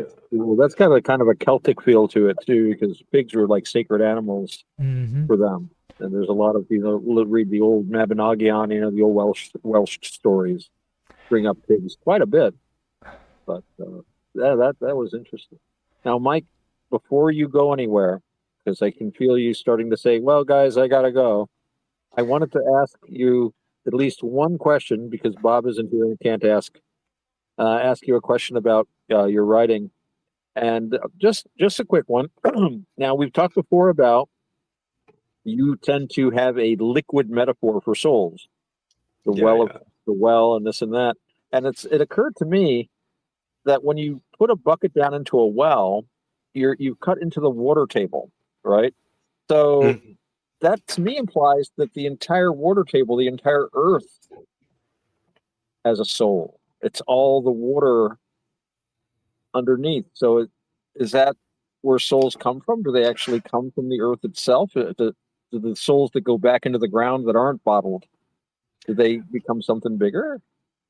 Yeah, you would have to think so, and I always think of like, well, I guess I don't know if it's technically water is the whole thing, right? Because if you think about the layers of the earth, like you have the water, and then you have the crust, and then you go into these. Eventually, you hit a pocket of. I guess it's like water, but it has a different like consistency than like than regular water. I don't know how to explain its consistency. But it's a layer of the earth, and it's just I guess it's more like gel, but it still has all the consistency, all the elements of water in it, and then it's like it's a pocket of the. And that's what I always think of when I think of that kind of stuff. That reminds me of something I saw years ago where they'd gone down to this really, really ancient glacial lake, and down at the very, very bottom, they found a bubble of other water. Yeah, and I think the other water was like from all that, and it was completely separate from the water in the rest of the lake. Yeah. And then I thought about the planet Jupiter, where you go far down enough and it's like mostly hydrogen and helium, but at a certain depth it becomes liquid metallic hydrogen, which I told to some kid who had taken like a couple of physics classes, there's no such thing as liquid metallic hydrogen. Well, you go Jupiter and go down far enough and it will be there. And I had to grab like an old astronomy book I had, like, look, read that, liquid metallic. But it's like the same thing, but it behaves completely differently. So that's interesting. Yeah, and I always think about that whenever I think about the kind of soul concept of it, and it's really interesting to me because it's like, if we do have a soul, where does it go, right? Because like does it go into does it dissipate into information or into the environment? Is it seeping back into the ground? Is it more abstract than it is physical, or is it more physical than we think than we think it is, right? Because we think of soul as a abstract spiritual kind of concept, but does it have a physical consistency that can go back into information or into the atmosphere or into whatever? Because doesn't it just go back to the Abrahamic religions from earth we come to earth we end, or dust to dust? Right. In Buddhism, they would say that it's the soul, if you like, or the ego, whatever you want to call it, or the spirit, isn't so much a thing as a process. It's an activity. So, and this activity can continue even after the physical body is no longer here. But water itself is an activity. It's constantly like, we see a vortex, like, let pull the plug. Don't tug that rope too much. You'll pull the plug. And we see it all making a vortex. And the vortex, I used to have a cat that was fascinated with that. She would just like lean over the tub and keep trying to touch it because she thought it was a solid thing. So maybe we can look at the soul as a kind of a liquid vortex. Yeah. A reflection of yourself in a way, Yeah. Like What a a liquid reflection. Yeah. Yeah, interesting. Yeah, there's a lot in that metaphor to unpack. There's a lot there. That's why I like your writing, because there's so many levels to it. I always say, that's like all great writing is like that. It has stuff in it that the writer isn't even conscious of. Yeah, for sure. Yeah. That's all. You saw that show, The Prisoner, right? Patrick McGowan. Yeah. I remember I saw an interview with him once, and he was talking to this English class, and this one guy started bringing up the Fairy Queen and the role of the dwarf in that, and trying to connect it to the dwarf and and he's sitting there with all this stuff, and I can kind of tell Patrick McGowan. I mean, he's a well-educated guy, Shakespearean actor, but he really wasn't thinking any of that when he was writing it. But it's still connected to it all because he's informed by all this stuff. But I just see the look on his face, like Jesus. Edmund Spencer's thought of it. I was like, he was not thinking about Edmund Spencer when he wrote that. Thanks very much. Yeah. Well, it's funny because, like, a lot of those things, especially when you're building like an environment and a world, you have to connect certain things together that you don't even realize that you're connecting, either through the atmosphere or through cues of certain types of words that you use, and all these little things that will connect each other that you don't even realize, just because you're trying to build a more realistic kind of world building, really, and then the world kind of uses itself to connect to things that you forget about, or that you're like, oh yeah, that does work. And when you build a big enough world, I guess, your characters can start doing things you don't expect. Oh yeah, for sure. That's what I was telling Bob, my last one, when because we went into this big discussion about the bird and being born in the last one and where it came from, and I was like, I don't know, I just started writing, and it was like, okay, I'm gonna interrupt your chapter for a good like half the chapter to be born, and then you're gonna have to go back to pirates. I don't know what to say.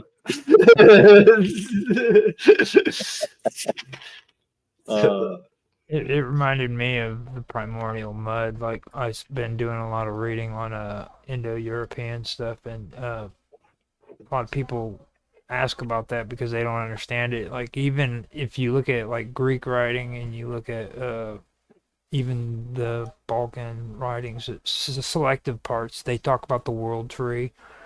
And you have the primordial ooze or the primordial mud, which is where the world tree's roots are. It's the foundation. It's where it grows into and it strengthens.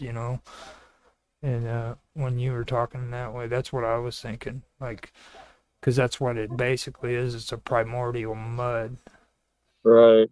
That was the Sumerians had this whole idea the underworld was damp, because they would dig down and there's water, because they were living in the Tigris-Euphrates Valley, and water table's like 5 foot down or something. So, yeah, for them, the underworld always was a watery kind of place. Yeah, and then in hotter, drier climates, the underworld was always dry and hot and fiery. Which Dante's Circles of Hell is meant to be flooded? I know they were drowned in like rivers in some places. And there was a frozen lake down at the bottom, wasn't there? Where the traders were like frozen. Well, the river Styx too. I mean, I don't know for sure if the river Styx originally was supposed to be fire. Like, everybody always portrays it as being a lake of fire, but I'm not sure if Dante actually. Well, Dante had a river of fire, I think, Phlegathon or something, boiling blood or something like that. I mean, his rivers weren't just water. It's been Yeah. so long. I read that when I was a kid. Woo-hoo, look at all the tortures. You know, you dig that stuff when you're a kid. But Styx is not a part of hell. It's not a. It's a a crossing. route to. Yes, it's crossing. Right. Yeah, you need a boatman to get you across Charon. Yeah. You must pay the ferryman. I love it. Through your tongue, so you can spit it out to them, because you won't have any pockets in the next world. They remember that. I always thought that was like a bunk deal. Like he went through all that to save his woman, and all he got out of it was purgatory. I mean, seriously, dude. Orpheus? I got a theory about that. I think it has to do with the bicameral mind, because according to Janesian ideas, we would still hear these voices of authority, and including like departed chiefs and even loved ones. That's why they would leave offerings at tombs, because you would still hear their voices. And I think it's a story of a guy who decided, I'm going to go into the tomb and get her out because I can hear her. And he went in, and he did not find a person there. He found a rotting skeleton or something like that. Vampire. Who woke him up from the whole audiovisual hallucination. Or even if it wasn't an audiovisual hallucination, you can only interact with the dead on the dead's terms. You can't have them physically back anymore. They might come to you in dreams. You might hear them, but it's not going to be a physical. The whole stone from Harry Potter hits me when you say that. That was the big moral of the stone from Harry Potter, and so I didn't read that one.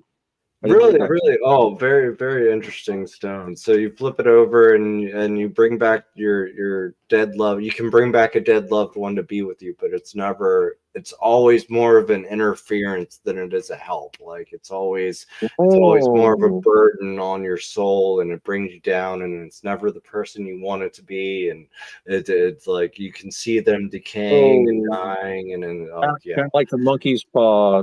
You got a wish, but the wish was always screwed up, kind of. I read the first one of those books a long time ago. I never read the rest. Maybe I will now. I thought the first one was good, but it just struck me as a kid's book, and I did like the ending. And I'm like, okay, that was a really nice lesson to the ending, and that was a really good book, but it didn't like shine to me like Terry Pratchett would. No, the most interesting thing about the books that have always struck me is that the way she did the artifacts, and I get a lot of my artifact writing from her. So, so maybe I'll read the rest of the book. Have you read all the books? I take it. Oh, okay. Well, if you're suggesting them, I might turn back to them and give them a try. I don't have as much time for reading right now as I'd like. I want to counter both of you because you've both discounted the entire thing about a vampire. Vampire?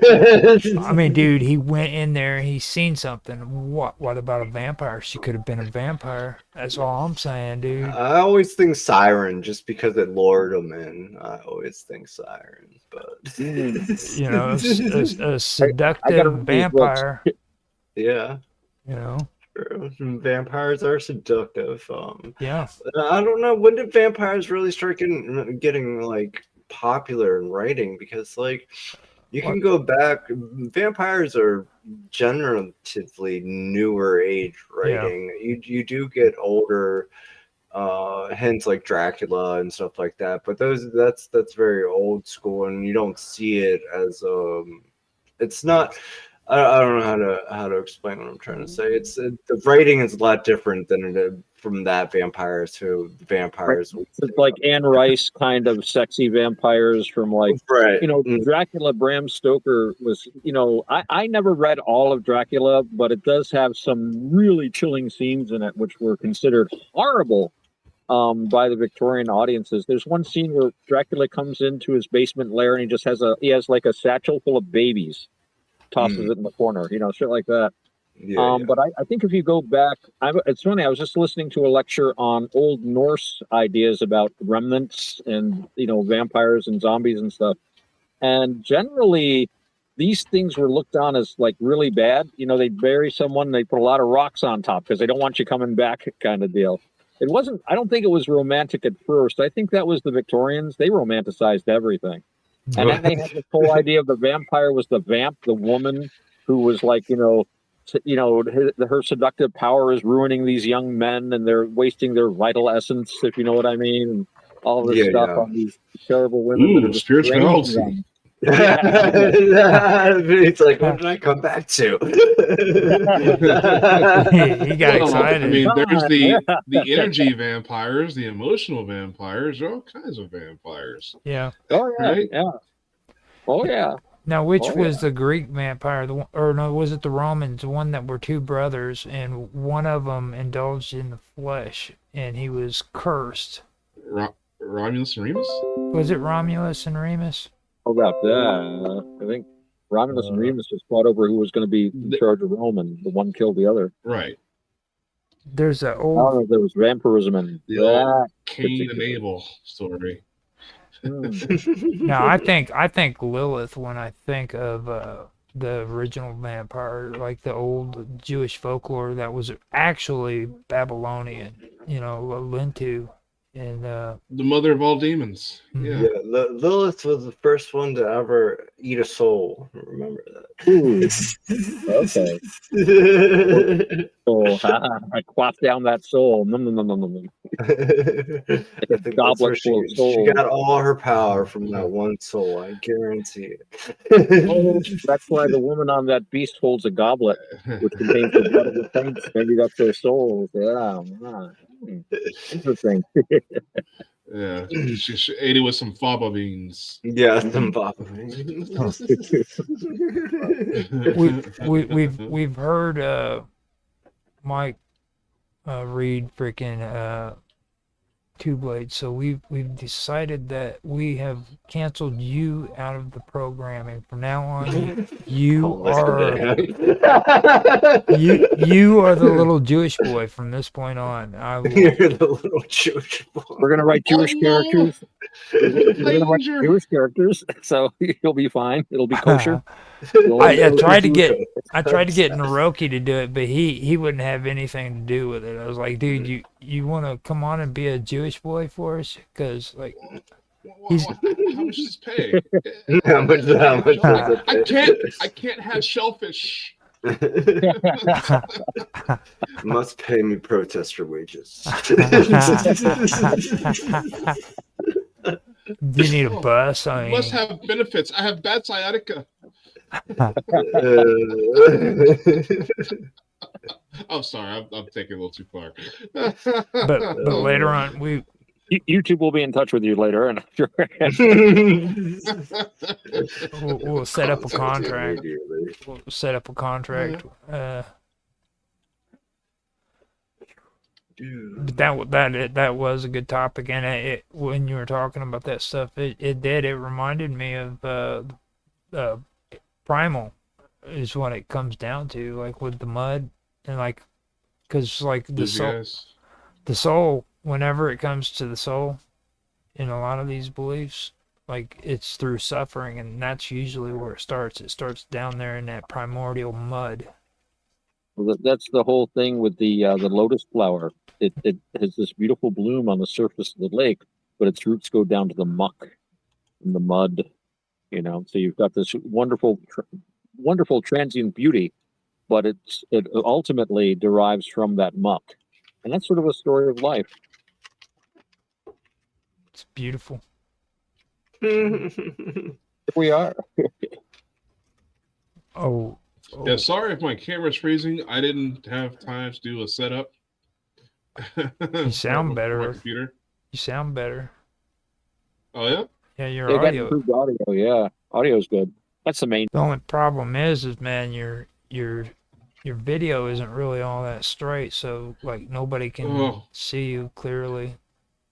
Yeah, I don't. Like you in the. It's frozen on my side. I don't know about you guys. Like moving a little bit. You look like a younger version of Stevie Wonder. Got to rock back and forth a little bit. No, I mean like seriously, you got the glasses on and then the hoodie and everything. You look like Stevie Wonder. Yeah, there you go. Yeah. Our special guest tonight, Stevie Wonder. Surprise! Like There we go. if the light was on, freaking, we would know that you're not Stevie Wonder, but you're like playing video Oh, games. see, that's why I gotta keep it dark.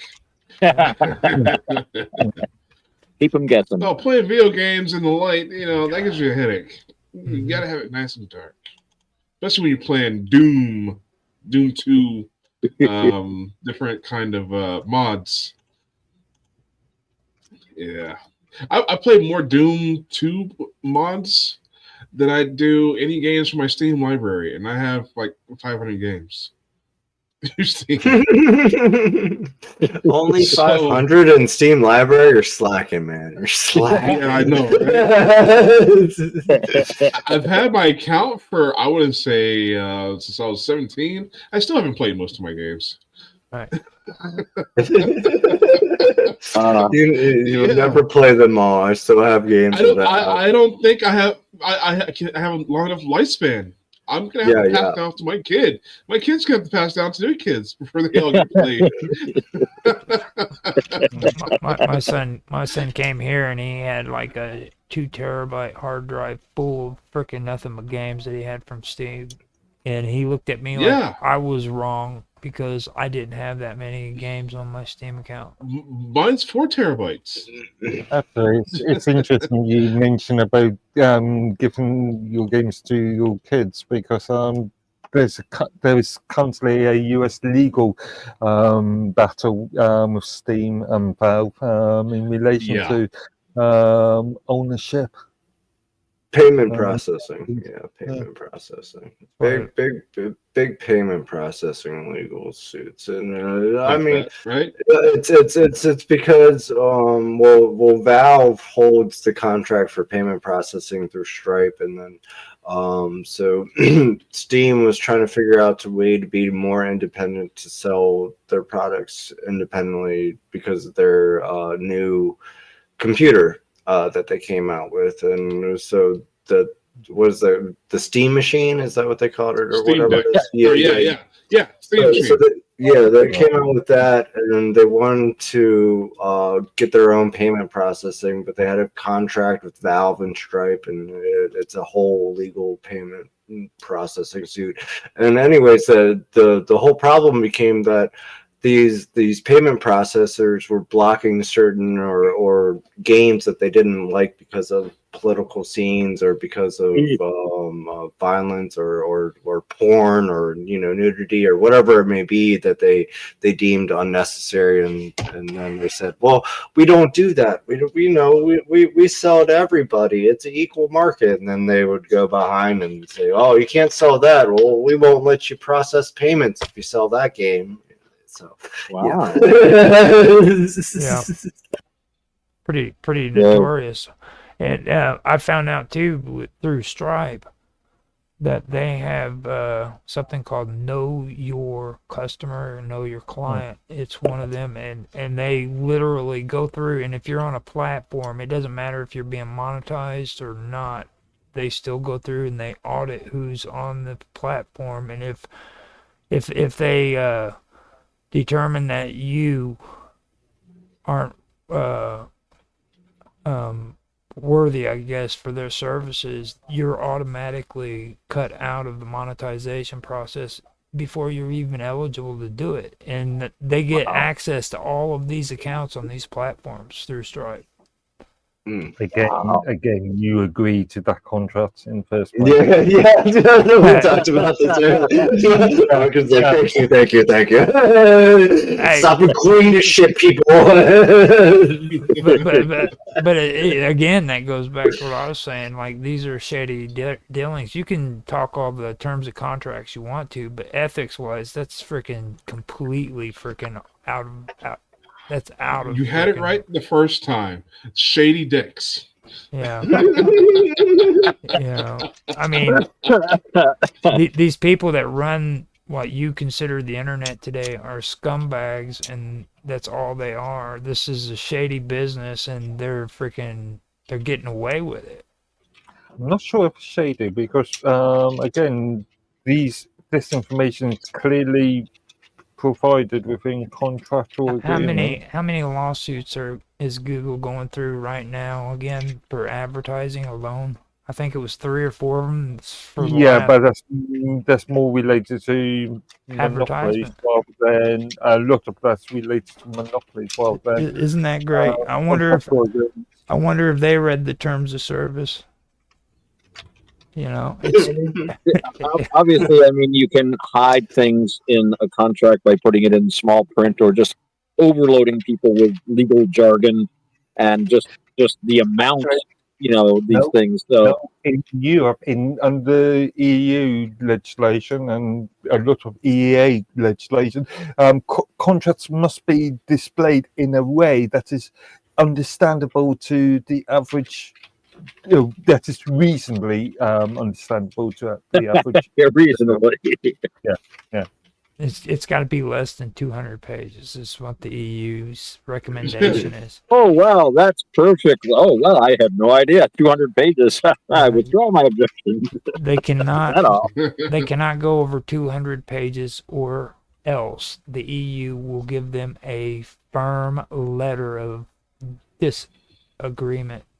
How disapproving That's they right. are. We disapprove of this very much. Naughty. It has to be understandable by the average layman.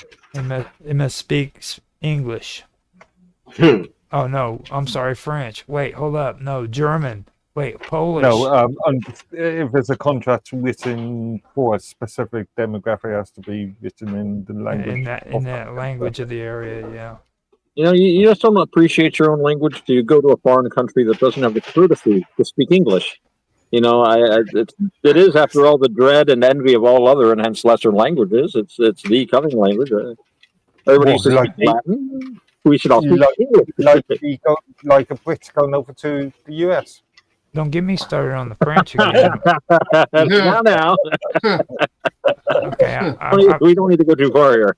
don't get me started on the French again. I mean, when I start talking about the French, it takes me time to cool down. Because I mean, metric system. Is that what cools you down? Is boiling frogs? No, I mean, like, people need to go back and research history, okay? And you want to badmouth the United States, you need to go look at the French. The French are crazy, okay? They've been crazy. Well, we brought down the French government. Look at him. In 17, what was it? When they had the French Revolution. You know how that came about, right?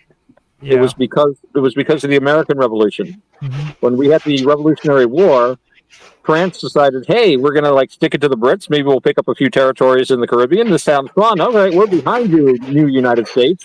So the French built a huge fleet, and they sounds pretty intense there, Mike.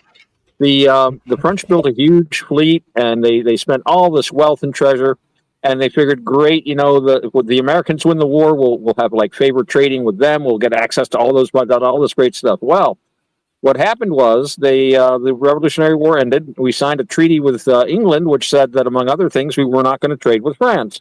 So the French lost out there. They borrowed heavily to pay for all these ships. That they lost most of them. So at the end of the day, they're like, well, let's just raise taxes some more on the peasants. And next thing you know, the king is having his head chopped off, and the whole government collapsed. And I think it can be traced to the spending that the French government did supporting the United States, and then just being basically in other words, they screwed themselves. Well, if you like. Well, the Illuminati were behind it all, of course. Well, let's not forget the just regular Freemasons. I mean, they are the ones who built Washington D.C. Well, Weishaupt had infiltrated all the Masonic lodges in Europe by that time, so they're all stalking horses for the inner circle. Didn't George Washington make a speech warning everybody over here in the Masons guilds to beware of the Illuminati? George Washington? I think he might have, and it looks like we have a new script. Oh yeah. Got me talking. I knew we could do it. All right, woman. There we go. Let's do it. Nice. Ooh, the star myth of the three brothers. Yeah. So we rewrote this. this is this is the hooked Harry Potter. I think B. I didn't give you a part, so you could be the narrator. Would you mind doing that? Another script. I'm having a hard time with the physicality of this on my computer because, again, it's frozen for me. He's got a reading. But you problem. guys apparently can see me. Yeah, I can see and hear you. No breaks or nothing. So you sound good. That's all that matters here. Good audio, dude. So I can't read the script. Yeah, you can't see until it. my phone charges. I gotcha. Well, if you don't want to narrate again, Mike, I could do it. Unless you want to narrate. You're a good narrator. I just don't want to do death and narrate. Right. So, yeah. I can be a narrator if you want. Yeah, that's true. Before you start, I'm just here for 2 seconds. But, yeah, I'll be back in 2 seconds. Yeah. Bathroom time. That's what it is. I like that the pale administrator of endings. That's a good way to put it. Yeah, because you're doing death in this one. Hell yeah, you keep that one to where you're focusing on, because that's the character that it's really big. That's one you and Bob Thubbs were talking about all the time, wasn't it? Yeah, I know. I was just thinking about that. Very important. I was thinking that Bob and I were working on the Seventh Seal project, and the last thing we produced on that, I thought, was some of the best stuff that we ever came out with in our collaborations. And I was just looking at that, but that was like 6 months ago, and everything's gone haywire since then. For various reasons. But I do want to get back to that. I was actually working on a little bit of a script for that the other day because I was just going through my project. Oh yeah, that thing. Oh wow, that's really good, isn't it? Gee, sometimes I have to wait a couple of months before I listen to something I did. It's like, shit, that's not bad, I listen to something I recorded, and I'm playing at the time, and I'm like, Jesus fuck, I can barely this, and I'm screwed up. And I listened to the song later. It's like, wow, we actually sounded pretty good. I sound like I know what I'm doing. It's very weird.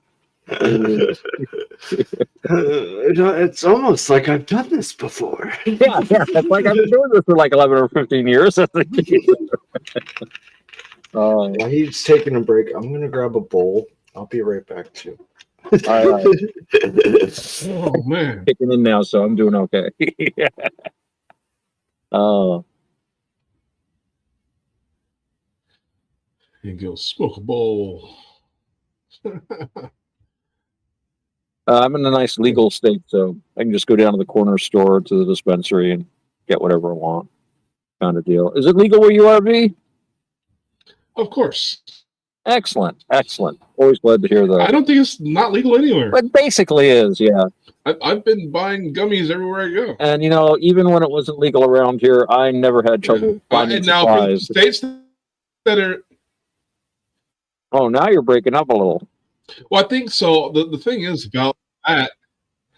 I think the thing about that is, so they have this new chemical that acts like THC. It's completely synthetic. So for the states that don't want you to have a dispensary and sell THC, they have a even more powerful chemical, a synthetic, that acts like THC, and that's legal. I think they call it G9 or something like that. Well, I know in this state G8, they've got G9. something. K.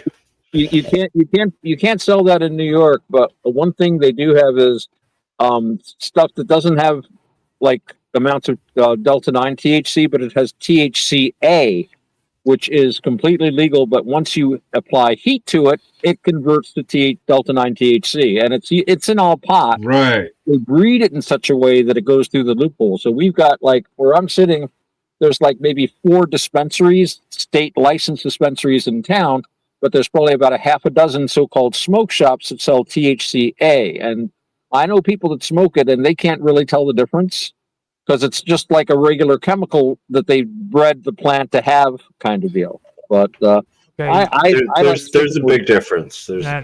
Just taking really? it. I've never tried it myself. I stick with the stuff we've been using for 30,000 years. I don't need to experiment with new stuff.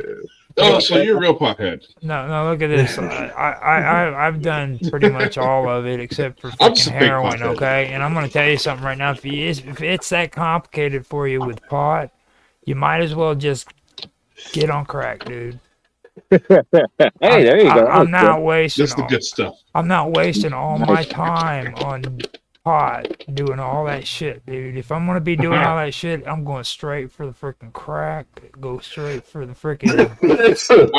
once you have to start mixing things together and synthesizing chemicals, I'm out. Yeah. That's too complicated for marijuana, dude. I am sorry, but it really is. I would normally agree, but I have chronic pain and Well, they got what do you freaking call it? dude. I used to take and do those freaking what are they? Those little tabs you take a freaking pen and you just pop it and you get the freaking oil coming out of it. The tabs. That's all I used to call them, but it's just it's a liquid marijuana. You can get it. It's doctors give them to people who have chronic. Marinol. Yeah. Marinol. Yes. I remember that. Yeah. They chemo guys used to get it. Yeah, I remember. I'd see that once in a while. Yep. No, we had that case stuff here in the state. I was working at a head shop at the time. And all the other stores were selling this stuff, and people were having psychotic episodes and breaks and shit. And like that was the other employees were telling the owner, "You got to sell this stuff. They're making a fortune." And she was like, "No, I'm not going to sell something, no matter how much money I would make. I really like working for them. It's like I'm not going to do anything harmful to the community." And we probably missed out on. Now I know why you're not a professor. You wouldn't let the weed go.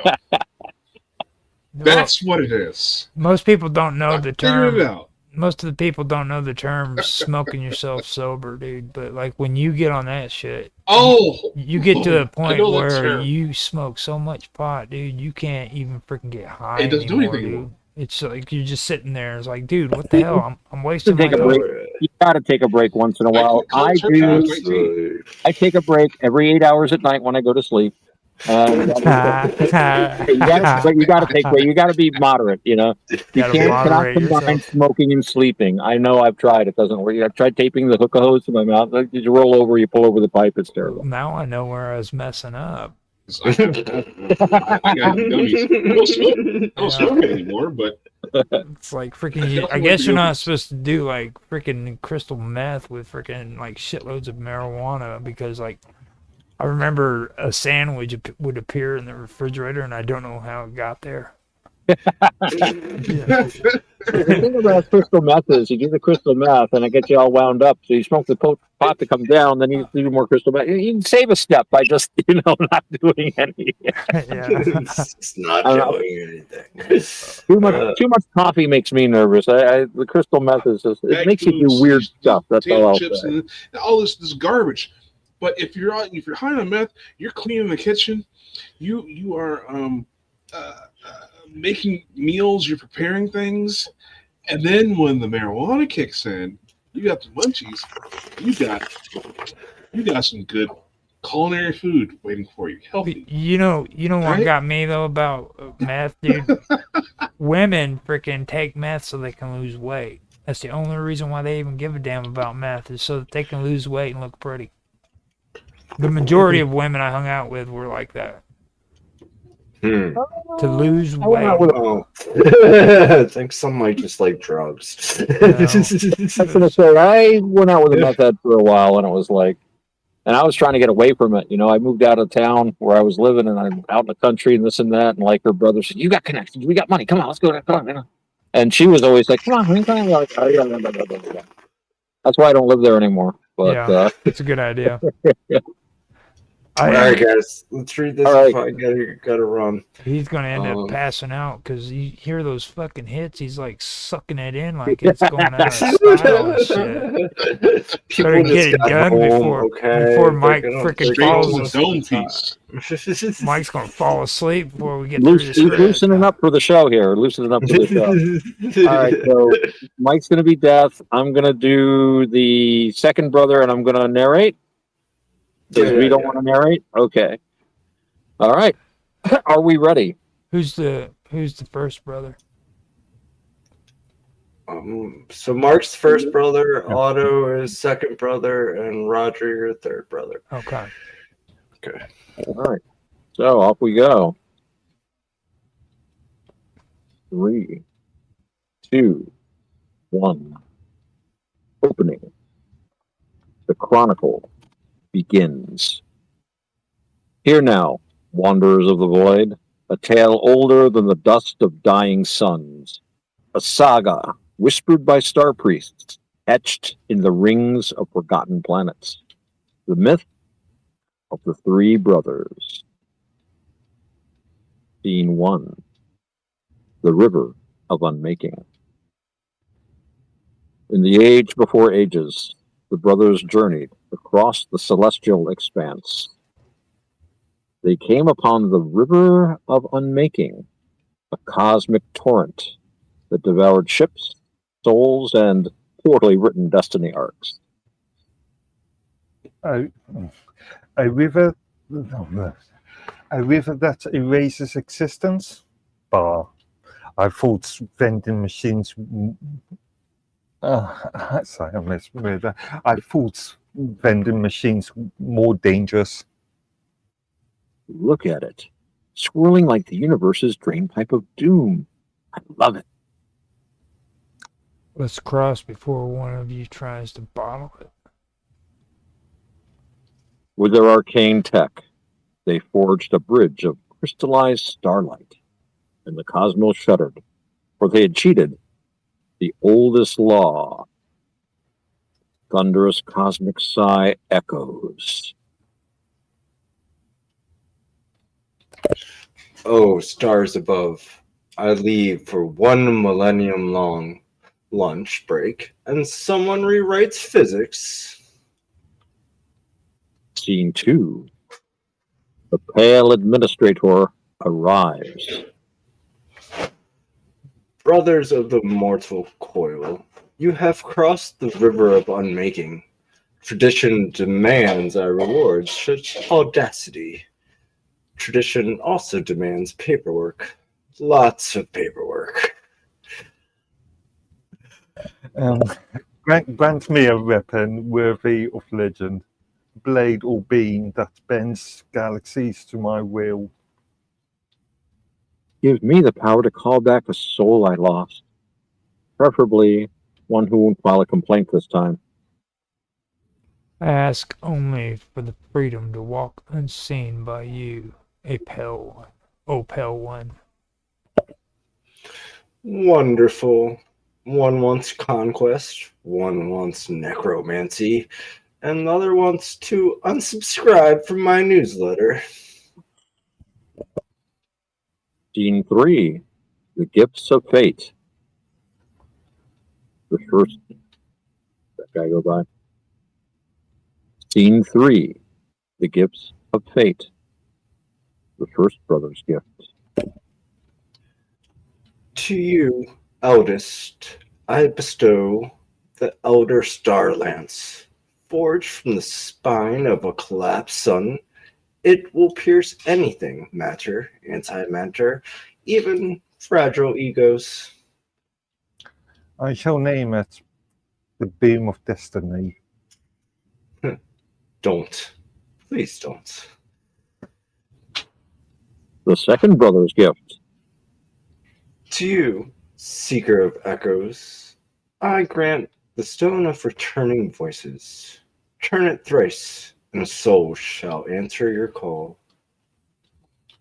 Finally, a chance to fix my romantic catastrophes.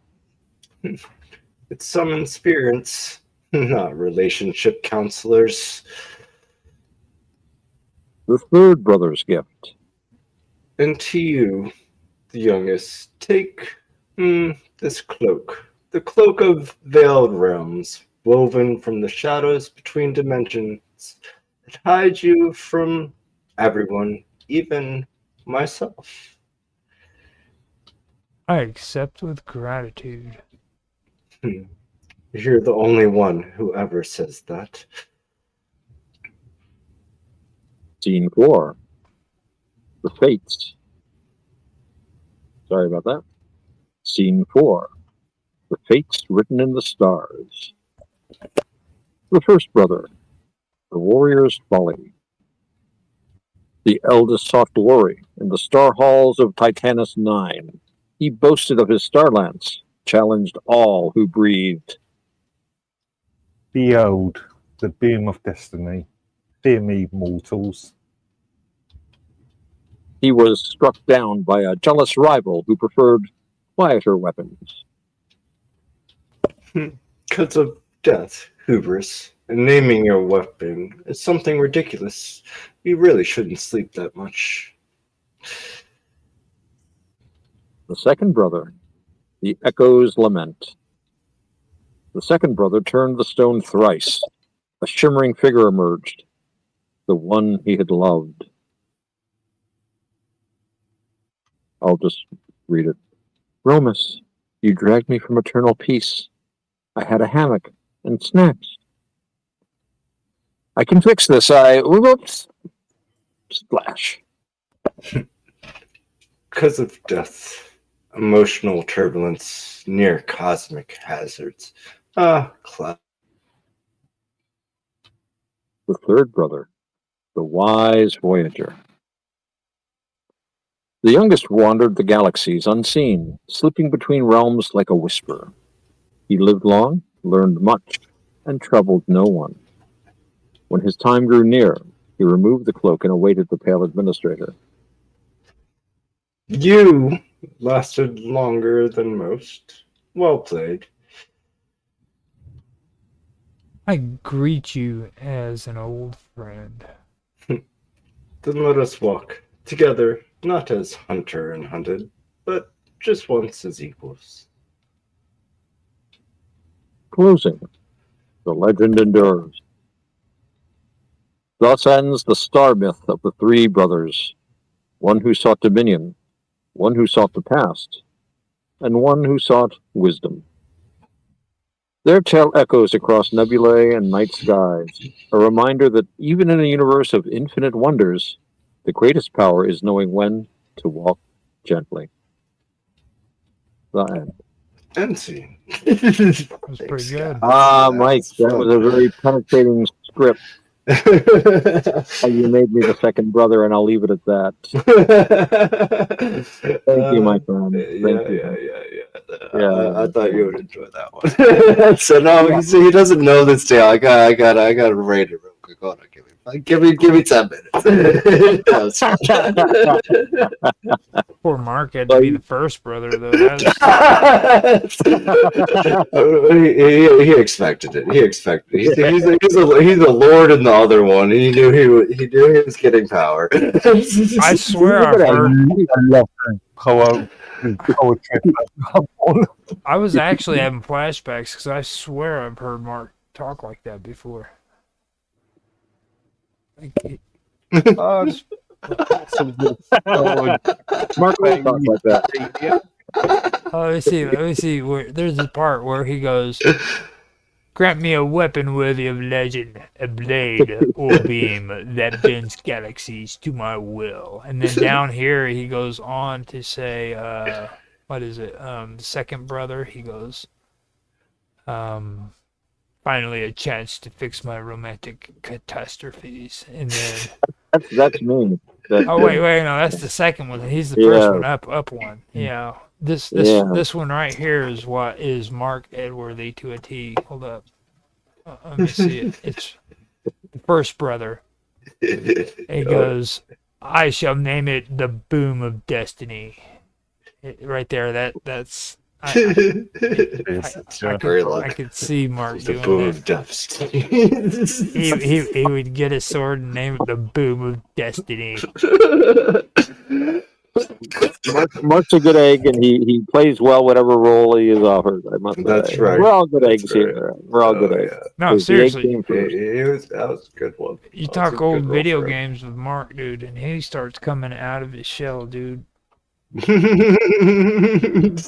Which old video games?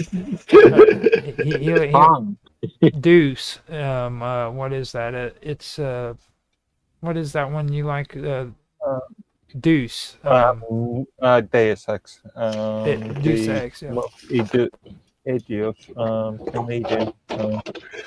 But no, I'm more into sort of point and click adventures and text-based adventures. Text-based, Yeah. Games from many years ago. No, right here, No, right here. no graphics, just text. Right here. Yeah. Behold the boom of destiny. Fear me, mortals. Fear me, mortals. Say the boom of destiny? Yeah. The boom of destiny, dude. Bound, chicka, bound, wow.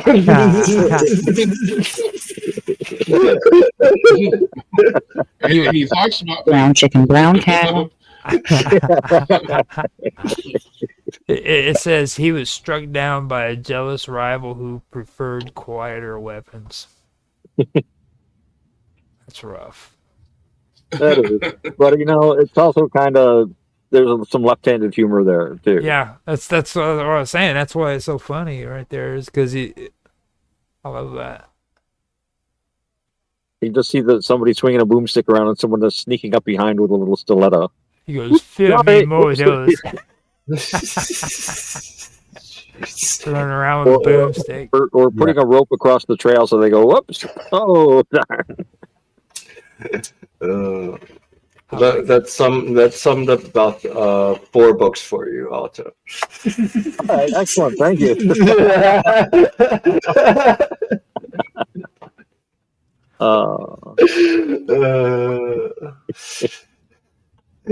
It's always fun. But yeah, I'm gonna get going, guys. But yeah, it's getting late. Next week, I should be here, so maybe we can do a longer one.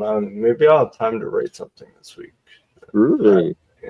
I'm just happy to get 2 of them because I'm still wanting to catch up on the edited stuff. You know what I mean? And like I said, the more that you guys want to put in, man, freaking the better. Because I'll edit it up and get it set up. Because I got them set up at an hour long, and they're exactly 1 hour. And then at the end of it is the reading. You know what I mean?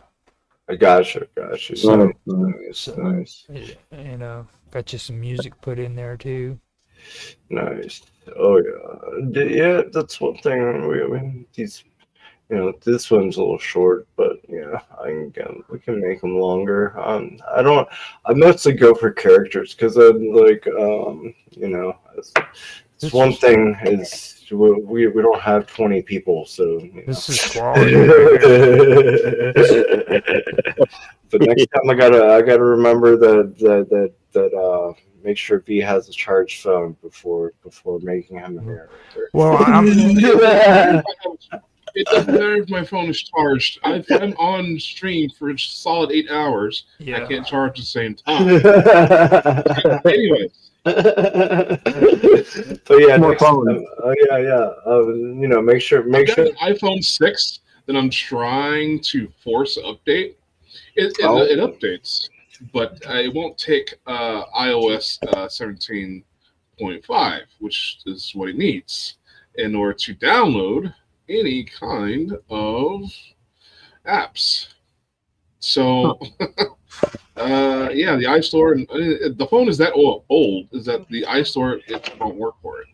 Gotcha. Software's not supported anymore. I remember back in 2011 when people were laughing at me for carrying around those old Blackberries. They're like, "Oh, you're so outdated," and I'm like, "Yeah, you wait 10 years from now, you're gonna be in the same situation." And now they got those flat phones, and all these people talk shit. Well, they're coming back out with the BlackBerry. Essentially, I've seen the new one with the digital screen on it that you can have a little key. It's not buttons like the old one. It's just a touchpad. Yeah, I did come across a phone, quite a large thing that was something like 7 inches long, with a actual mechanical keyboard on it. That's great. That's crazy. Which actually. Okay, so I think I got kicked off. Let me back out of here real quick and we'll go back in. Give me a second. I will get us back into the game or into the stream. Did you know you have a touchscreen laptop? Like, no. Wow. Okay. I'm back. Well, we've got And double so- the Rogers now suddenly. Yeah. It's like, oh my goodness. I'm having to help this person with all their computer issues. I'm Do your best. Do your best. That's right. Oh, Oh yeah. well, gentlemen, it's been wonderful. Thanks everyone for being at the meeting. Mike, always wonderful when you join the meeting. You make it. Yeah, I should be here next week. So let's get back together, guys. And I'll see you next week. Later. Later. Sounds good, man. Peace. Talk to you guys later, and hope you have a good night. You too, man. All right. Good night, everybody. Sleep well, everyone. Good night. Roger, that was great. Mark, that was great. V, that was great. But V, we got to get you in the next script, really. Yeah. I'll have a different setup next week. Groovy. Something that works a little better. So now after this, what I'm gonna do is I'm gonna go into doing the third thing. If anybody wants to come into that, we can go into that. I got all of this recorded. Right now? Yeah, this is gonna be the next one. Not at this moment, but I'll have it if you guys want to come in there or not. We're going to be in the Gypsy here. I might check it out. I got a phone call I got to return here and a couple other things I got to do. But if I can make it, I'll try to pop my head in anyway and say hello. If you guys want to do it, I gotta fix my head with a screwdriver. Got enough vodka for it? Well, I got part of the equation right here. Well, there you go. That's the A important little part. bit of orange juice. Yeah. That's the important part. So I'm gonna put some music on for a little while, and then I'll come back here at the top of the How hour. long are we talking about, Roger? Just maybe about an hour, 2 hours, however long you want to do it. Okay. So I'm just thinking it's coming up to 4 a.m. here now already, but yeah, I can. Okay, so I'll put some music on, and we'll come back in here, and I'll start that one up and get it going. Yeah, come back on my phone. We'll start talking about philosophy and cool stuff like that. When are you intended to start? 10 minutes? Yeah, about 6 minutes. 10 minutes. Okay. Very precise. 10 minutes, 6 minutes and 32 seconds from now. Yeah. All right, well, I'll see you in about 10 minutes. Okay. I'll see you gentlemen later. Take care. You too. Okay. Sure.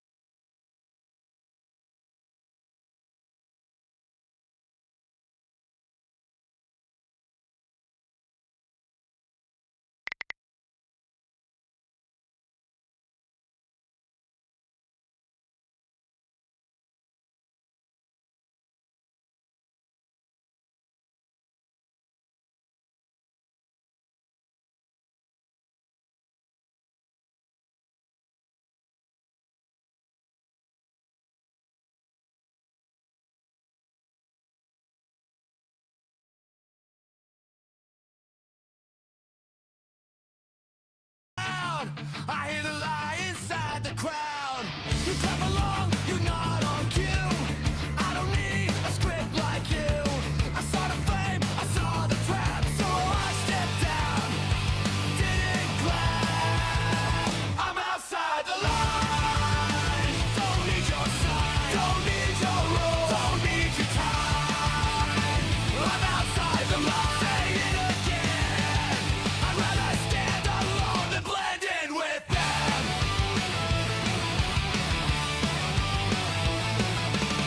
You call it truth, cause it's a creed. I call it run at a faster speed. New words slapped on the same old mess. Same fear dressed up as progress. You sell comfort, I sell no lies. You shut your mouth, I use my eyes. You need a badge, a vote, a name, I light the match and burn the flame. I'm outside the line. No peace sign, no handshake, no compromise. I'm outside the line, no disguise. I don't need your yes to know I'm right.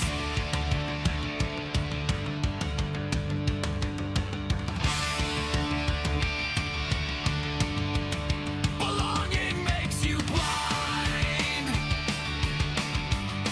Consensus kills the mind. You trade your edge for safety pins. I keep my teeth, I keep my skin. I'm outside the line, still standing. You fall in step, I keep demanding. I'm outside the line. Say it loud. I don't bow, I don't blend, I don't join the crowd. Outside the line, outside the line, outside the line, outside the line. I never fit the mold you sold, never did what I was told. You chanted loud, you chanted proud. I hear the lie inside the crowd. You clap along, you're not on cue. I don't need a script like you. I saw the fame, I saw the trap, so I stepped down. Didn't clap. I'm outside the line. Don't need your sign, don't need your rules, don't need your time. I'm outside the line. Say it again. I'd rather stand alone than blend in with them.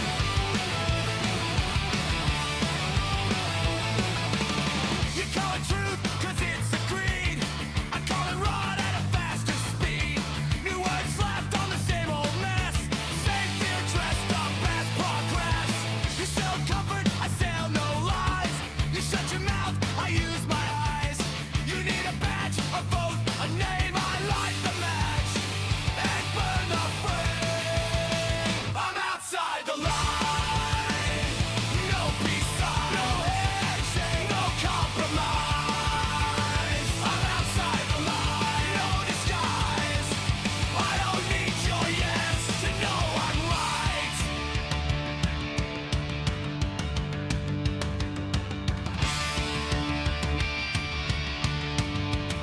Belonging makes you blind.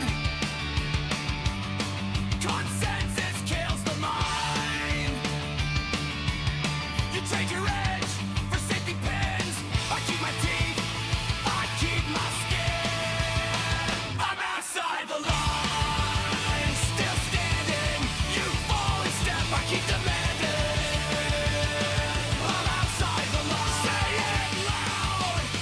I don't bow, I don't blend, I don't join the crowd. Outside the line, outside the line, outside the line, outside the line. I never fit the mold you sold, never did what I was told. You chanted loud, you chanted proud. I hear the lie inside the crowd. You clap along, you're not on cue.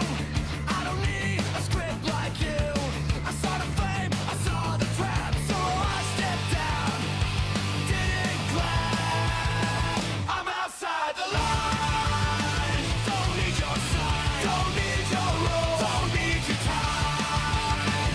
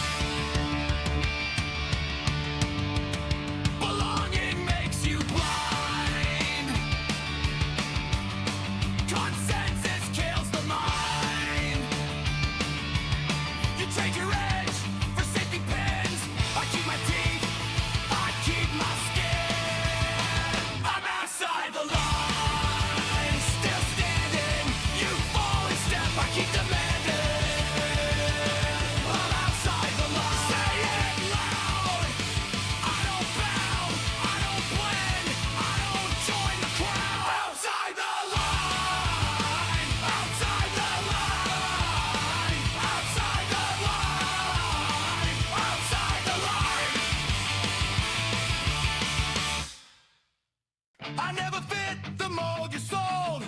Never did what I was told. You chanted loud, you chanted proud. I hear the lie inside the crowd. You clap along, you're not on cue. I don't need a script like you. I saw the flame, I saw the trap, so I stepped down. Didn't clap. I'm outside the line. Don't need your sign. Don't need your rules. Don't need your time. I'm outside the line. Say it again. I'd rather stand alone than blend in with them.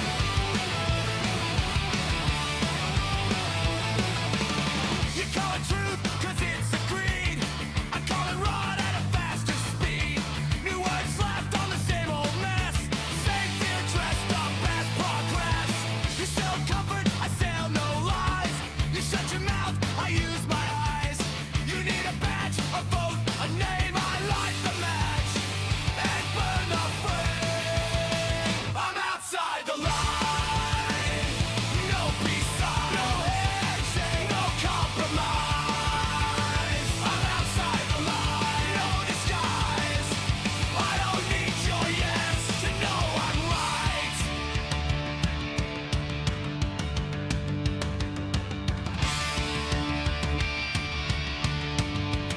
Belonging makes you blind.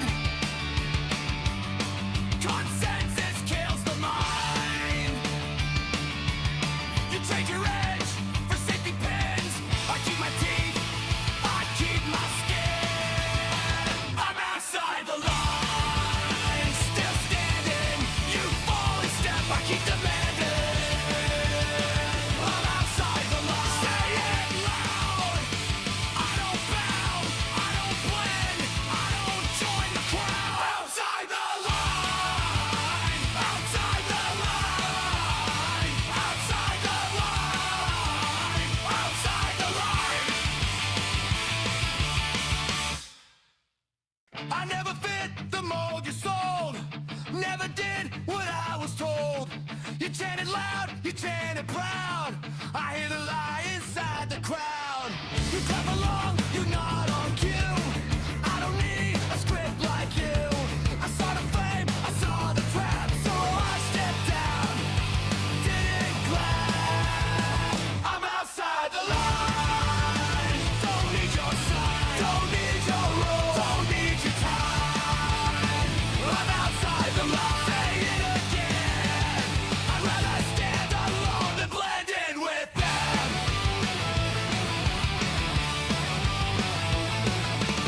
You call it truth, cause it's a creed. I call it run at a faster speed. New words slapped on the same old mess. Same fear dressed up as progress.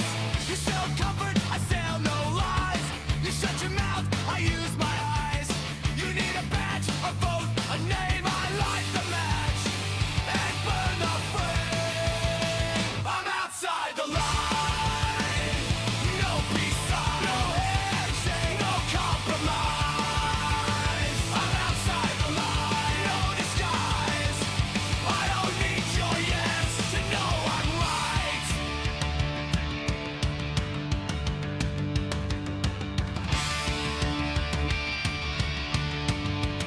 Belonging makes you blind. Consensus kills the mind. You trade your edge for safety pins. I keep my teeth, I keep my skin. I'm outside the line, still standing. You fall in step, I keep demanding. I'm outside the line. Say it loud.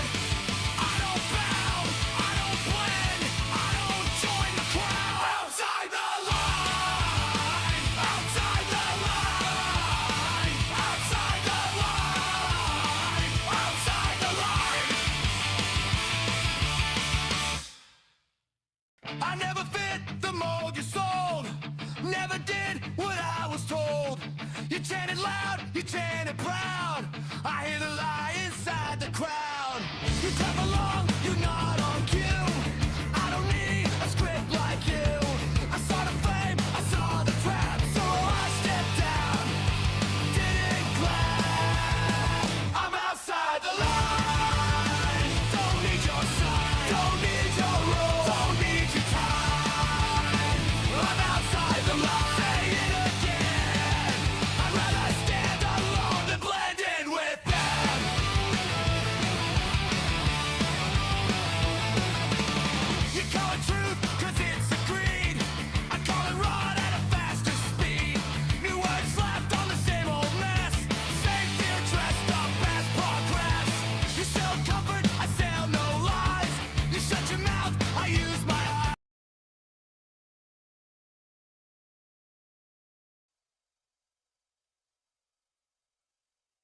Okay, I am back. Still here, Mark? I think you're muted. Am I? Hey, I can hear you now.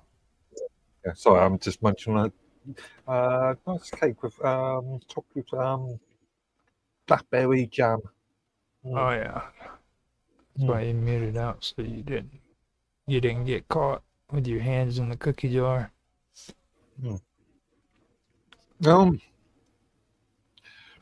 Mia's just asked me an interesting question. Why did she ask you? Can you make a website for me with Google AdSense? I thought if my spam channel supplies, maybe I redirect some of the traffic to websites and monetize it. So my response is I can set you up with a content management system. My preferred thing being Jaluma. But the initial things that you need to think about are hosting professions, which depending on the content I may be able to provide a domain name, site structure sections, and an overall site template. I think that's the sort of that makes sense. That's nice.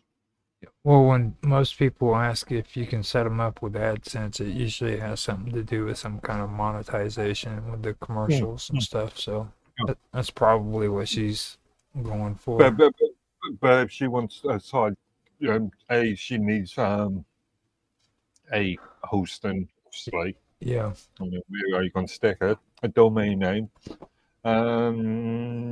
More importantly, the site structure and template. Well, they have. Is she talking about setting up like a Google website, just a regular Google? Because those are free. No, she just said website. So I was just thinking on the basis of content management system where she can just add content in herself. Mm-hmm. Sort of point and click type jobby. Yeah. Oh, OB didn't come back. He got worn out. Yeah, I noticed.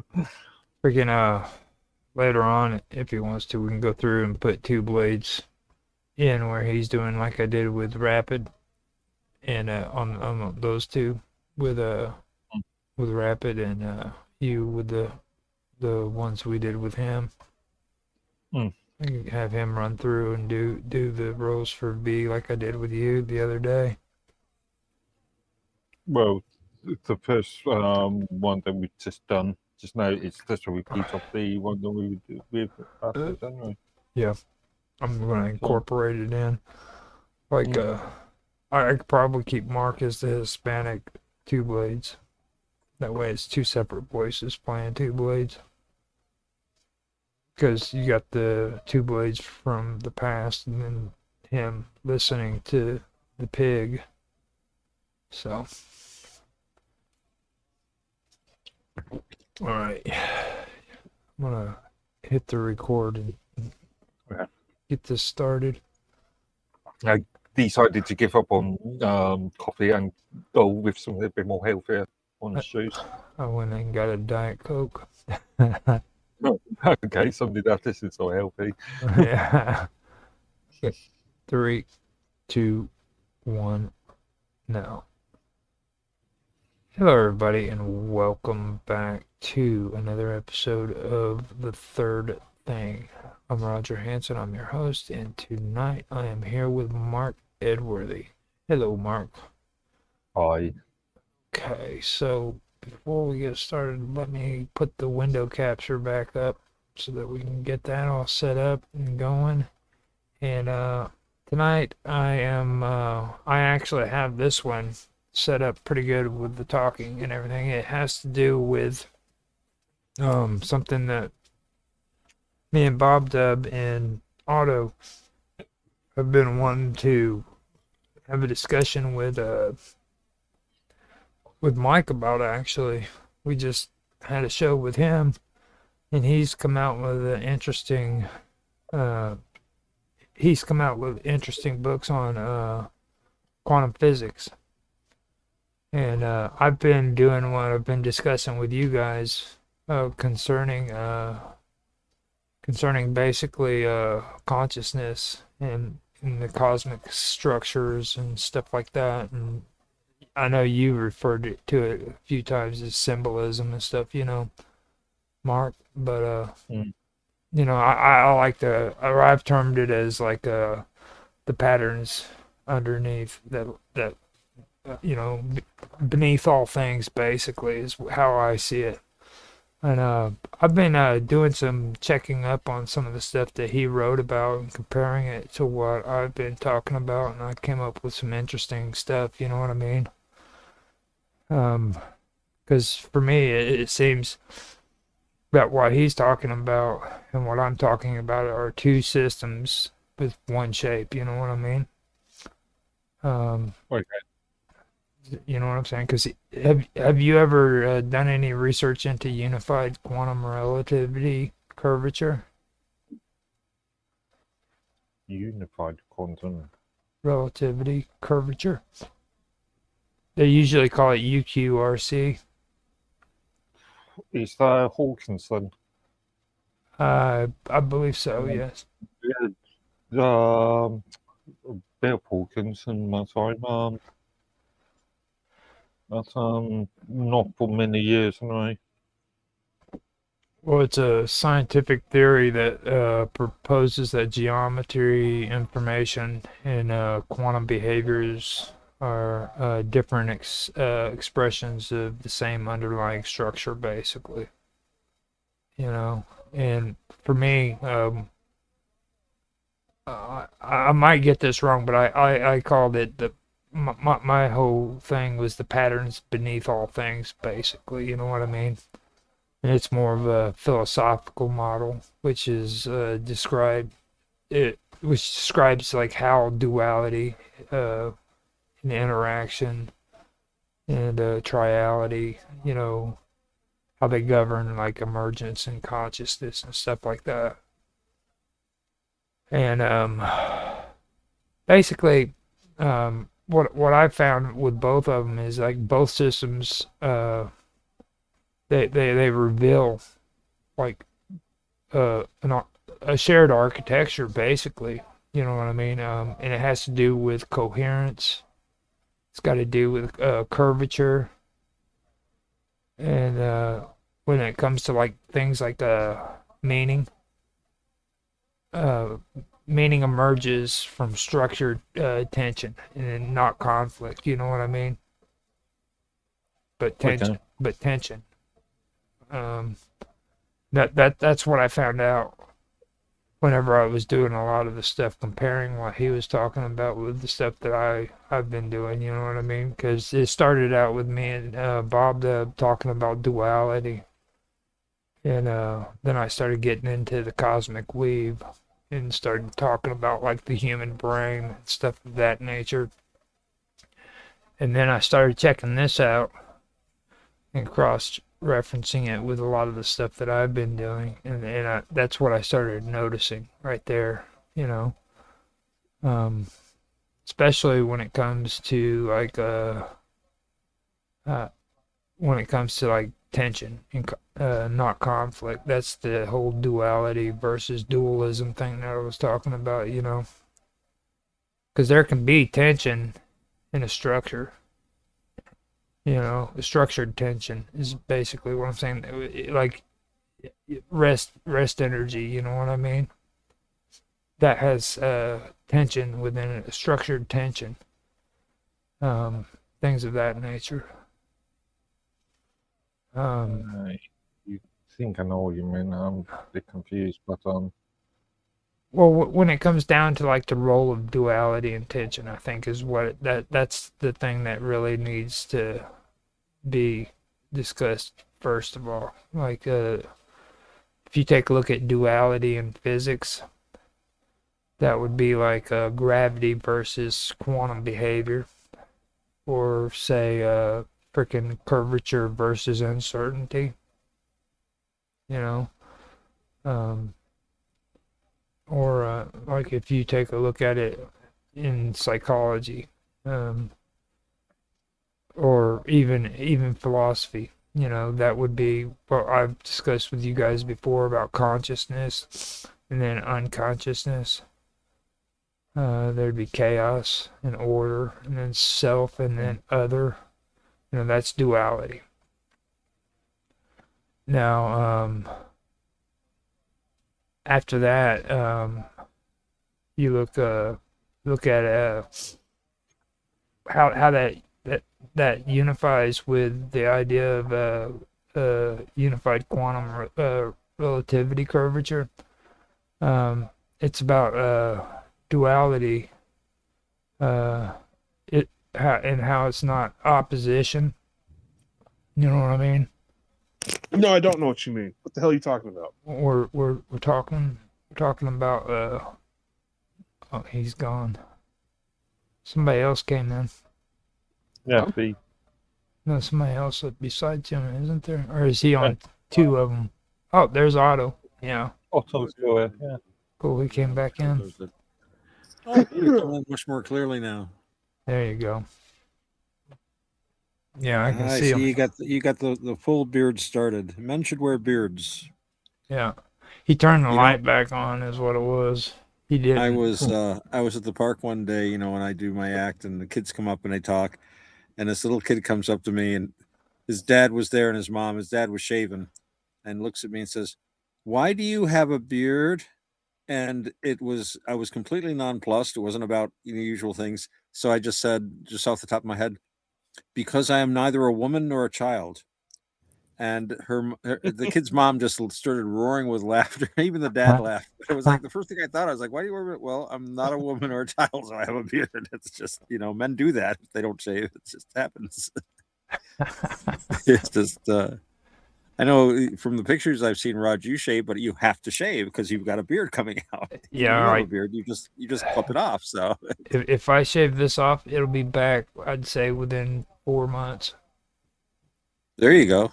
Well, and I gotta ask, you have an accent that is something like a friend of mine's, but my friend's from Chicago. I don't think you're from Chicago. Who, me? Yes. My accent, I've never been in Chicago. I was born in the Bronx, and I grew up with people talking with a Bronx accent. And to be fair, if you put me in the Bronx right now and I'm hanging out with my cousins, within 10 minutes, I will have a very marked Bronx accent. I pick it right up again. But I lived mostly I lived in the North for a while. Then we moved to the South. I actually lived in the South for quite a while when I was a small child. We lived in Maryland, which is technically the South, although I don't think a Southerner would think of them as the South. No. But then we lived in Florida for a while. And then we lived in Central America. And I have a lot of cousins that are Latin. And if you like, although they don't call themselves Latin, they're Panamanian or Costa Rican or Brazilian or whatever.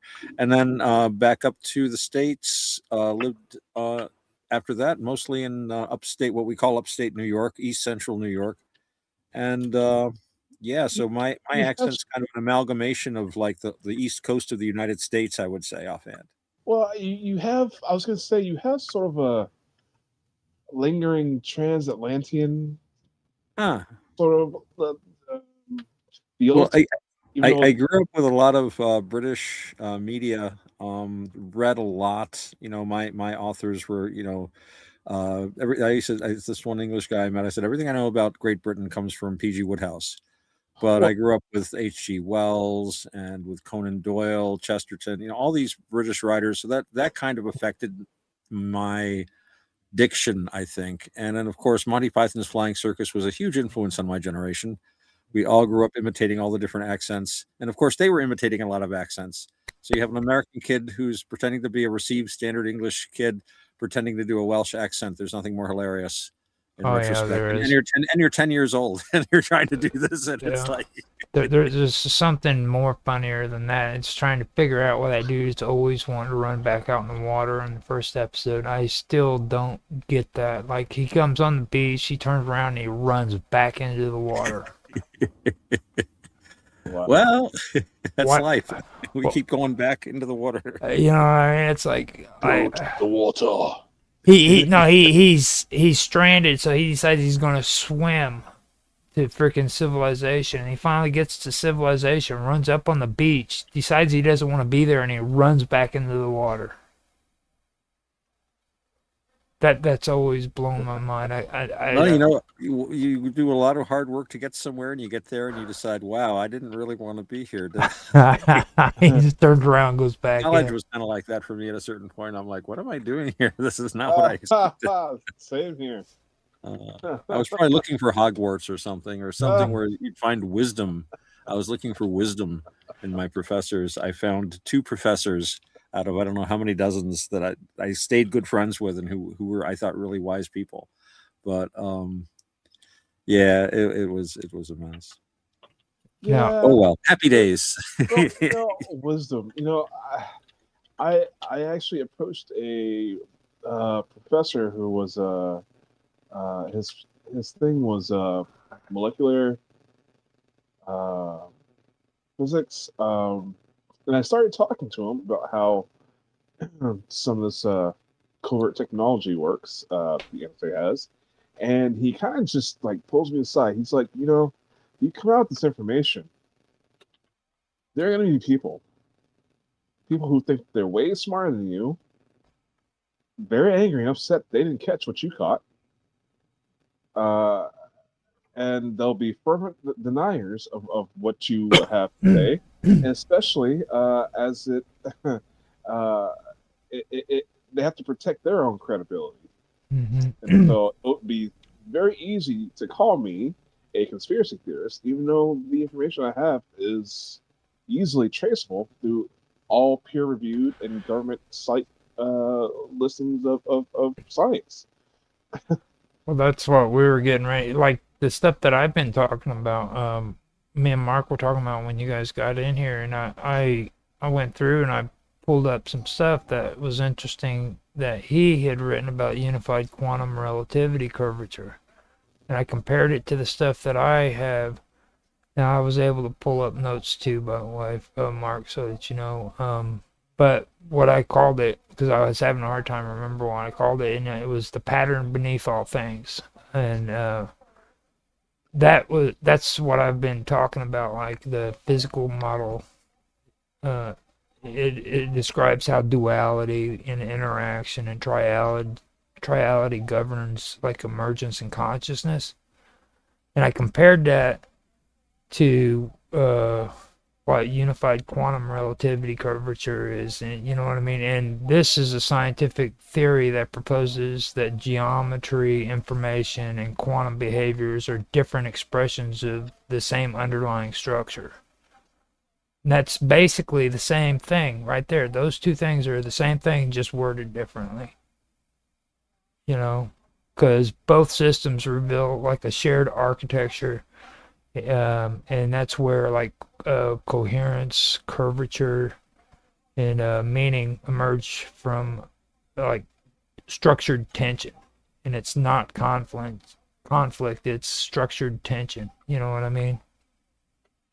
So then you have to take a look at the role of duality and tension.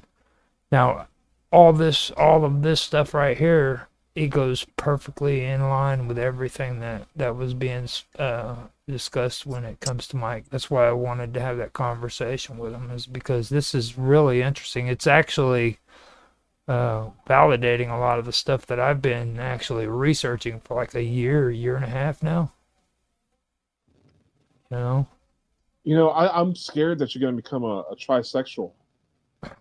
You gotta go to another planet for that. Well, earlier, the thing of it was I wasn't really into the triality thing until here recently. I dabbed into it a while back, but then I really got back into this whole thing with Bob Dub on the duality thing. And I was willing to accept the whole duality aspects of all of it.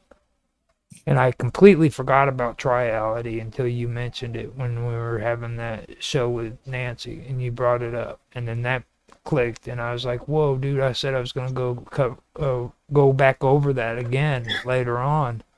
And I realized that's the next point. Like, you can't have a freaking cosmos that is just duality, okay?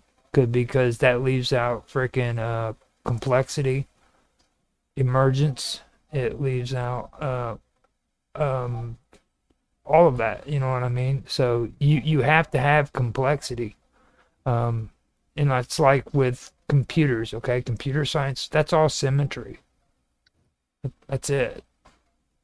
You know what I mean? It's not. Well, quantum computing is complexity now, but like a computer system is all symmetry. You know what I mean? That makes sense? Absolutely. Well, symmetry is hardwired into us, I think. Right. You know, babies recognize symmetry. Animals, I've seen animals demonstrate. Remember when I was a small child, we had a front porch with a lot of like old furniture on it, and furniture got moved and discovered that the cat had been killing mice, and there's a reason for that. But we discovered the bodies of all these mice, and they were laid out in perfect equidistant, like in one little row, one after the other, equidistant from each other.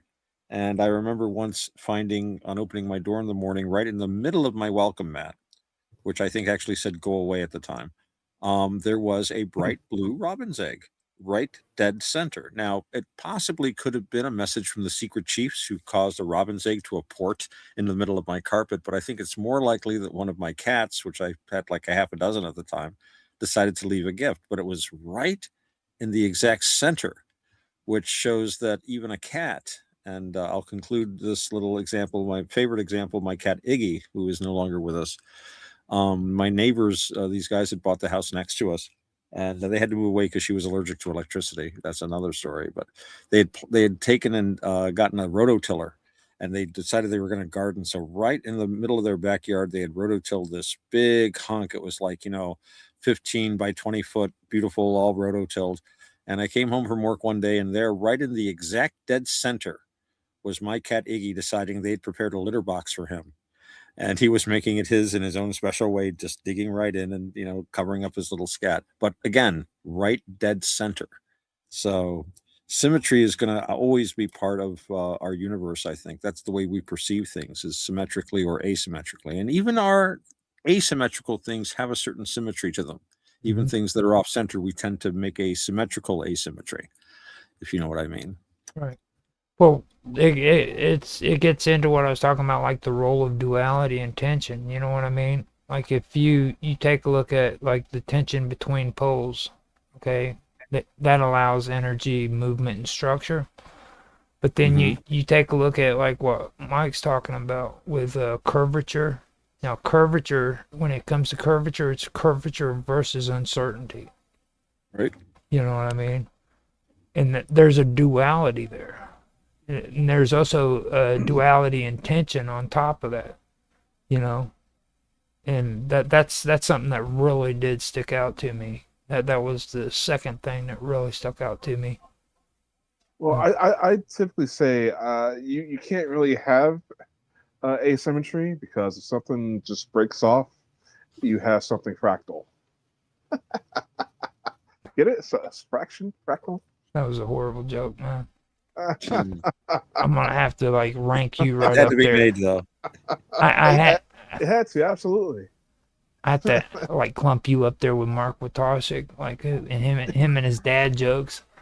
Like you come like a close first or second, one or the other, but. See, at least I'm not doing my wife first date jokes, which are always unfortunate. Well, it's like I said with before, you guys have heard me talk about emergence and the third element. Okay, now if you take a look at that and you take a look at both of these models, okay, both models, in both models, like interactions between dualities usually give rise to something new. That's something else that freaking I noticed. Like in physics, interaction between space-time and quantum rules, they usually lead to curve coherence. You know? And then like in my theory on pattern, interactions lead to like synthesis or meaning, So you've got that going on there, and it's the same thing, different language. You know, and I also mentioned too, like the third element, it's not a blend. You know what I mean? It's a new architecture, a different level of structure, basically. Is that you guys understand that? Yep. I get it. Okay. Yeah, I know you guys have been picking on me about triality, and that's where this all basically leads to. You know what I mean? Because It's fun to do that. well, I mean, triality is the architecture of recursion and meaning. And that's where you start learning about recursion. And people don't like that word. They don't like recursion. But the thing of it is it's needed. You know, it really is needed when it comes to a lot of this stuff. Because it introduces shape and feedback. You know. Well, we need shape, certainly. Yeah. Nama Rupa, name and form. You know, that's how we interact with the world. What tripped me out when I was talking to Jiva was whenever I got to this part and I started mentioning things like true, false, and undetermined. You know what I mean? It kind of like goes to like the three things like observed, observer, and interaction.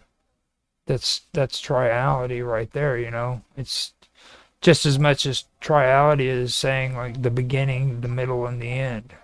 You know, and we won't say the religious stuff because that tends to get you guys all huffy puffy, and I don't want to go there. Not tonight. Well, the heart, the brain, the body, father, mother, child, right? Yeah. Roger, you were 5 minutes away from going to your local gay club and picking up a tranny. Trans. Sorry. It's a trap. Well, it's a trap. First of all, where do you get three from a over here. transgender? You know, where's the third gender at? I just don't get that. It's like that makes absolutely. The Japanese shit and the other. Yeah. Well, hold on. The Japanese in the Edo era, they had a third sex. They would be young boys who had to keep their hair, but they dressed like women, and they looked like women. So when you saw the guys with the bald, like the long hair but the bald cap, that's how you know that's a man. But if you came across a male with all of his hair, that was kind of the practice sex.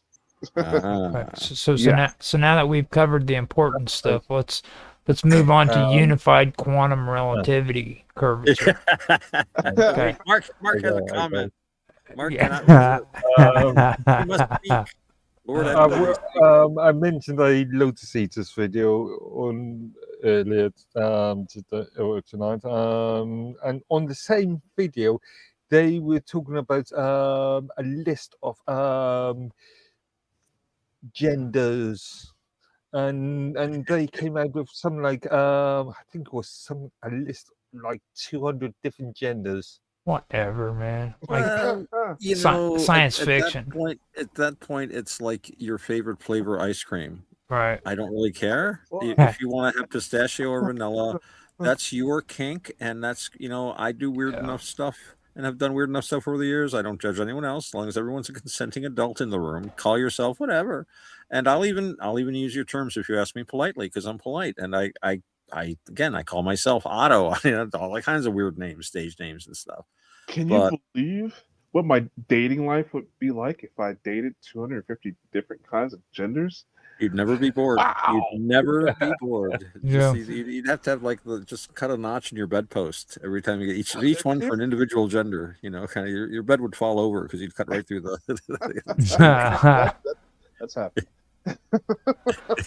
So basically what I got out of when I was going over Mike's stuff and it came to this unified quantum relativity curvature, it has to do a lot with information, curvature, in algebra and how they become like the threefold structure. Right.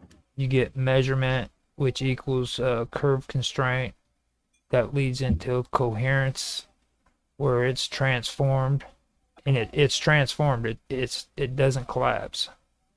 You know what I mean?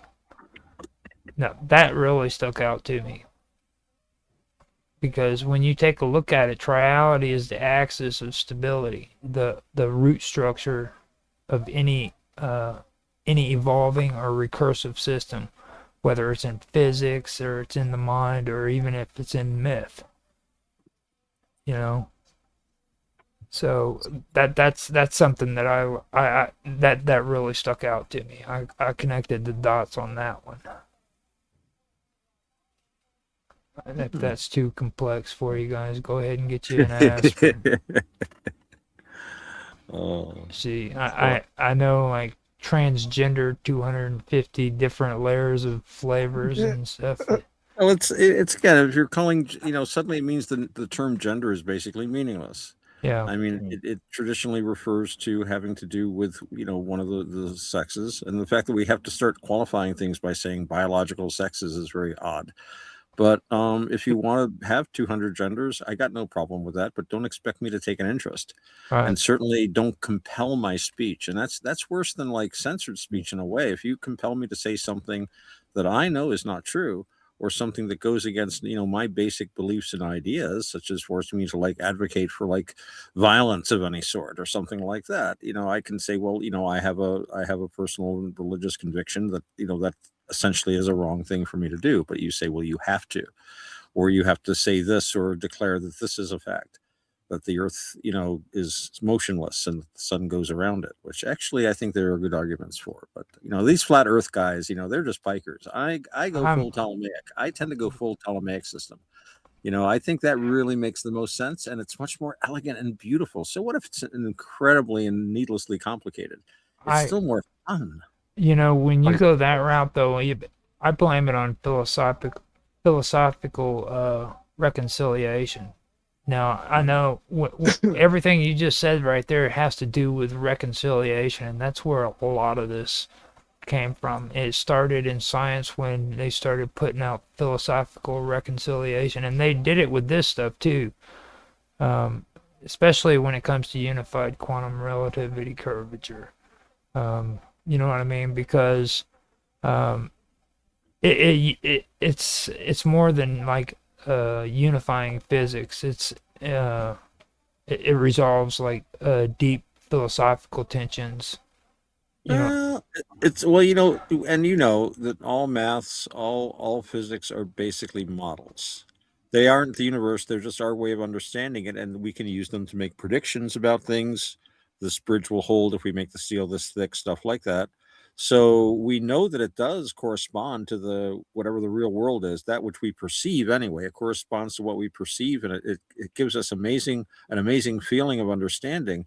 But ultimately, what we're understanding are the models, and and the more perfect the model, the more useful it is for certain applications. Now, me personally, I think that a geocentric model in which there are only 4 elements with a 5th quintessence is a much easier thing for me to wrap my tiny little head around than these old big bangs and black holes and all this sorts of things. I mean, if we use Occam's razor, it makes a lot more sense that the planets are actually living things or perhaps pushed by invisible angels in these routes due to the will of a divine being that obviously created us. It's the simplest explanation. So it's obviously, according to Occam's razor, that's obviously the most true. But at the end of the day, it's just a model, and the model of 4 physical elements, well, that has certain uses. You can use it to make certain analogies and certain ideas. It's probably not nearly as useful as having like 100 and some odd elements, chemical elements, and then transuranic and plutonian and stuff like that. Obviously, with that metaphor, you can do a lot more. So we can build like New York. Or some would say that's more, some would say less, but we can ask the people that used to live in Manhattan. But yeah. So yeah, these are all. So when we're doing this quantum stuff, this is going to open up not really so much a new universe, I think, but it's if we can think in different ways about the universe, we can affect the universe differently. So this might open up, macro quantum effects, which I've very been difficult for me to understand why we can't have macro quantum effects, why it all has to be micro, because I run into a lot of uncertainty in the so-called real world. Sort of thing. But as we understand this stuff more, who knows what we'll be able to do? So ideas like this, We do know macro. ones that are though. gonna, well, we know some. We're gonna know a lot more. Well, That's I mean, the, I know if I've got a rifle with scope pointed at someone's head, it's fully loaded, and I pull a trigger, a bullet's going to fly out and it's going to destroy that person's brain, and they're never going to move again. well, you can make that as a good assertion, but then again, sometimes there's unexpected things. Somebody can like sneeze, turn quickly, a cartridge can jam. It's quite likely that that's going to happen, but you never know how the quantum, Well, let me and that's throw. part of the fun too. If we knew exactly everything that was going to happen, I mean, who would even bother paying attention? But it's this always this uncertainty that kind of can make things a little fun sometimes. By the way, No, I can you're I can actually put something into that. Now, if you take a look at like what I was saying with the reconciliation, okay, look at geometry and algebra and how it's being unified. Okay, you take a look at like the term being and then becoming. All right, and then you have geometry and algebra, which is also process. You know what I mean? I was just suddenly thinking about I love samurai movies. One of my favorite samurai movies is Ghost Dog. And there's a great Oh, yeah. scene where he's like cutting through the old roundup mobsters. And those guys, like, I have relatives like that. That's what the mob is like these days. They're just these has-beens. And he's got the guy in his sights. He's standing there with his arms spread, and suddenly the butterfly lands right in front of the scope. And that's the kind of chaos that can suddenly come in. And then it's like, okay, he's got to go in with his version of a katana and the short sword. Just good. I always like that the way he would go in using the two pistols like that. That was a really well done samurai movie. I mean, I can argue about production details. There are bits and pieces I can criticize, but overall, I would rank that up there with any major samurai film. Anything gotta- by Kurosawa. I've got to know, with you and all this Buddhism stuff, have you ever even hurt another living creature? Have you killed anything in your life? Unfortunately, I have been harmful sometimes. Yeah, I've done some pretty terrible things, especially killed before a I really cockroach? understood Buddhism. Oh yeah. Have you like killed that. a mouse? Yeah. In Buddhism, there's something they call ahimsa, harmlessness, and you want to be as harmless as possible. I get looks from I work at outdoors, and like if there's like a little woolly bear caterpillar crossing the path, I'll pick it up and get it to the other side so no one treads on it. Stuff like that. I try to be good because I know I haven't always been. What about flies And and mosquitoes? I don't kill flies anymore. I used to kill flies. I used to go around saying I am the fly killing Buddha. That's when I was into all that Mahayana, all that heretical Mahayana gobbledygook. Mahayana. I don't think any of You the say it a lot Mahayana nicer than Jeffy does. Like when he says it, he likes to like enunciate Mahayana. Oh wow, those guys. I'm not going to go on about My question is relevant. See, fly killing Buddha. the See? fly killing Buddha. Well, that was kind of a Zen idea, which I don't really subscribe to much anymore. It was not anyway. It was not really. There's a theory that any action that the whole thing is karma or kama, we say in Pali. But if you can perform an action without any desire or any feeling about it, basically, if you can be completely neutral about it, you don't produce any karma. Karma is like a a mental psychopath. state. Basically, yeah, but this was the key to the Zen sword and the Zen archery of the Japanese. And Yeah. this is why this is rejected, and it was held in control by a very, very rigorous social code and social order. And I've talked about this, and this is what I wanted my next talk to be about. I have that saying that the illuminated mind is an arrow flying straight to hell. because you can unlock these things. And if you don't know that they are simply a step, and if you don't have the other training to control and understand what's going on, then you're just beyond good and evil, and then you just decide to do evil, which is as bad in a sense as doing good. I mean, ultimately, you don't want to do anything. But the Zen guys had this whole idea that like nothing is permanent, nothing is real. The blade is unreal. The neck of the person is unreal. An unreal thing is passing through an unreal thing. No karma is created. And next thing you know, you've got a field full of decapitated people. And maybe it's a battle. Maybe you're testing your sword. I don't know. So they were held in check by that. And in Buddhism and in all the trainings I know of, your primary training in Buddhism, the first thing they train you in is virtue, generosity, compassion. Basically ingraining in you to be a good person. And the thing is, this isn't because other people are deserving of niceness. It's usually it's the opposite. But the thing is, when you engage in these activities, which Buddhism would call very unskillful, you're really hurting yourself more ultimately even than the other person. Mm-hmm. And you know, I told that story before about the George Bernard Shaw, or no, excuse me, it reminded me of Shaw, that play by Gene Wolfe, where the woman like slaps the other woman, and that woman says, "Don't do that again," and she slaps her again and say, "If you do that again, you know, you'll be punished horribly." It's like, what? You'll learn to like it, Mm-hmm. and to have your soul twisted that way, Right. yeah, you're not going to a good place. Well, it's Well, weird. you It's didn't weird that mention you the guys brought that mosquito. up. It's weird that you brought that up though, because like the duality of structure. You know what I'm saying? It's when you look at what you just said and you compare that to structure versus transformation. You know what I mean? Like people seem to be freaking brought into this world where they're structured to act a certain way. You know what I mean? And Right. they have we to. we have a structure that dictates certain. We need air to breathe. Right. Well, I got a question. So, let's say I put you in a glass box. I put 5 mosquitoes in there with you. With me? Yes. Okay. You can't leave that box until those things are dead. What do you do?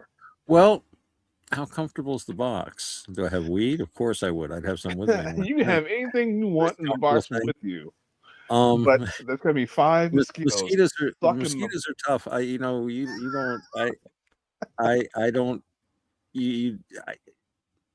It's been a long time, but there was a time when I spoke with my friend Roberta every day, and we spoke for hours a day, every single day for many years. Then she went off, and I can't talk to her much anymore. But she and I would often talk, and I would just be sitting outside with the mosquitoes, and I would go, "Oh, damn, I killed a mosquito." Sometimes I would just like, mosquitoes are tough, but I used to do a mosquito meditation. No. Yes, and it worked. And this was I was more into the quick ascent, short path, tantric kind of Mahayana, Vajrayana gobbledygook. But I was practicing it quite a bit, and I would go out camping with my friends. And my friend had this acreage, but it was in a swamp basically. But we'd go out there all weekend, and we'd bring, I'd bring a case of wine. We'd have like hot and cold running LSD, lots of weed, and Wow. we'd go out there and we'd have like these really hellified weekends. So we'd be sitting out there, and the fire would be going, and the mosquitoes some nights were awful. And the guys were like, they're slapping and they're spraying themselves down. And so I don't want to put that chemical on me. I'd had a really bad reaction to DEET once. I'm like, no, I'm not putting that shit on me. So what I would do is I would sit around the fire with them all, and I would just start meditating. And I would just, I don't know how to describe it, but I would just kind of make myself, I would like I'd say today I was giving metta to the mosquitoes. I was wishing them goodwill. I'm like, you don't eat much. It's okay. And this and that. And they'd stop biting me.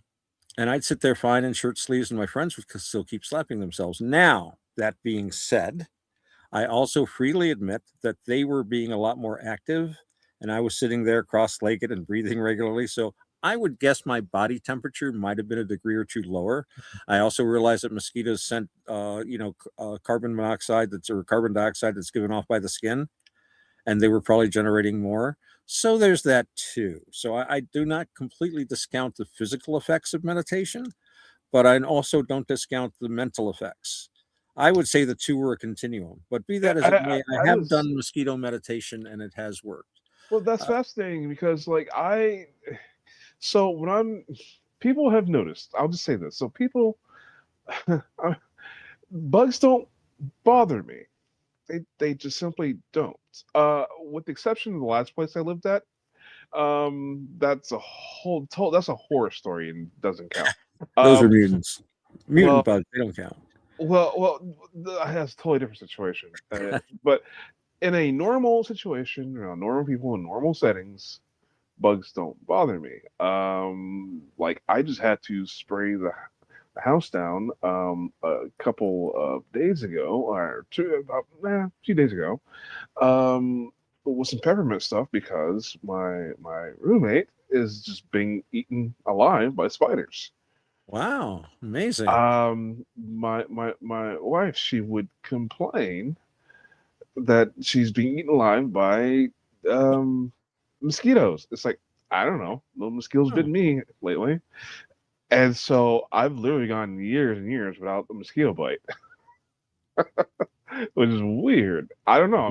That's helpful. Like some demons inside me? That's helpful. Maybe I am like Mortarion. You never know. Well, everybody's body chemistry is a little different, and who knows? I think some people are probably tastier than others to these critters. Sugar diabetics, they have insulin. When they put it in there, if you put too much, because if your insulin levels are too high, it'll literally kill mosquitoes if they bite you. You'll wake up. And you know what? Garlic too. They don't like garlic. If you eat a lot of garlic, yeah, I've heard that one. if I go camping, I'll sometimes eat a couple of cloves of garlic before I go. I think that helps. Really? I know a guy that hunts, and he swears up and down by eating garlic. And he says keeps the mosquitoes away, and of course most other people, vampires will go away too. But yeah, he does a lot of hunting, and I'm like, do you worry about the ticks? Because we have a lot of the, thank you, Fort Derrick. They released that Rocky Mountain spotted fever bioweapon back in the 50s or whenever, and we have a lot of it around here. I've had Lyme disease twice, and it sucks, and I've been treated for it. And of course, I've got the persistent symptoms that hit me every so often, and oh wow. Yeah, well, you can look it up if you want to see it. It's basically pain and exhaustion suddenly hits you. And, I have arthritis as it is. So in the first case, it was like, is my arthritis just acting really bad? And my doctor's like, he's looking at me. There's like, you got Lyme. So they put me through like this monster series of doxycycline. And then I got another tick a few months ago working at the dog factory there for my dog sitting job. And they just put me on it, bam, just to make sure. So this might be a stupid question, but are you familiar with Morgellons disease? You have to. Not offhand, but there's so many diseases. It's hard to keep up. Oh, okay. Well, the Morgellons disease is man-made. Oh, it's so you. I don't know if you've seen these people online. Are like there's so many Google images of people with Morgellons disease. So basically, it's these metallic lesions that have been showing up on people's skins. Mm-hmm.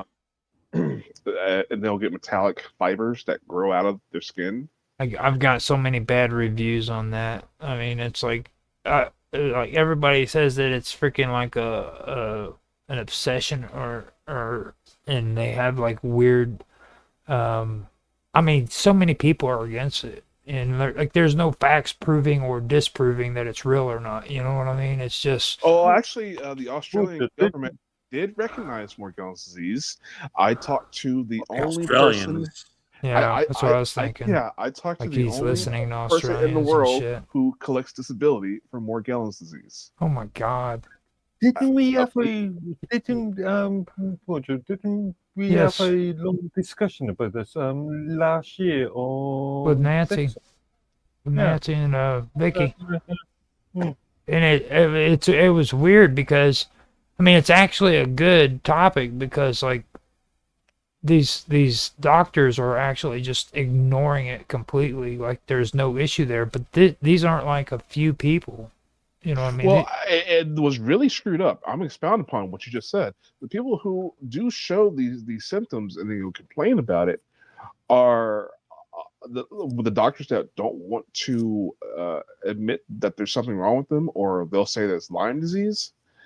These people are put into mental wards and are not released until they get medication for parasitosis. And Parasites. others like, yeah. Well, I mean, essentially that. So some of these people with Morgellons claim that little metallic robots have come out of their lesions. Yeah. I saw pictures of crystal. Sorry. Yeah, I remember that we were talking about nanotechnology and assembling robots and machines, which again I'm extremely skeptical of. That's exactly what I'm talking about. You know what I'm talking about. Yeah, you know, I think sometimes we get ahead of ourselves. I think we're on such a cutting edge here. The stuff we're talking about is theoretically possible, but I think it's sort of like when Jules Verne was talking about submarines, not for another 10 or 15 years. Or you know, it's the sort of, you know, it's funny because we were talking earlier about DARPA and all these dark projects and stuff. And one of the things I picked up from Jacques Vallée is that all this classified stuff, there was a time when it wasn't. And if you go back far enough, you can get a hint of what they're doing now. So somebody patented some kind of radar absorbing paint back in 1960, whatever. And then you keep looking at it and suddenly the patent's classified. Aha, I think they're doing something with that sort of thing. And we can draw a lot of, I think most of the conclusions, anything we know about right now, basically is going to be the classified information of the future. I think we're seeing more inklings of what's going to happen. And again, our science fiction drives our technology. The Air Force's latest stealth thing looks like a fucking saucer from the side. And I got a communicator in my pocket. Yeah, actually, that also goes around the opposite way as well. Things that were made for military usage are now commonplace. I mean, I'm thinking of Teflon. And Velcro. See, it's weird how you guys mention all that stuff too, because like this actually goes, because you're falling right into it when he was talking about that Morgellons disease. Okay, and all of the topics that you're popping up here, this goes right into the next thing that I was getting ready to talk about when it comes to like mind and matter and entropy through entropy, actually. You know, it comes down to like the physical energy versus informational awareness. You know what I'm saying? Like it causes a lot of it's weird how we actually got into that conversation and stuff, because that's exactly where I'm at when it comes to a lot of this stuff. It's all connected. You know what I mean? It's all about it's a matter of information flow. You know what I'm saying? I know that it sounds weird, but it's not. Entropy basically is where it's not just disorder. Okay, it's like a structure. Right. It's a structured difference, and you can look at it like a bridge that's between the mind and matter, basically. So when people have this Morgella disease, I mean, is it really their mind playing tricks on them, maybe causing this to happen to their skin? Well, so you're talking. Well, there's symptoms. I don't know anything about this, but symptoms are obviously observable. Yes. Mm-hmm. Like, so there's lesions. What's the mainstream explanation? The mainstream explanation is that it's Lyme disease. With fluorescent metallic patches. Lyme's been around a long time, and I live in like Lyme Center, USA.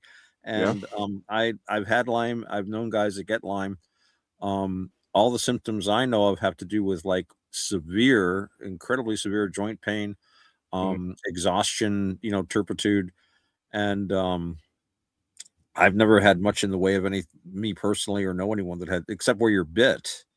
And Right. the bite can get really really horrible. I was actually bit once by a spider, and I think it was a spider. I don't know. It wasn't a tick. It wasn't Lyme disease. I think it was when I was out back doing something in the yard, and it bit me down near my waist, and it was a red patch. And I'm like, oh, that'll go away.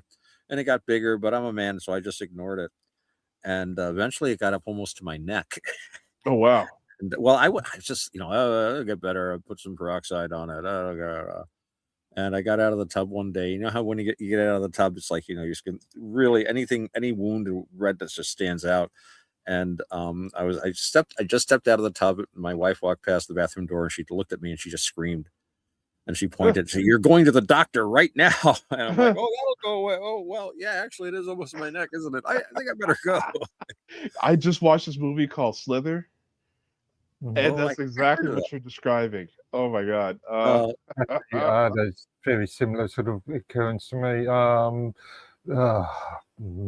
Must have been 20 years ago, 15 years ago. Suffered from shingles. Started it around top of my leg and ignored it. Went as far as my back, as far up as my butt crack, and as low down to my ankle. Yeah. And then I decided to see the crack. That's It getting close takes to a lot to spooky. get a man to the doctor, I think, sometimes. That's getting close to spooky action right there. You guys are talking about this thing, and this has become so reoccurring in the conversations that I have. I don't know if it's because I'm getting older. The people I talk to are always older, but I don't know. But this seems to be a theme that keeps coming up, and it's like, oh, I ignored this, and now I have this problem, or I ignored that, and I had that problem, and I'm just hearing horror story after horror story. I have enough issues of my own that I've been ignoring, like 10, 20 years, and I've lately just started going to the doctors. And so welcome to the club, my friend. I'm regretting, not going to the doctors. Yeah. I could have Finally prevented. getting dragged there by the ambulance or something. Well, once Mark started talking about his butt crack, and then you started saying that actually does go into spooky action. When you look at it from when it comes from a scientific point of view and stuff. Oh, not like an entanglement, like how Jada Pinkett Smith had, right? Not that kind of entanglement. No, well, what it is basically, this harmonizes with like holism or mysticism and or symbolic unity and stuff like that. You know what I mean? Okay. So, spooky action is basically reframed as like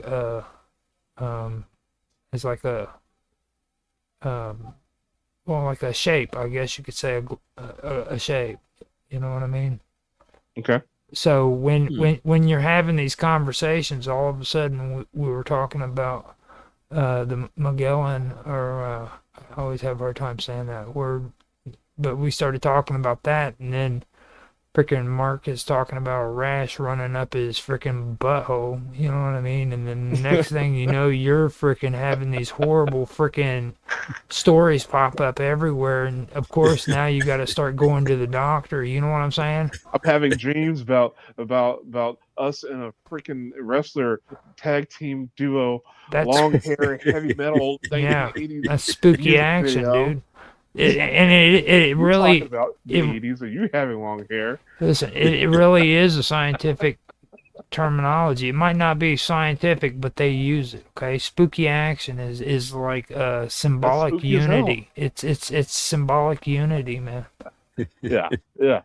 It's really strange how that played out. Like every bit of this conversation is just leading you exactly right down the list of things that freaking I've been actually catching on to, like this geometry stuff in physics and unified quantum. What is it? Unified quantum UQRC relativity curvature. all of that. It's real stuff. It really is.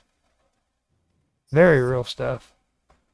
I'm sitting here listening to you, and like you guys are speaking it as I bring it up. You know. Mm-hmm. Well, I just so these things I've just found lately. I need to listen to old people more. Well, like you look at I'm one. you look at Mark talking about his butt crack. That's straight up black hole. Certainly, it's a singularity, but we don't need to go there. Well, it's curved into the membrane, dude. You know. Well, eventually, I mean, I've been looking for hosts and media people, anyone who might have a scientific mind, go over my well, put commentary on my documentary. Ah. And I gave you that information, Otto, if you ever want to join. Oh, you that know, I doc- have not had a chance to look yet. I shall, though. You took that was the photo you sent me, right? Yeah, because there's a ton of links. Okay, I didn't so have the time to type it out to you at that moment. No, I can use a keyboard when I put my tiny little mind to it. You'd be surprised. I'll check them out. I will. Well, I would actually like to have you three guys like review and do like commentary. You can literally make an entire series out of it because it already is a series. I'm so sick of series though. Like, to be honest, if I do something, I'm gonna stop doing like the 12 episodes a year thing. You know, that's so Like cliche. get 12 episodes out of one documentary. That's what I'm trying to say. Freaking, you know, and then I'd switch to another freaking topic and everything, and then I started doing that crap when I started getting into video games because I wanted to do a variety of games, and then it kind of like changed over to doing all this stuff, but I'm getting sick of it. You need a vacation. You need a vacation. Well, what I want to do is I want to do stuff that I enjoy doing, like sitting here hanging out with you guys talking about stuff is freaking cool. You know what I mean? I like it. So yeah, it's just marketing it is tough. Yeah, well, Mark. Everyone that likes this stuff is here right now. Right, Mark's the only one out of all of us who freaking tells me that I'm a bad marketer. Like it, you know. I mean, I market pretty good, but he disagrees with me. He doesn't think my sexy voice sells the product.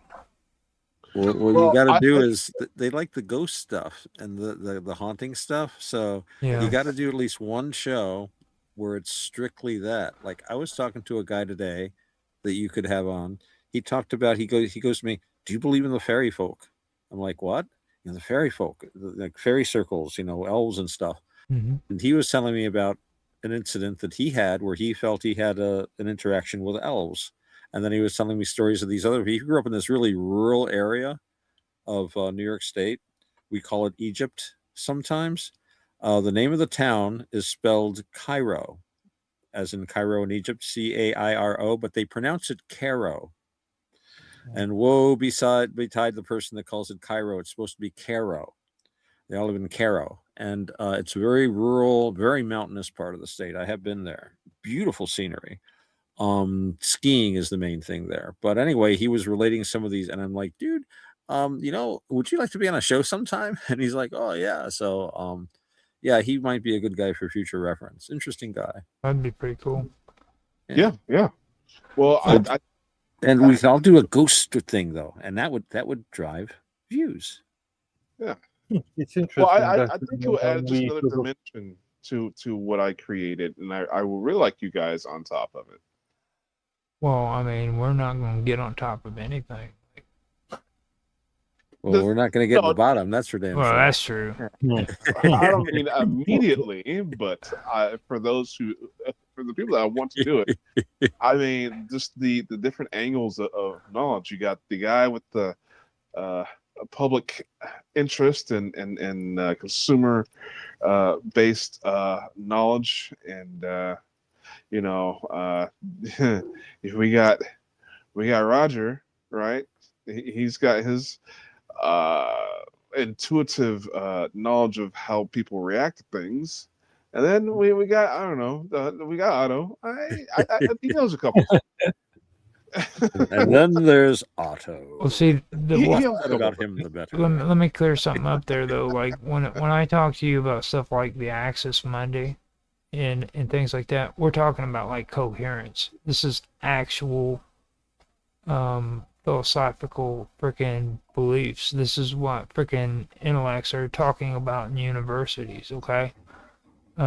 So when you're talking about stuff like that, you're talking about reconciliation, you're talking about dualities, emergent flows, and triality, and all of that stuff put together. You know what I mean? You don't look at it as a symbolical concept. You look at it as a structural one. You know what I mean? Right. Yeah. Because coherence, I can tell you the most, and I've been wanting to do this with you guys, but you want me to show you the greatest. I can do a scientific experiment with you right now and prove to you what the most mysterious thing in the universe is. You want to do it? Maybe. It's really simple. You want to? I've had enough of women for. No. This will take. You do it, V. You do it, V. All three of you. I can do it to all three of you right now, and you guys will freaking discover what the most mysterious thing in the cosmos is at this moment. You want to do it? I guess we have to. Part of me's turned on. No. Turned off. Now, I know Mark's up Is for it. curious. Hold up. Part of me has my nose turned up. Once I'm done talking, okay? Once I'm done talking, I want you guys to go silent. And when you go silent, what I want you to do is I want you to tell yourself, say hello to yourself. Say hello, Mark. Hello, B. Hello, Otto. And do it without opening your mouth. Do it to yourself. And then when you're done and you've done that, tell me, and I'll prove my theory. Okay. Okay. All right. I'm game. You just did something that no scientist on the face of this planet can explain. You just did the most mysterious thing that cannot be explained. It can't be theorized. They don't even know how you are personally capable of doing what you just did. Isn't that amazing? Pretty amazing. Metacognition. What you just We did. can talk to ourselves. Yes, we are recursive creatures. Yeah, we have introspective consciousness. Right? I call it ruminative because we always think about what we've done and talk to ourselves and say, why the hell did you do that? I don't know. Well, figure it out better next time. Nobody can explain that though. Nobody knows how you and me and B and Mark are capable of doing what you just did. Well, in Buddhism, they say, you're not your emotions. If you feel fear or you feel anger, that's obviously not you, right? Or you couldn't observe it. Mm-hmm. And eventually, with these teachings, someone says, well, who's me? And the reply is, don't worry about that. we don't go there. The Buddha actually refused to answer a lot of questions. He would just put them aside. He wouldn't say yes or no. Is the universe infinite or finite? Like, I don't talk about that. That's not that's not part of my teachings. It's like, well, what is the soul eternal? I don't talk about that. No. We're talking about suffering and how to end it in the mind. So he says, when you end suffering, well, who's the me that's ending suffering? Don't worry about that. You just end the suffering kind of deal. Yeah. So yeah, no, even the Buddha doesn't explain that. Well, it's like when it comes to coherence, though, it's filtered. It's not destroyed. You know what I mean? You have like pattern recognition. You've got attention. And then, like you said, recursive awareness is what I refer to it as. You know what I mean? Yeah. I mean, say, do you believe in magic? Well, you could argue it's all a trick of language. We believe we're nouns. We use a noun for ourselves, so we need to become verbs. We need to become verbs. I think I am a verb. I'm a process. I'm doing. Speaking of the process, how many times have I bombed tonight? how many times have you sat in a room and freaking like farted on yourself and just smelled it? You know what I'm saying? It's like, and you Well, don't want to. anytime you farted, you would probably smell it. I mean, unless Well, you were I mean, asleep. that's my whole point. It's like, and you don't want people to know that you just farted, so you keep quiet and you just put up with it. You know what I mean? Also, I just let everybody know I Oh, farted. that's amateur, Raj. What you do is you turn to your friend and say, "What the hell did you just let off?" Yeah. I'm sorry for him, man. Yeah. What evils have you released upon this world? Yeah, there you go. That is presuming that your parts don't smell of roses and tulips. That's right. That's We're where the not all magic. English. We're not all English here. Come on, don't tease Yeah. us. He lives in a holographic world. It's wonder, actually. Yeah, he's living a simulation for sure. Oh Wow. my goodness. So I mean that's really what I get into whenever I start talking about this stuff. Like when it comes to coherence, like I hear everybody always talking about consciousness and being sentient and everything. Well, what about just being coherent? You know what I mean? So that's a tough one. I've been working on that for 60 years. I'd like to be coherent one of these days.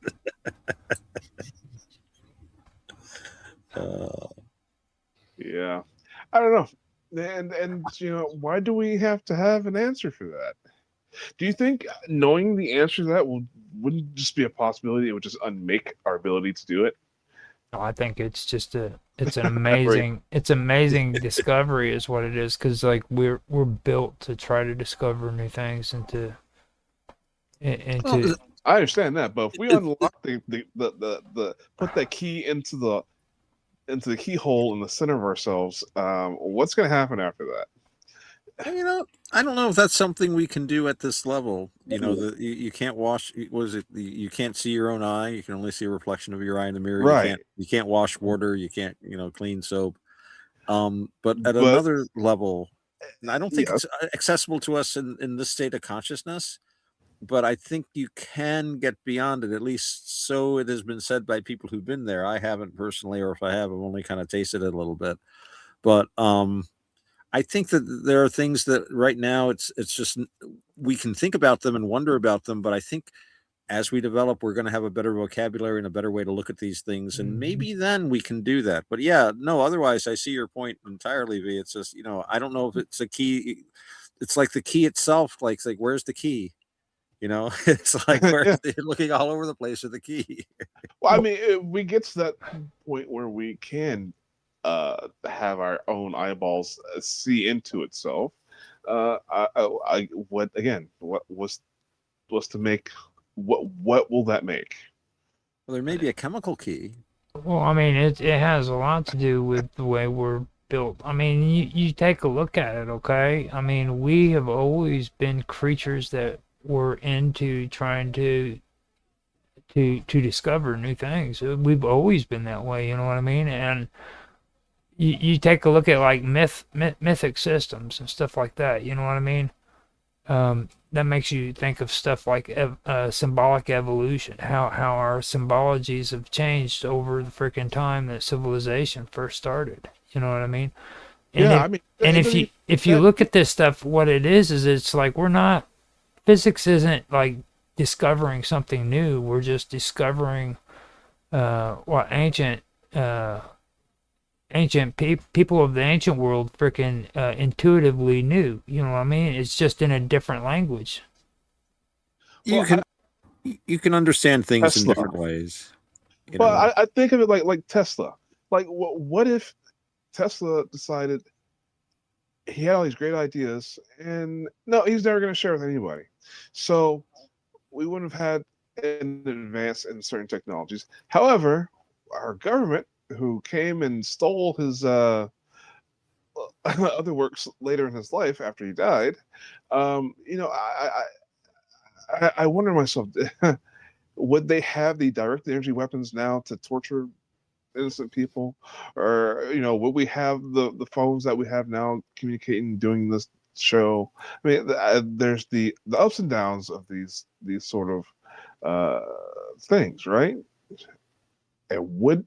And being able to have introspective into oneself, to be able to look into oneself with full clarity and honesty, I think would break most people. It's difficult, certainly. Looking inside is the most difficult thing. We have so many different selves, and so we're really a committee. There's the scared self and the angry self and the hungry self. That one gets me. And there's the self at work and the self at play. And there has to be the one who's looking at all the other selves, has to be the one sitting in charge, so that no matter how angry or happy or up or down or sideways, whatever, that's not what's in charge. You're in charge. Don't worry about who you are. You know who you are. And you want to be the one sitting in that chair right now in the present moment, which is the only time your mind really has any power. Because otherwise, you're off in Never Land, man. You're just taking on an identity in this little world of if I were king, oh, yes, sirree, Bob, we're going to outlaw war first thing. See, problem solved. Yeah, stuff like that. It's fun to live in these little fantasy worlds because we don't have to pay attention to what we're doing, and nobody really wants to pay attention to what they're doing. Right. Mostly because we're not used to it. But so we have to look within, and it's scary. It's that protective bubble that freaking V and Nancy were talking about the other day. Whenever I lost the video footage, it's like, and I think people intentionally create this bubble around them where they want to protect themselves from the outside world with self-denial. It's like, I don't want to believe that, because believing that is harder than freaking accepting the lie. Yeah. I've heard people say that, So, I believe that 100%. That, I don't know, with what you just said, that just kind of rung out to me.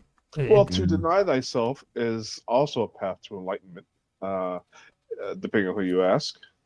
To a point. Stargate. To a point. Stargate Atlantis. No, it's Stargate SG-1, actually, was where when you wanted to ascend, you had to naturally ascend, whereas if you believed in I forgot what their names were again, but but they were the ones that fooled people into believing that they were gods, and they had them blindly worshiping them so that they could drain the energy from them and become stronger off of the freaking worship that they gave them. You know what I mean? Psychic vampires at work. Yeah. I mean, that was the one thing about Stargate that really stuck out to me the most. And these people all the time would say, "Oh, we aren't into ufology and all that stuff." And I'm like, you are so full of it, dude. You are so saturated with ufology. It's pathetic. You know what I mean? But they had these little.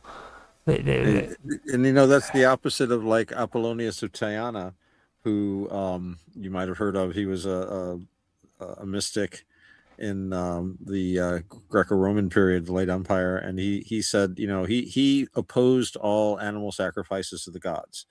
On the other hand, overlooking the social utility of feeding the poor people, which is what a lot of the sacrifices were about. It was redistributing the wealth. Mm-hmm. But he argued against blood sacrifice because he said, well, we're offering these things to the gods, even though the gods got the thigh bones rolled in fat. And he said, well, the gods are the givers of all this stuff. You don't need to give anything to the gods. The gods are the source of all goodness, all wealth, all prosperity, all of your life. So they don't need anything back. It's okay. What they want is thanks. They want incense and flowers and saying, thanks, gods, keep up the good work. We're all happy with what you're doing down here, kind of deal. They don't need any of it back. And which is the opposite of the ones coming in and saying, we're God, now feed us with your souls. Yeah. It's from one extreme to the other. Yeah, I like that. I'll stick with Apollonius of Tyana. He was an interesting guy. Apollonius is just the name alone, you know what I mean? You sit there and you hear that and you're mystified just by the way the name is. So it kind of makes it hard, because I know you've done research into this, Otto. It's really hard to believe some of the names were actually authentic, you know what I mean? Because I have trouble pronouncing them sometimes, though, because I got laughed at because there's a guy that scholar Nagarjuna, who's very famous for the founder of the Madhyamaka school of Buddhism, is very big in Tibet, And he was not a Theravadan, but he's very close to like Theravadan ideas. This was a long time ago. I think it was a Savasarvatan or something. They're extinct. But anyway, I was talking to my friend Panyabasa. At that time, he was Panyabasa Bhikkhu, and a Pali scholar and very erudite Buddhist. And we were talking, and I'd read this stuff, so I said, and something something, and I remember this was an explication of the philosophy of, and I said Nagarjuna, and he just started laughing. It's Nagarjuna, and I'm like, I never had to say this out loud. There was no one I could ever say this word out loud to before who would even know what it meant. No practice in saying the words, but I like reading them though. When I hear weird stuff though about this stuff, like when they start talking about how reality is freaking experienced and not just how it evolves, it makes me think, well, who's doing the research on how reality evolves, first of all? And then are you trying to tell me that not only are they able to tell you how reality is evolving, but they're also telling you how reality is experienced? That's pretty deep if you stop and think about that. You know what I mean? Mm. That really is deep. That means they're taking time and effort to actually do research into this stuff. That's some pretty deep stuff. All right. Because I mean, I find that's the kind of stuff that sticks out to me when I hear a lot of this and when people start talking about it. Because like emergence is one thing that's really fascinating. You can talk about duality all you want all day long till you're blue in the face, and it can go back and forth. But when you start talking about emergence and complexity and how that works into the cosmos, then all of a sudden they start asking you questions like, does the cosmos and the self reflect each other? Are you wanting more complexity, or are you looking for something more simplistic at the end of the road? I don't think you have a choice in the matter. I don't believe I have a choice in the matter. No, it doesn't matter. Complexity is the result of analysis. Human body is actually very simple. It works great. It gets born, it gets sick, it dies. That's what it's supposed to do. It does all this stuff, grow skin. So you're growing hair all day and skin cells, your heart's beating, even when you're not thinking about it, especially when you're not thinking about it. Breathing too. So on that level, it's really a very simple kind of a little squiggly organism. But then we analyze it. We separate the nervous system from the central, the autonomic nervous system. We got the central nervous system. We got the brain stem.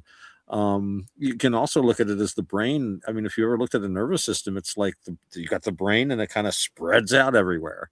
You can see it's all kind of one thing, and yet it's also inexorably intertwined with your flesh, with your fat, with capillaries, with muscle tissue, bone, this, that. So on one level, we can, again, that's my thing about, that's 4 elements: earth, air, fire, water.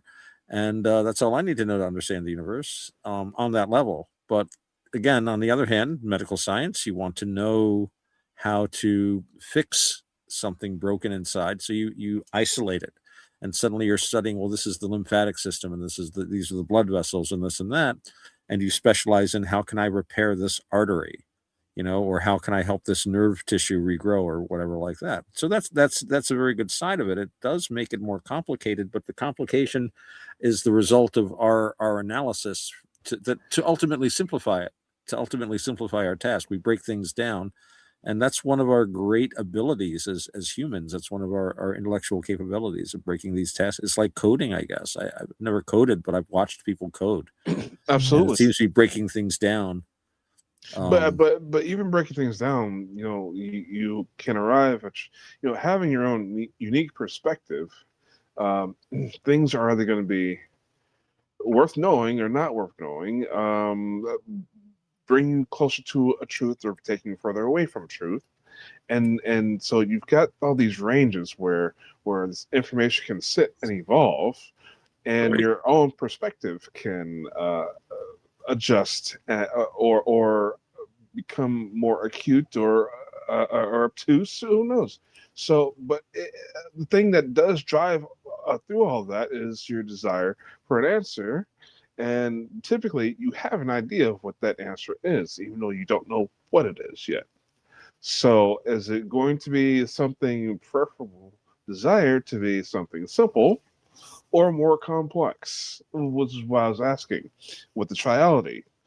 Going along with the subject on that, if you're looking to prove something more simplistic, or are you looking to prove something more complicated? I can keep it as simple as you want it. Like right here, all I can tell you is three things that'll make or answer your question. And it's curved space, structured memory, and field of awareness. Those three things is a triality. Okay. Now, granted, structured memory starts out as fractures of little fractured particles of what you've experienced in the day that's in different parts of the brain, and then it's constructed into structured memory. You know what I mean? I do understand that, but it's still structured memory after the process is done. You know what I mean? So Yeah. Well, yeah, we tell ourselves a story. That's our memory is James pointed that out when you say, do you remember something? Like his example is, do you remember going to the beach? And it's like, yeah. And then you'll think of yourself getting into your car and driving to the beach with your friends and, getting out and setting up your blanket and maybe getting like some snacks or something. That's not what happened. What happened was your senses were bombarded with light and heat. You heard all these sounds were striking you, air rushing against you. You had this innumerable sensations. Your whole sensoria, your whole body was absorbing things. You can't remember all that and have any kind of coherent picture. You have to make a structured image of what went on. Very often you'll even see yourself going into the surf and stuff like that. No, that's not, you experienced wet and stinging in the eyes from the salt and this and that, and seagulls swooping down and stealing your food and running across the beach with a stick trying to get, well, maybe not that, but so yeah, we structure all of our memories into a story we tell ourselves.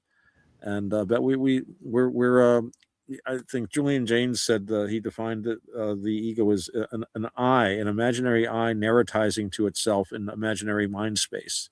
We tell a story about ourselves.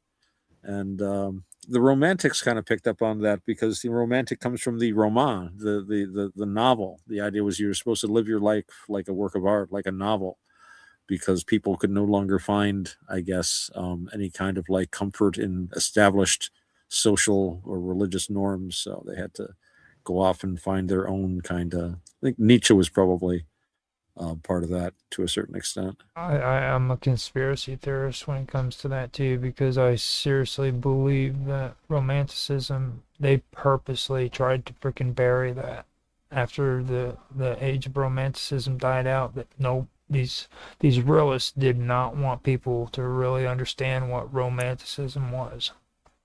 Well, I know that all the major romantics, the ones that survived to middle age, all repudiated their doctrines and their ideas. Yeah. They said, "Boy, we were stupid. We were just a bunch of teenagers. Don't read any of that crap." I'm pretty sure I'm in my own self-denial with that. I'm a conspiracy theorist. Some things I can accept and some things I can't. I'm sorry. I mean, you look at it, okay, and it was like there was an obvious struggle going on there between the idealists and the romanticists, however you would say it. But you could clearly see that. You know what I mean?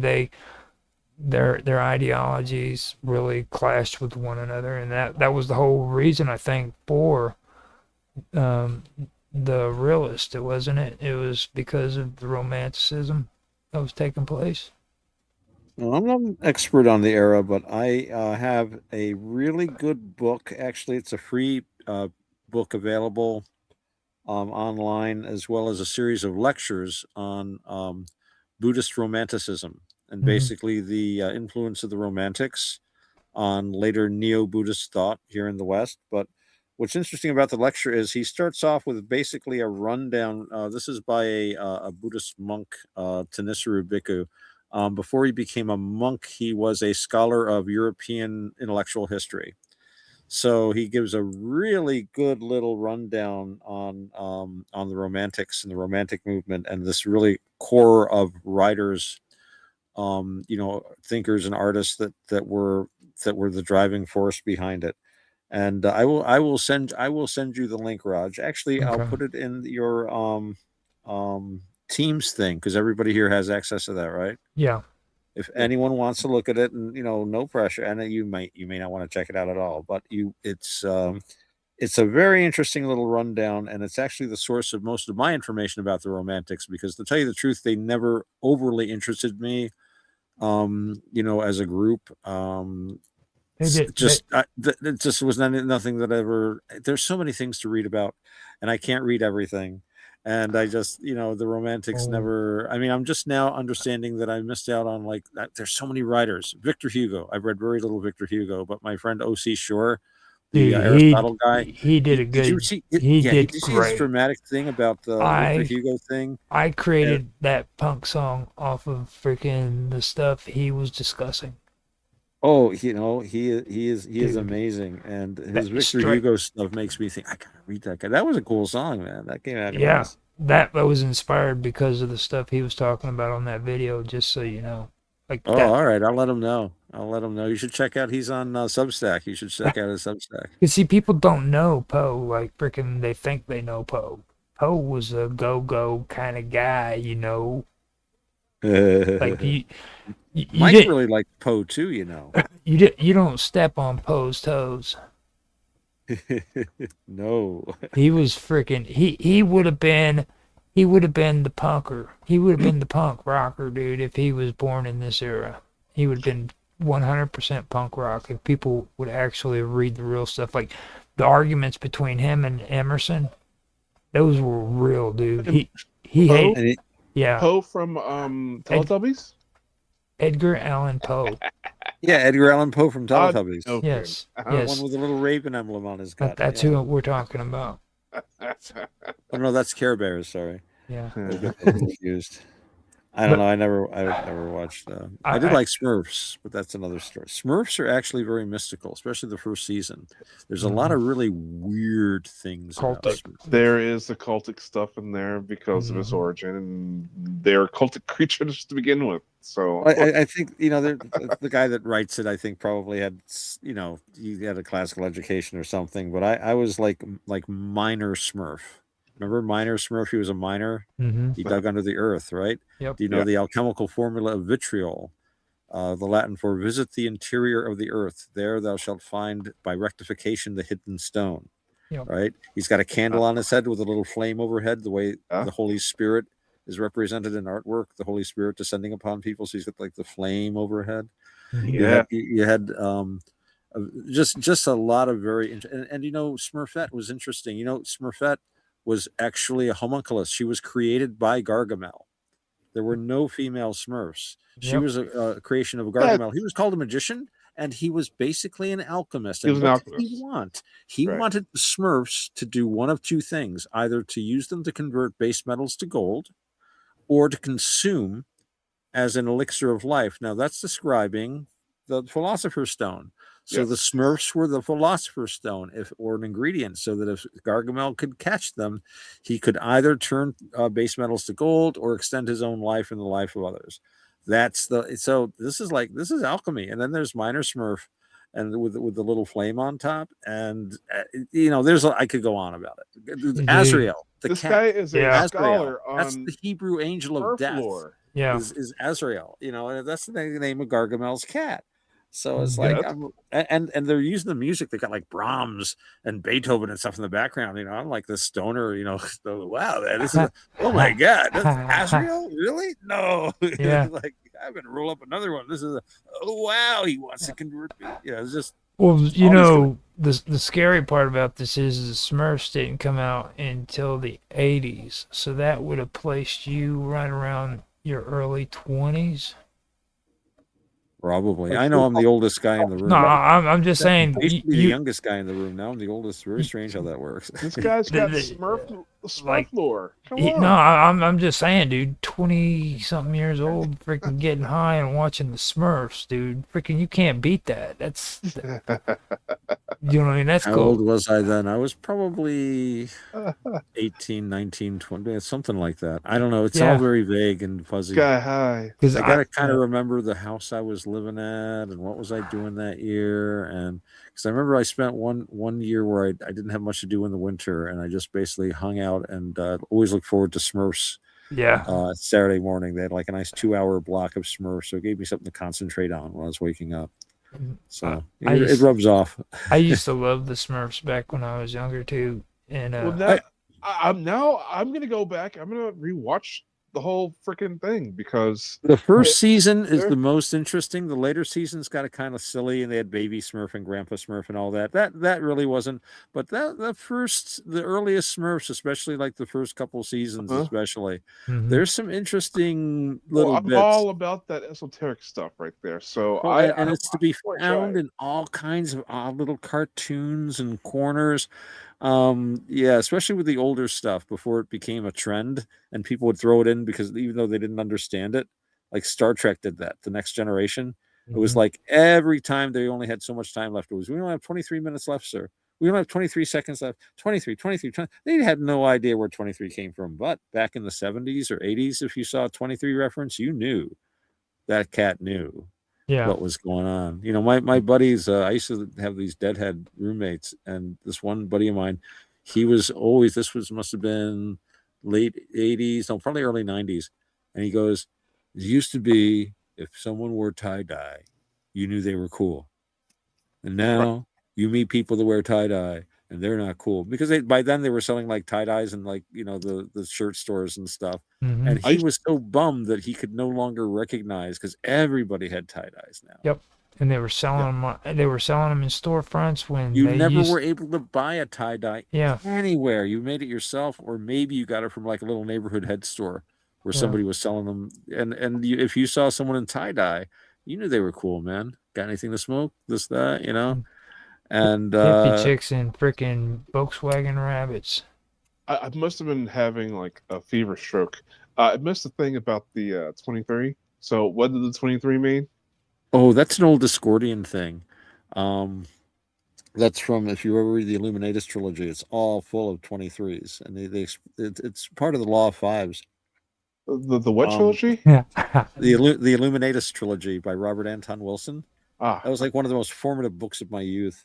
Yeah. So does this have anything to do with the whole conspiracy? I think even Jim Carrey made a movie about it.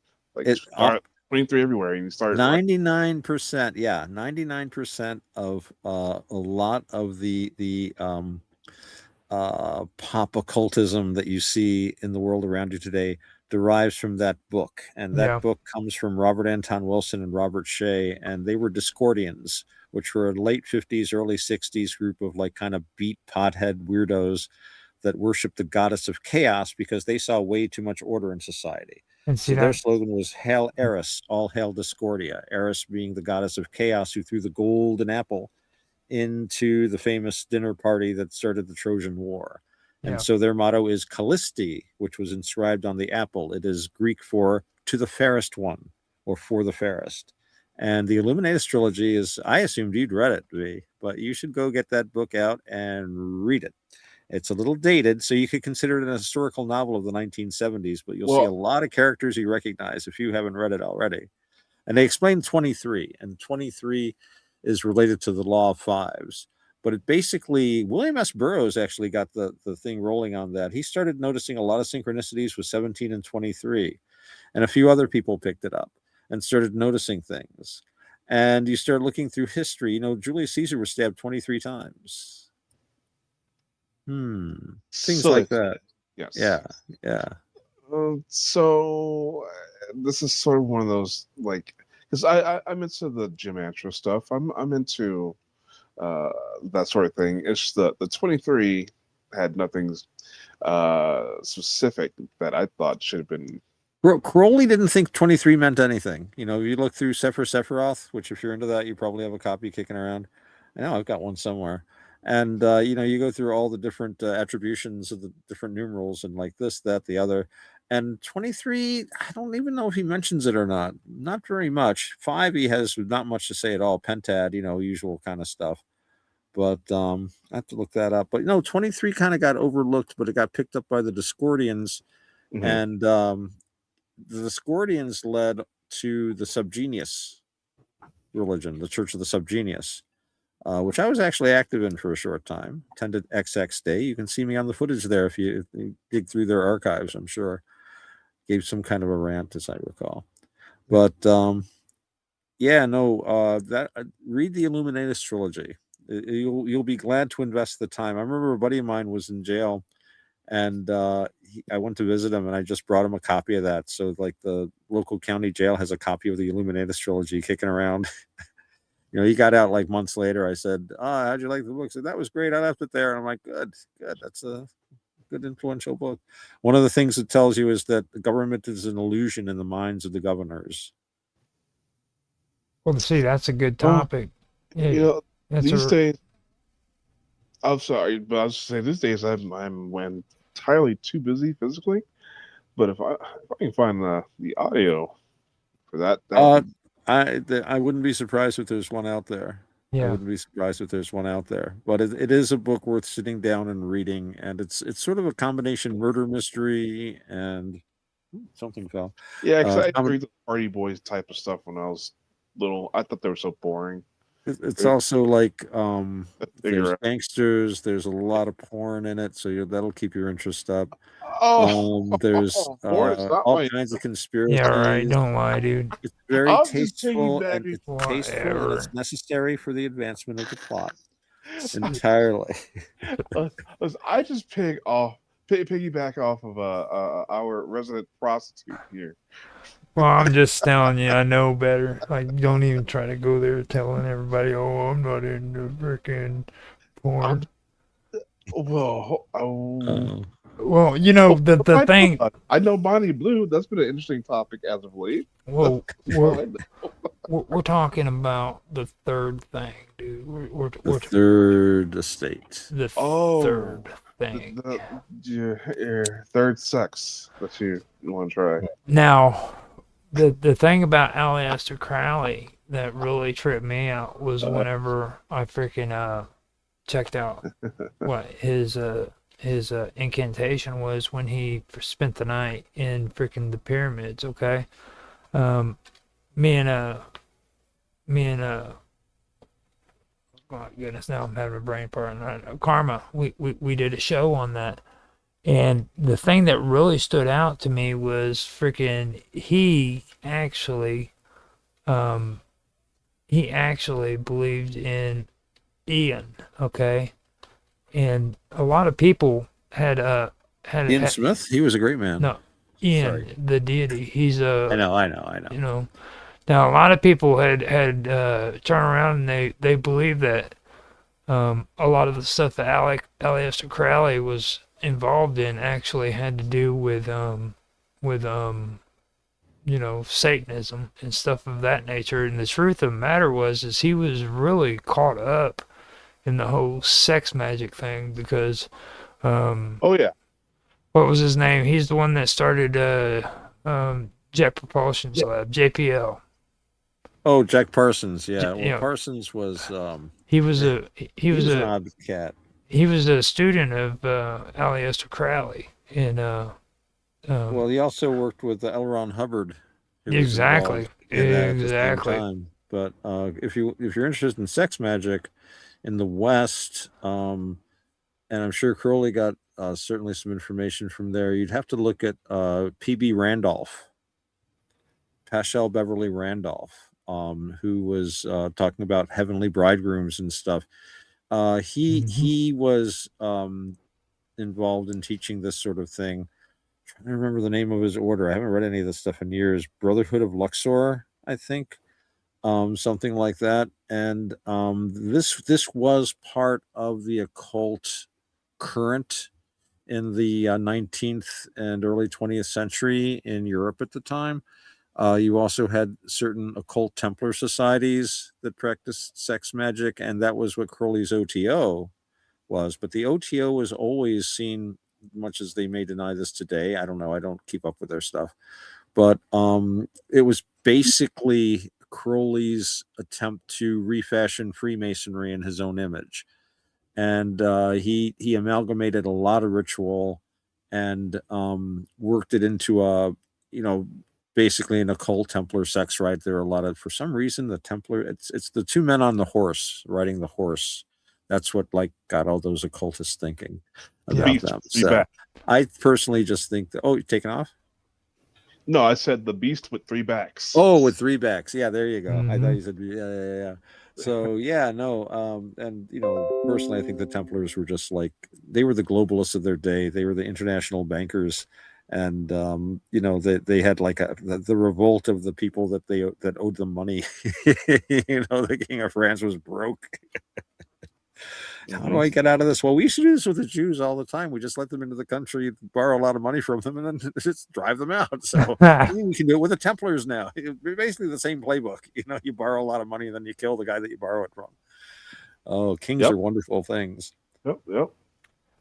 And so at Crowley, he also did a lot of drugs too with his sex magic. It was part of his rituals. Oh yeah. Yeah, he ended up going into a life of squalor. He wasted away every His entire single fortune? thing he had, his entire fortune. He died with nothing. He had 50 pounds in a tin box under his bed. Yeah. Well, And he had a lived shot of like- morphine every day to the day he died. So he was always fed. He was always warm. He always had drugs that he needed. He'd been addicted to that since 1904 or something like that, I guess, actually, I think they started him on heroin or something like that for his asthma. But very common back then. We'll get you off that terrible opium addiction. Look, a nice clean needle. It's called heroin, and it cures opium addiction. And it does, too. The amazing thing is it does work. The operation was a success, but the patient died.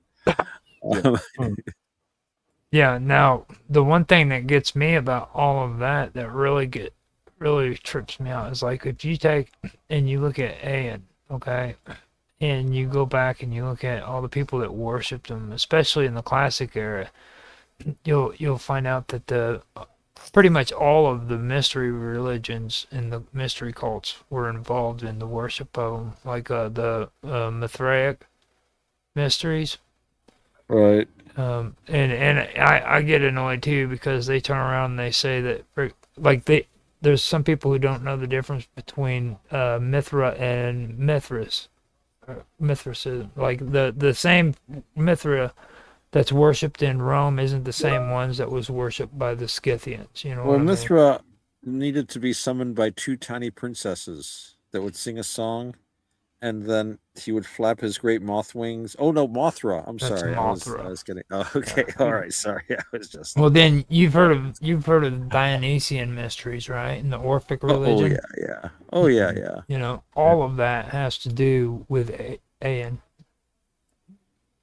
Well, I think Crowley, a lot of his paganism, he was taking from late Greco-Roman manuscripts found at the British Museum, a lot of occult manuscripts and papyri from that period, which stress these later Gnostic, many of them Gnostic in flavor, kind of religious cults and ideas. A lot of the magical papyri and magical texts would incorporate, gods. Their line between magic and religion was much, much less defined than we tend to make it. I think one of the best definitions was James Fraser, who said, public magic is religion, private religion is magic. So these were like private religious texts. You're asking like this or that god to make you win the lottery or kill somebody or something like that. So he was drawing on a lot of ideas, Aeon, Abraxas, ideas that and a lot of hermetic ideas, which were very popular at the time. Oh yeah. So this is going to flavor, I think, a lot of his outlook. He was also, I wrote an article about this. I'll see if I can dig it up. He was also very, very Christian. He was profoundly influenced by Christianity. A lot of his behavior was either to deliberately ape Christianity or to remake it in his own image. Right. He redefined the Holy Ghost. He redefined chastity. He redefined all these things. And he himself says, if you've read his autobiography or autohagiography, as he called it, he grew up in a very strict Plymouth Brethren, I'm sure Yeah. Mark Edworthy, we've got still Plymouth Brethren, I think, in England, but I don't think we have any here. Very strict upbringing. His only reading material was the Bible, which he knew extensively, up, down, and sideways. A lot of his magical writings sound a lot like the King James version coming out. That coffee prayer, Roger, that I sent you, Uh-huh. that was by Aleister Crowley. If you remember that, let me see if I can find the coffee prayer here, because it's a really good example of here it is. So this is Aleister Crowley's prayer. O coffee, by the mighty name of power do I invoke thee, consecrating thee to the service of the magic of light. Let the pulsations of my heart be strong and regular and slow. Let my brain be wakeful and active in its supreme task of self-control, that my desired end may be effected through thy strength, Adonai, unto whom be the glory forever. Amen without lie, and amen of amen. Now that's somebody that was profoundly influenced by the authorized version of the Bible, in my opinion. When even his magic spells felt like they were coming out of a biblical sort of an exhortation.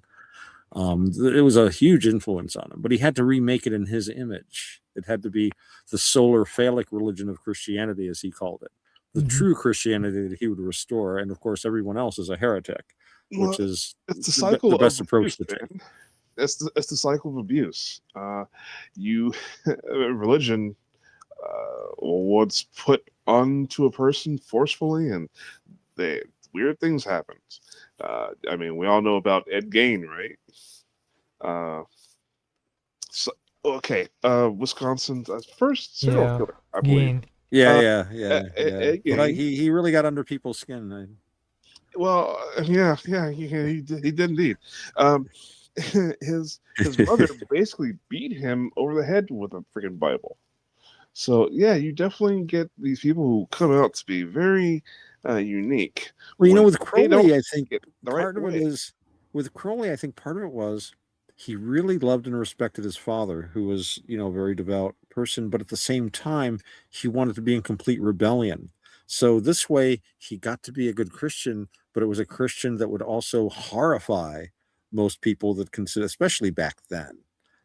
I mean, he was the wickedest man in the world, but when you read about what he was actually doing, all right, there was some coke, there was some, bisexuality, there was weird religions. I mean, nobody would even blink at that in California today. And in fact, to the Victorians, the worst part was probably the religions. He experimented with Buddhism for a while and his paganism and stuff like that. The other things were like, well,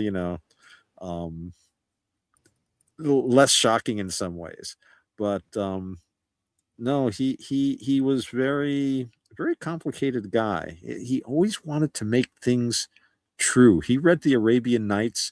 I mean, he got into the Goetic magic, and Goetia is for the most part just nonsense. In my personal opinion, 99% of what was written was just things to the gullible public. But Crowley looked at it, he said, I'm going to make all this true. And he found ways to interpret it spiritually, intellectually, the same somersaults that someone in the College of Cardinals will go through to justify transubstantiation or something like that.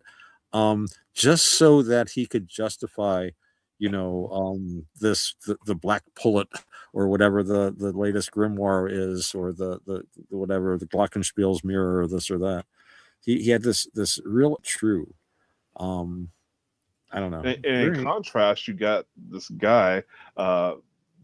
He was there's a doctor who was also a student of a wizard or an occultist, and he made up this sort of his teacher would make up these fake grimoires, and but he served as a lawyer to the ladies in Salem, the first witch trials. Right. He was defending them, saying magic does not exist. Yeah. He pointed out by using a fake grimoire. Yeah. So well, I would also like to point out that freaking Aeon, okay, is related to a deity called Thesis, or Thesis. Okay, that's actually his father, I believe. And if you dig deeper into all of that today, that all goes right back to what we were talking about with physics and with math and geometry and everything. You know what I mean? So, like when you take a look at the use of Aeon, the deity, in these rituals and stuff like that, they're not in reality freaking doing rituals to Satan. Maybe they are because Satan was actually supposed to be kind of like what um, Prometheus was to the Greeks. You know what I mean? He's the one. Him and the fallen angels were the ones who illuminated the humans and taught them or seduced them into eating of the tree of knowledge. You know, Right. they could have stayed ignorant and ate from the tree of life, but they had to stay ignorant. Because they ate from the tree of life, they gained knowledge, so therefore they fell into a life of sin. So, and a lot of people like to ignore this fact, but the truth of the matter is religion wants you to stay ignorant. They don't want you to be educated and knowledgeable when it comes to that. That's what you have to have faith. You can't know. You have to have faith. You know, you have to run off of Blind. faith. Blind faith. Yeah. And that is a sad truth. I mean, that's the way it was built up. And like when you overthink it, you can say to yourself, yeah, this is set up to where it can control populations because that's the way it is. But there's a lot more into it because I've found a lot of spiritual principles in religion too. You know, like there's the structure, like we were talking about before. There's the structure that is perpetuating itself, and the power structure that perpetuates itself, and it's usually integrated with government. That's different from the spiritual journey. Right. Well, that's why it got stomped out. That's why, Gnosticism got stomped out there for so long. I mean, the narrative for Gnosticism is that God is not without, God is within. And basically, knowledge is salvation. That's the exact opposite of what the Catholic Church wanted. God's without, and you have to be a slave to him through blind faith. You can't know anything, but knowledge is power, as we know. I think Mark's ready to freaking say something. He looks like he's getting excited over there. No, I keep cutting him off. Yeah. Say something, man. Say something. What's your thoughts on this? What's your feedback? I think I've just gone brain dead. He just woke up. Come on, give the guy a break. Yeah. He had 5 cups of coffee, you know.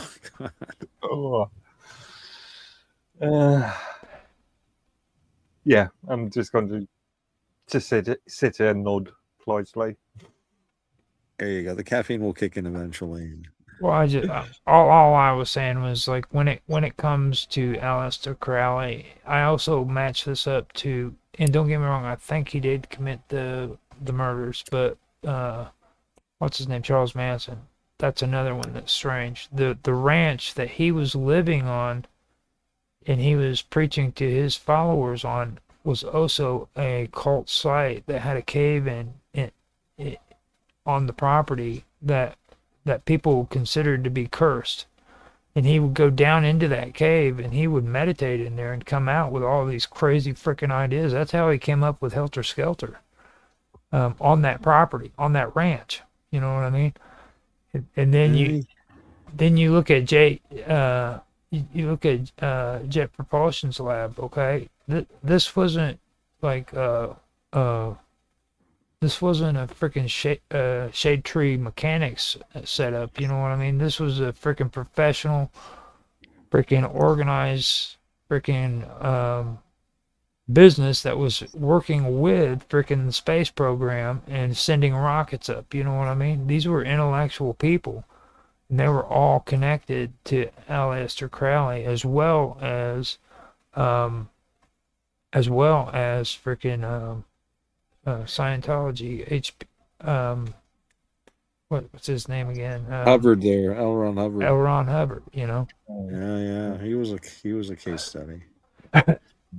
You know what, gentlemen? It's after 1 o'clock, and That is true. Nothing anyone said, but I think I gotta bail out here. I gotta get up in the morning. Before you go, do you think you can tell everybody your socials that way they can find you if they want to reach out to you and talk to you? Why, certainly you can find me on minds.com, AutoX. I also have a presence on YouTube. We've got Navakavada Buddhism there. And of course, check out navakavada.org. That's Navakavada. It's spelled just like it sounds. Navakavada.org. Right. And how about you, V? You want to give your socials? If anybody wants to reach me, they know how to get to me. Right, they can contact they can contact me at Hubs. There you go. You can contact me at Teams at Roger's Hangout, as well as Roger_Hanson on minds.com. And on Discord, you can find me at the Wonderful World of Awareness, as well as Gaming with Infamous. And with that, I'm just going to see what Mark says. How can people find you, Mark? I'm going to keep it simple as usual and to stick with one site, minds.com, and the username Midworthy. Okay.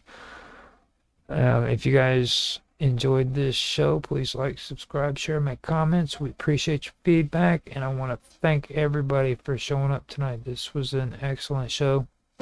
And hopefully we can do another show like this later on, get into some more conversations of this nature. So with that, I'm going to end the show, and I will talk to you guys later.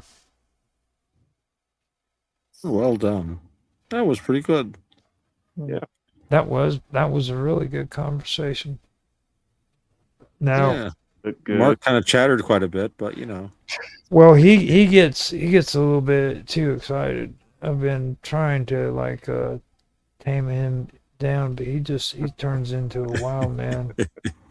It's not only that, it's 6:10 and I'm starting to feel it.